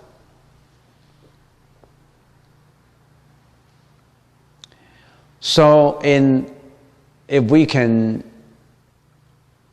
in meditation, there are 6 powers at the same time when you're practicing mental development. We call it the power of hearing. Power of hearing is you hear it, you listen to instructions. That is the mental placement, number 1 mental placement stage. And that is the power of reflection, which is in a continuous placement. And then the power of mindfulness is in close placement. The power of vigilance is in taming and pacification. And then the power of enthusiasm is complete pacification and one-pointedness of mind. And enthusiasm is you apply so much effort to it that you become successful in controlling your mind. And then the final with the power of acquaintance. The power of acquaintance is you're already acquainted with samadhi. So when you were talking about, at this point, do you know that when we're talking about the Buddha's teaching, you can actually experience the Buddha's teaching yourself? And when you experience this, you realize wonders of the mind. So actually, when you're doing meditation, you're exploring the treasures inside of you. You're exploring your treasures inside of you. So I can imagine people would say, I'm at home and I'm bored. I have to watch television. I have to listen to the radio. I have to call someone. I'm bored. How can you be bored? Because you have that treasures in you that you can explore by meditation. You sit at home, you're bored. Why don't you open up your mind treasures and look into it? Step by step. You find your own treasures. Immeasurable treasures, boundless thinking, boundless vistas. There's no end. There's no end to the rainbow. They say at the end of the rainbow you find a pot of gold. Neck and Cole, I remember. But at the end of there's no end to the rainbow. So don't say you're bored. You're belittling yourself when you say you're bored at home. Open up the treasures inside you and do step by step by meditation to find your real mind. Don't get mixed up with Mara though. When you meditate, you say, I want supernatural power. I want to get something. If you meditate with something that you want to get, you get into acquisition. When you get into acquisition, you are not at it. There's nothing to be obtained. Remember the Heart Sutra? Form is no different from emptiness. Emptiness is no different than form. Form is emptiness. Emptiness is form. There's no eye, no ear, no eye, no ear, no tongue, no body of mind, no object of mind. There's no perception, conception, volitions, and consciousness because there's nothing to be obtained. When there is nothing to be obtained, that's the treasure. When you don't attach anything, there's treasure.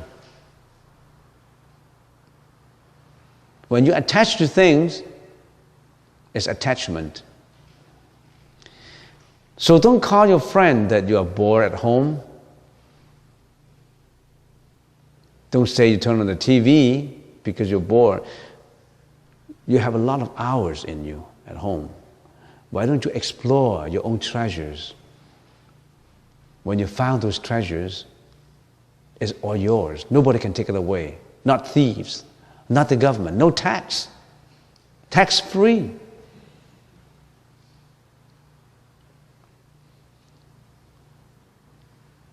So I finished the 9 stages of development. I'm not talking about it anymore. So next time when we mention there's 3 A's to meditation, the first is adjustment. Adjustment stands for A. Adjustment to the body, you know. Adjustment to breath, you know. Adjustment to breath is to find an object of attention. then you know. Adjustment to mind, think about these 9 stages.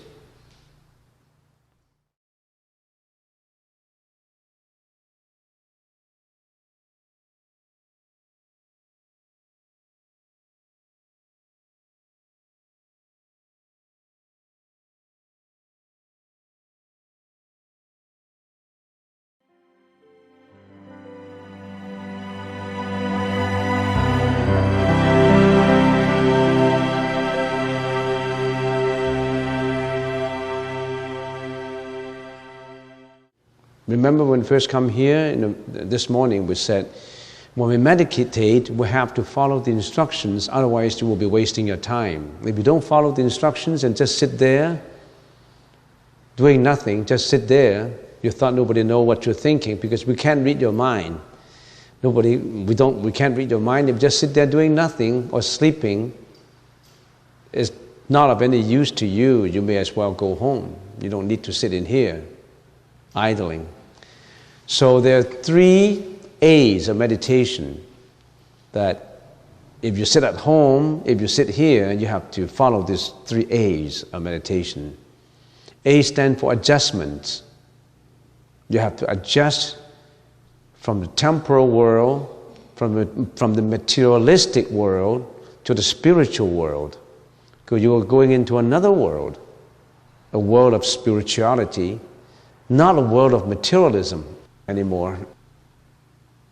So, we said, to summarize from sutras and abhidhammas and sastrases, to you, we need 3 adjustments. The first one is adjustment to the body. The second one is adjustment to the breath. The third is the adjustment to the mind. And we have been very brief because when we first start with meditation, we don't want to spend 2 hours explaining to you the 3 adjustments. We just briefly summarize and explain it to you. But today we go a little deeper. The first adjustment is adjustment to the body. Adjustment to the body requires not just to the body, to what your body interact with, which is the environments. So we adjust, first of all, externally from what is outside of us, then we go inside of us. From the crude to the refined, from the external to the internal. So that's how you look at it. When you meditate, you reflect within, you don't reflect outside. So let's talk about adjustments to the body, adjustment externally. Before we even adjust to the body, what is external to our body is the environment, which includes the body. There are 5 conditions that have to be fulfilled in order to have the proper adjustment to the body. The first one is, let me just repeat the Chinese language first. 其戒清净, or 其戒清净. So it's observance of the purity of maintaining precepts, or observance of precepts. That's the first requirement. 其戒清净, 其戒清净. Observance of precepts.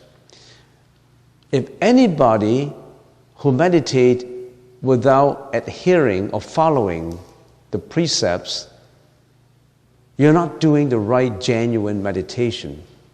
Even if you are successful in obtaining samadhi, that is not true samadhi. Why did I say this? What are the precepts? What are the precepts? What's the precepts has, of course, has other synonyms. For example, sila, S-I-L-A in the Sanskrit language, sila, or praktimoksa in Sanskrit language. They all have the same meaning, following things that you should not do. There are things in this world that whatever you're doing, there are things that you should do and there are things you cannot do. There are things you should say, and there are things that you cannot say. Nobody, you just, I want to do everything I want. As long as I like it, I can do anything in this world. That's a no-no. You cannot just do whatever you want. So these are the precepts. What are these precepts? Maybe just let me just go through some of the precepts. When we through 3 ways we carry out karma.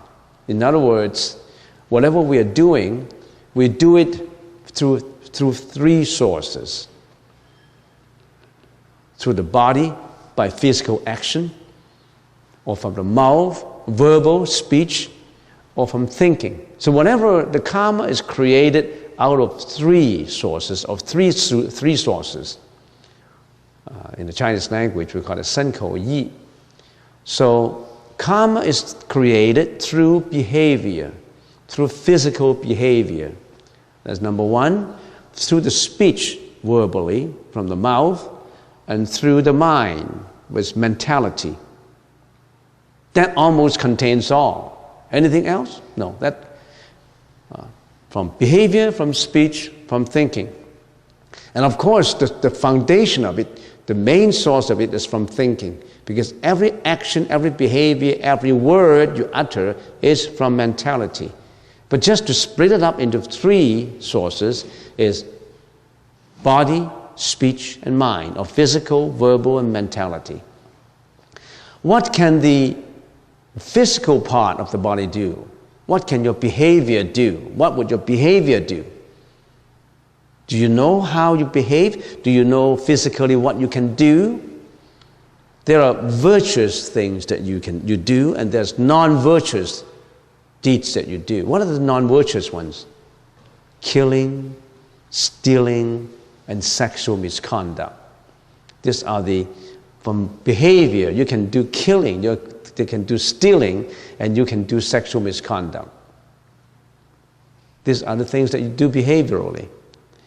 Of course, the virtuous things is abstinence from it, refrain from it, abstaining from killing, not killing, abstaining from stealing, it means not stealing, abstinence from sexual misconduct. You don't do sexual misconduct. No adultery, no prostitution, no one-night stand, nothing like that. You don't do that kind of thing. So there's the virtuous deeds and the non-virtuous deeds.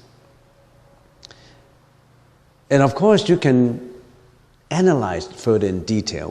What is killing? Did I kill? Killing could be killing indirectly and killing directly, killing by advising, insinuating. There's so many, just the word killing involves so much thinking and analysis into it. But today we're not doing that. We just want to tell you something about adjustments to the body which include observance of precepts. So you must not kill, you must not steal, and you must not commit sexual misconduct. Before you meditate, you have to observe these. In other words, if you're stealing, if you're killing, if you're committing sexual misconduct, it does not matter how good you are in your meditation. You're not, the samadhi that you achieve is not the genuine ones, because you don't have the basic foundation to follow on. And some people can still be successful in samadhi, in getting the samadhi, in getting the concentration, but that concentration is not the right one, it's not the virtuous one, it's not within the path of enlightenment. So you must know that even before meditation, there are things that you should do and things that you should not do. You must not kill, you must not steal, and you must not commit sexual misconduct. How about verbally?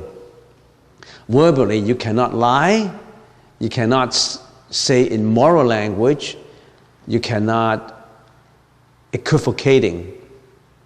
What is equivocating? Equivocating is just from one fact. To Mr. A, you say yes. To Mr. B, you say no. So you have 2 tongues. And because of this two-tongue behavior, you implicate a lot of people doing bad things. You could commit some killing, indirect killing because of that, equivocating, or in office politics, we call it stepping people's back. Your colleague stepping your back, tell-to-telling. Many things could be committed in equivocating, equivocal language. So lying, immoral language, slandering, equivocating, all this is from the mouth. You cannot do those. When you are true meditators, you cannot do those deeds. Those are the basic. How about mental?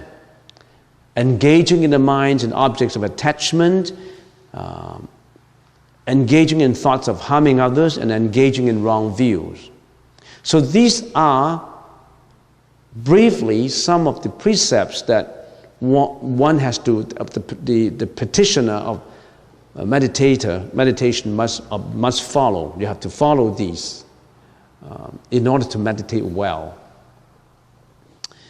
So, as I said, right now I'm just talking on adjustments to the body, the environment, and your body. I haven't talked about adjustment to breath and adjustment to the mind.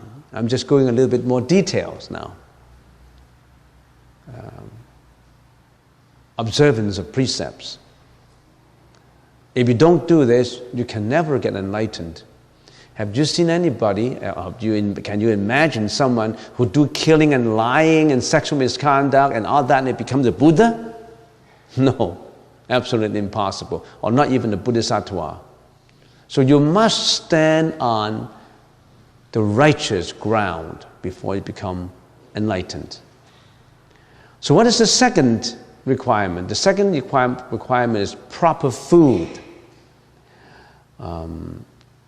Proper food in the adjustment is you've got to have proper food.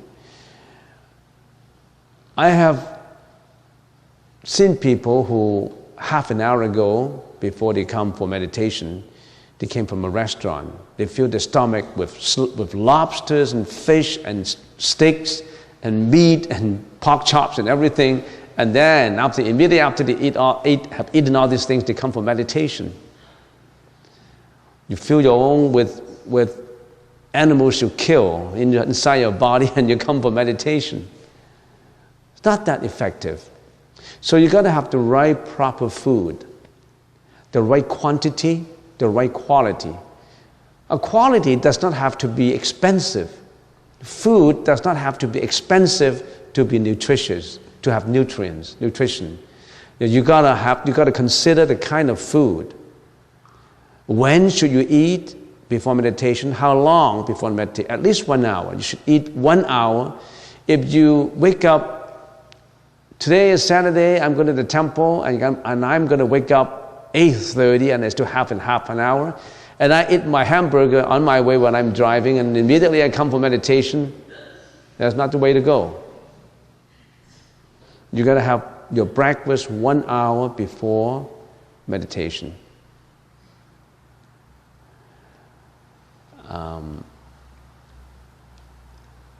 So this is something that you should watch out. Proper food.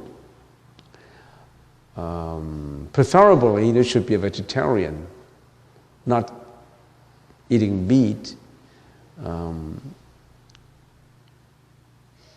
But anyway, we don't want to go in details into why. How come we don't eat meat? How come we can't eat meat? How come we must be a vegetarian in order to be a true good meditator? All these require, you can ask questions at a lunch period that we can answer them.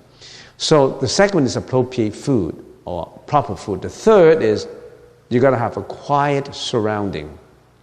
So if you are a busybody, if you are extremely busy in your work, in your household, you just stop your work and immediately come to meditation, you may not have enough time to gear yourself towards it. Which means that you need This is something that is difficult to follow, especially for people who are used to busy work, who are used to hard work. Immediately, they stop their hard work and come for meditation. It's not that easy. You got to have that psychological break before you come for meditation. If you're always thinking about the work, I have this I haven't done, I have that I haven't finished, then you cannot meditate properly. That's the reason why they all say that it's easier for the monks to get enlightened than the layman, because the layman has family, have kids, have wife, have parents to look after, or kids, duties and work. How can they meditate properly? How can they be free from all this rigmarole of life? Or how can they extricate themselves from like a chrysalis of the worms? They build the worm, what do you call that? Chrysalis? To bind themselves as a chrysalis. I think it's called a chrysalis. The worms, the caterpillar, throw all this threads and bind himself in there. Now, how can you meditate with that? So you got to break through this chrysalis of life. So that's why people become monks and nuns. They become, they take the monastic life, is to free themselves from the busyness of life, from all these moral responsibilities of being a father, being a wife, a husband, or parents. Do you know that this is all karmic force that bind you to become what you are, become what we are? You have to be the father of 3, 4 kids. You have to look after them. You get a bondage in there. That's karma. You work very hard to support them, and then when they grow up, they're all gone, and then you're all by yourself. And this is all karma. I'm not saying you should avoid that responsibility. That's karma that gets you in there. So, if you lead a monastic life, then maybe you can free yourself from all these duties and responsibilities. And even in a monastery, like me, I have a lot of duties and responsibilities to look after the temple and make sure everything is okay. Now, why do I do that? Well, you should go up to the mountain and lock yourself in a cave and meditate. You don't need these duties and responsibilities. You look at this in another way. A true Bodhisattva can sacrifice his time for others. I know that if I don't have any responsibilities, I avoid my responsibility and I get into a Bhutan in a cave, which is so quiet and nice, and then I can meditate in there, and there's no nuisance, no responsibilities, no duties. Then I'm not enlightening anybody. I'm not contributing myself to the society. I'm not contributing my Bodhisattva spirit to sentient beings. So that is the sacrificing part in being a Bodhisattva. In other words, to sacrifice your enlightenment time to enlighten others. We don't need to talk to. It's free, you know. Why should I talk to you to get you enlightened? Do I have that responsibility? The Hinayana and some of the Theravada schools said that I don't need to do it like that. I just meditate in my cave and I become enlightened and I'm free. I emancipate, liberate myself from suffering, and that's sufficient. But the Bodhisattva said, no, I cannot be completely liberated unless all sentient beings become liberated. I don't want to leave them. I want to be one with them.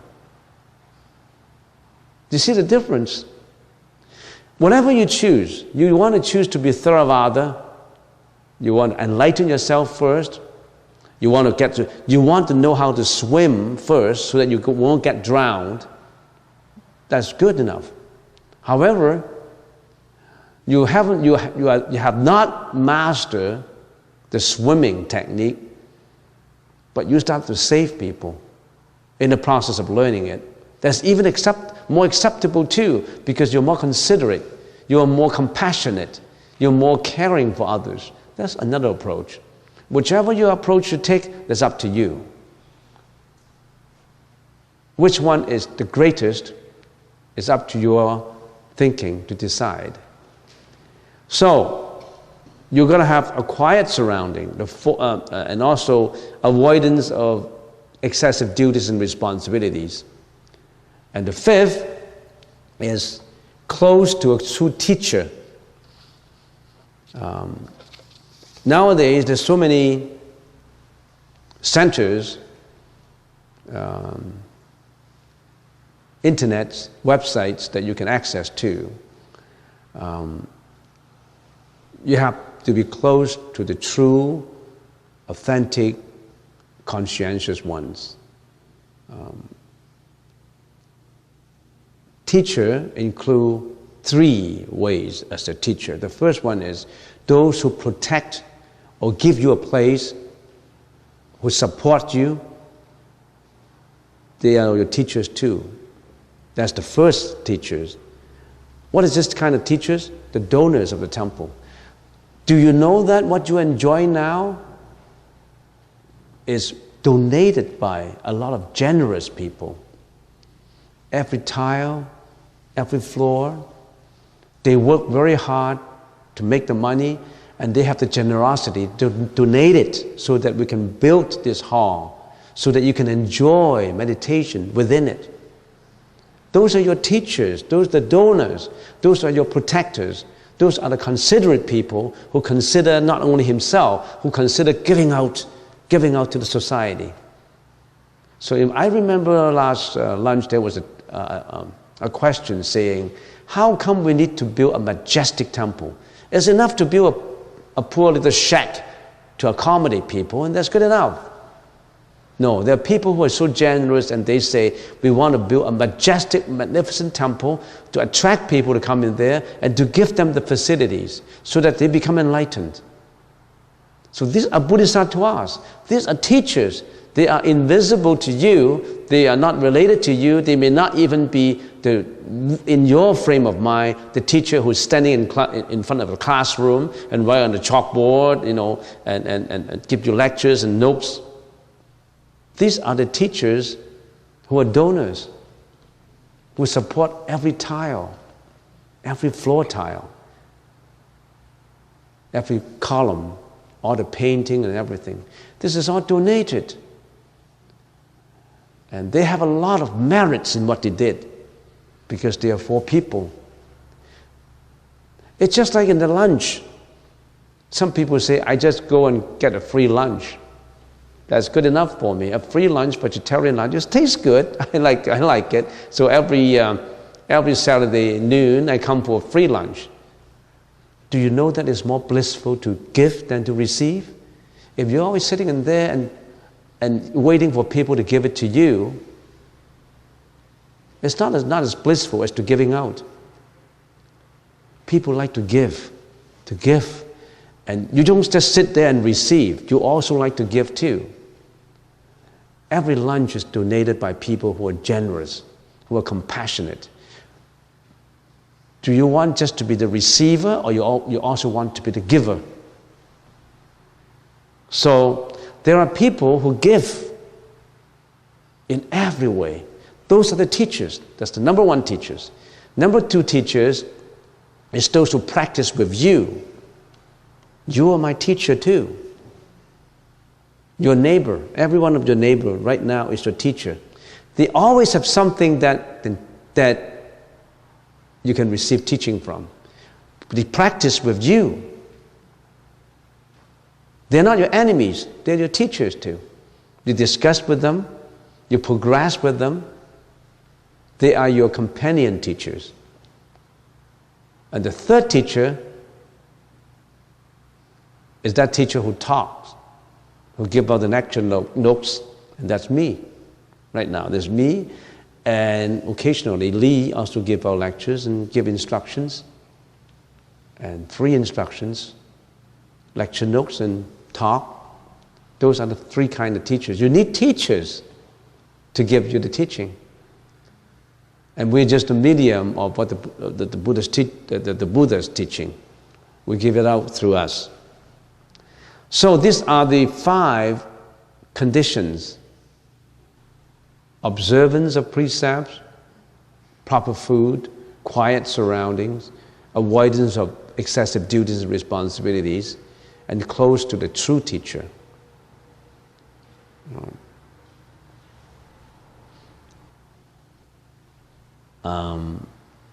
Adjustments to the body. And then when we get closer and closer, we say, how do we sit? And you know that. How to half lotus position, full lotus position. We cross our legs, or we put both legs on the floor.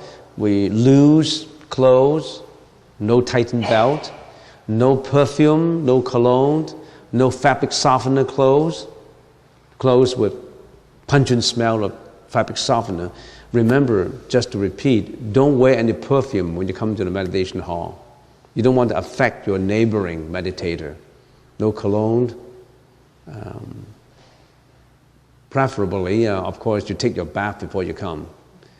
Now, after you jog for 2 miles, you're sweating and you come for meditation, we don't want to subject our noses to the sweatiness of the smell. So make sure that you have everything is clean before you come for meditation. So this is adjustment to the body. If you're at home, of course, you cannot meditate in front of an air conditioner, not in front of a window where the wind is blowing at you, not close to a TV and a phone. All these you have to observe. Adjustment to the body is relatively easy.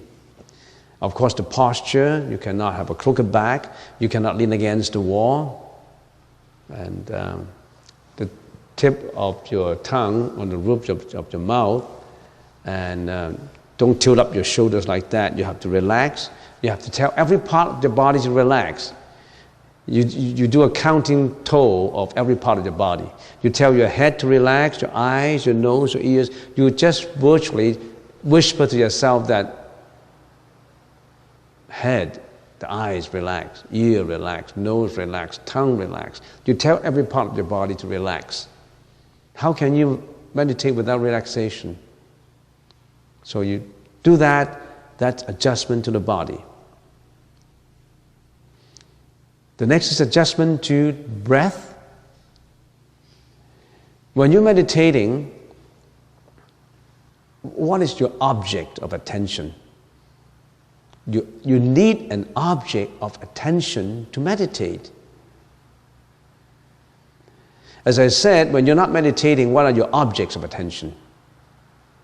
Whatever form is the object of attention of your eyes, sound, object of attention of your ears, taste, object of attention of your tongue. You get all kinds of objects of attention. Millions and billions and uncountable of them. And in the process of interacting with these objects of attention, mental afflictions is created at the same time. Mental functions. What are these mental functions? Greediness, hatred, jealousy, enmity, fraudulence, negligence, hatred, violence, all these things, because when you are interacting with the outside world, all these objects of attentions, you create these mental functions and afflictions, and at the same time, you perform the action, your speech, and your thinking, and you create your karma, and then you suffer. But as a meditator, when you're meditating in here, we don't want those millions and uncountable objects of attention. We want to simplify all these that we encounter in the outside world into just one object of attention. Do you know that we've been doing that? Or you don't know? It's getting a little late if you know now, but it's okay. Better than not knowing it. What you're doing now is actually something wonderful, something wondrous. Why? Because you're reducing millions of objects of attention into just one. And what do we use in here? There's so many. You can create your own object of attention. But one we use now is the breath. We say, we visualize ourselves as one molecule inside the nostril, and we are feeling the air in and out, that's our object of attention inside. We create this object of attention in order that we eliminate all others of our object of attention. Can you do that? It's extremely difficult. Why? Because since millions of life cycles, we have been subject ourselves to so many millions of object of attentions that you reduce your attention to just one is extremely difficult. But that's what the Buddha did, and he became successful in enlightenment. Because we've been confused by all these objects of attention. And we perform karmic force corresponding to this object of attention. Now we reduce it to one. And we train ourselves to be consistently concentrating in that object of attention. Why do we do this? Why do we do this? Why do we create this object of attention and then stick onto it? Because we want to know the mind. Because we want to strengthen the mind. Because we know the mind is very powerful. If we concentrate our object of attention in all others, our mind will be led away to do all these other things. If our object of attention is simplified to just one, in the path of development and of enlightenment, we'll go that route, we'll go the Saini route. So that's our object of attention, the breath, adjustment to breath. Why do we choose this object of attention? Why not just a flame, a candle flame? Why not a Buddha statue, image? Depends on what you're used to. But the Buddha has always been suggesting breath, because breath is the most inherent in you, the closest to you. Your breath is the closest to you. You can feel it. And it can easily create that equanimity in you. So don't regard this as something very simple, very easy. It's extremely difficult. But you become successful in concentrating in this object of attention, the power comes. Because the mental power comes in that way. And that is the adjustment to breath. You see, usually when Lee do the introduction, it takes him about 10 minutes. But now I've been talking about these 3 adjustments for 45 minutes already. I haven't finished. So this is the time to know a little bit more about it. The next time I talk about it for probably 2 hours. Yeah, I don't know. It's just a little bit increase more and more and more so that you know about it. So this adjustment to breath is to create your object of attention. Just apart from the spiritual, the religious connotation of this. If you teach a kid, a student, to concentrate on an object of attention and he becomes successful in it, you know what happened to that student? He will be an A student because he has so much attention, concentration in what he's doing. He just need 10 minutes to finish one chapter because he can concentrate in it. Whereas Sunny, his thought is so desultory that he cannot concentrate. Some people cannot concentrate. He cannot study. The person who can concentrate is always the good studier, the good worker. Mind, mental, mind, the power of the mind. Whatever the mind can conceive, the mind can do, right?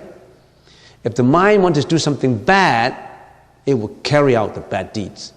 If he's so concentrated in it. If the mind wants to do something good, he'll be successful in the good deed. Which one do you want? Of course, the good ones. So that's adjustment to breath. How about adjustment to mind? That's the most difficult. You know the adjustment to body. You know the adjustment to breath now. How about adjustment to the mind? That has taken me 5 hours to explain, and now I'm going to do it in 5 minutes.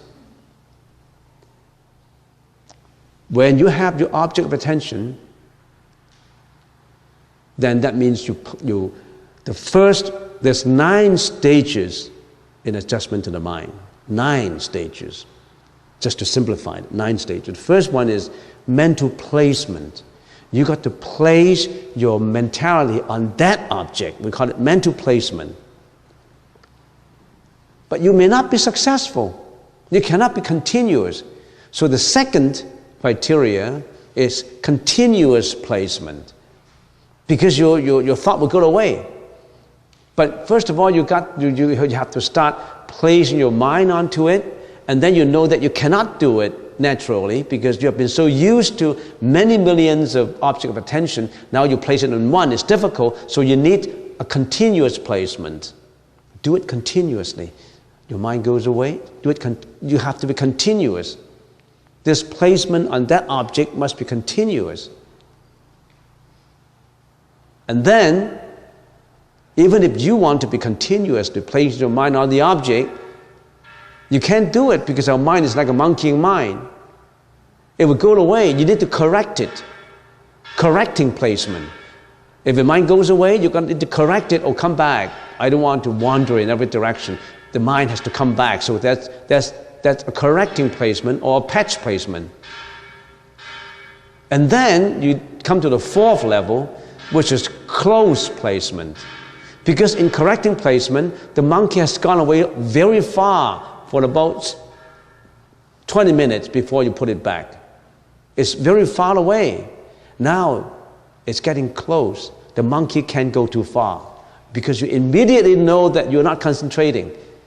In correcting placement, you may not know. Even the thought goes away, you may not even know about it. It's not close to you, but now it's so close to you, so it's close placement. And the 5th is what? In the process of doing this continuous correcting and close placement, you are taming it. So the 5th level is the taming level. And after you tame it for a while, you come to what? You come to pacification stage. Then you can pacify your monkey mind. You can pacify it. And then as you go on, you go into the 7th, which is complete pacification. Complete pacification is you have very few distraction. You still need to apply effort onto it, but very few distraction. And then as you go on to the 8th level, which is one-pointedness of mind. That means no more distraction, but you still need to apply efforts to it. And then finally, you come to the 9th stage, which is the balance placement. In that level, it's spontaneous. You don't even need to apply efforts. There's no distraction, no efforts required. The one-pointedness of mind, the complete pacification is right there, spontaneous, because the monkey won't go away at that time. The monkey stay put. So that's adjustment to the mind, 9 stages. So I finished in 45 minutes the 3 adjustments. Adjustment to the body, adjustment to breath, adjustment to mind. So all those who are here, you should know about this now. Don't say, where do I go from here? I've been sitting here for 5 years. I don't know where I'm going. You don't have to go. Where do you want to go? You don't have to go anywhere. You go inside. There's nothing to be obtained. Where do you want to go? No place to go. Enlightenment is not a place. If it's a place, it's still in the form, in the sound. That's not the true enlightenment. There's nothing to be obtained. When there's nothingness to be obtained, even that nothingness, you must get rid of it. Because enlightenment is beyond thinking. It's beyond mentality. What is beyond mentality? You can't even talk about it. Even when I talk about it, it's playful. It's a game.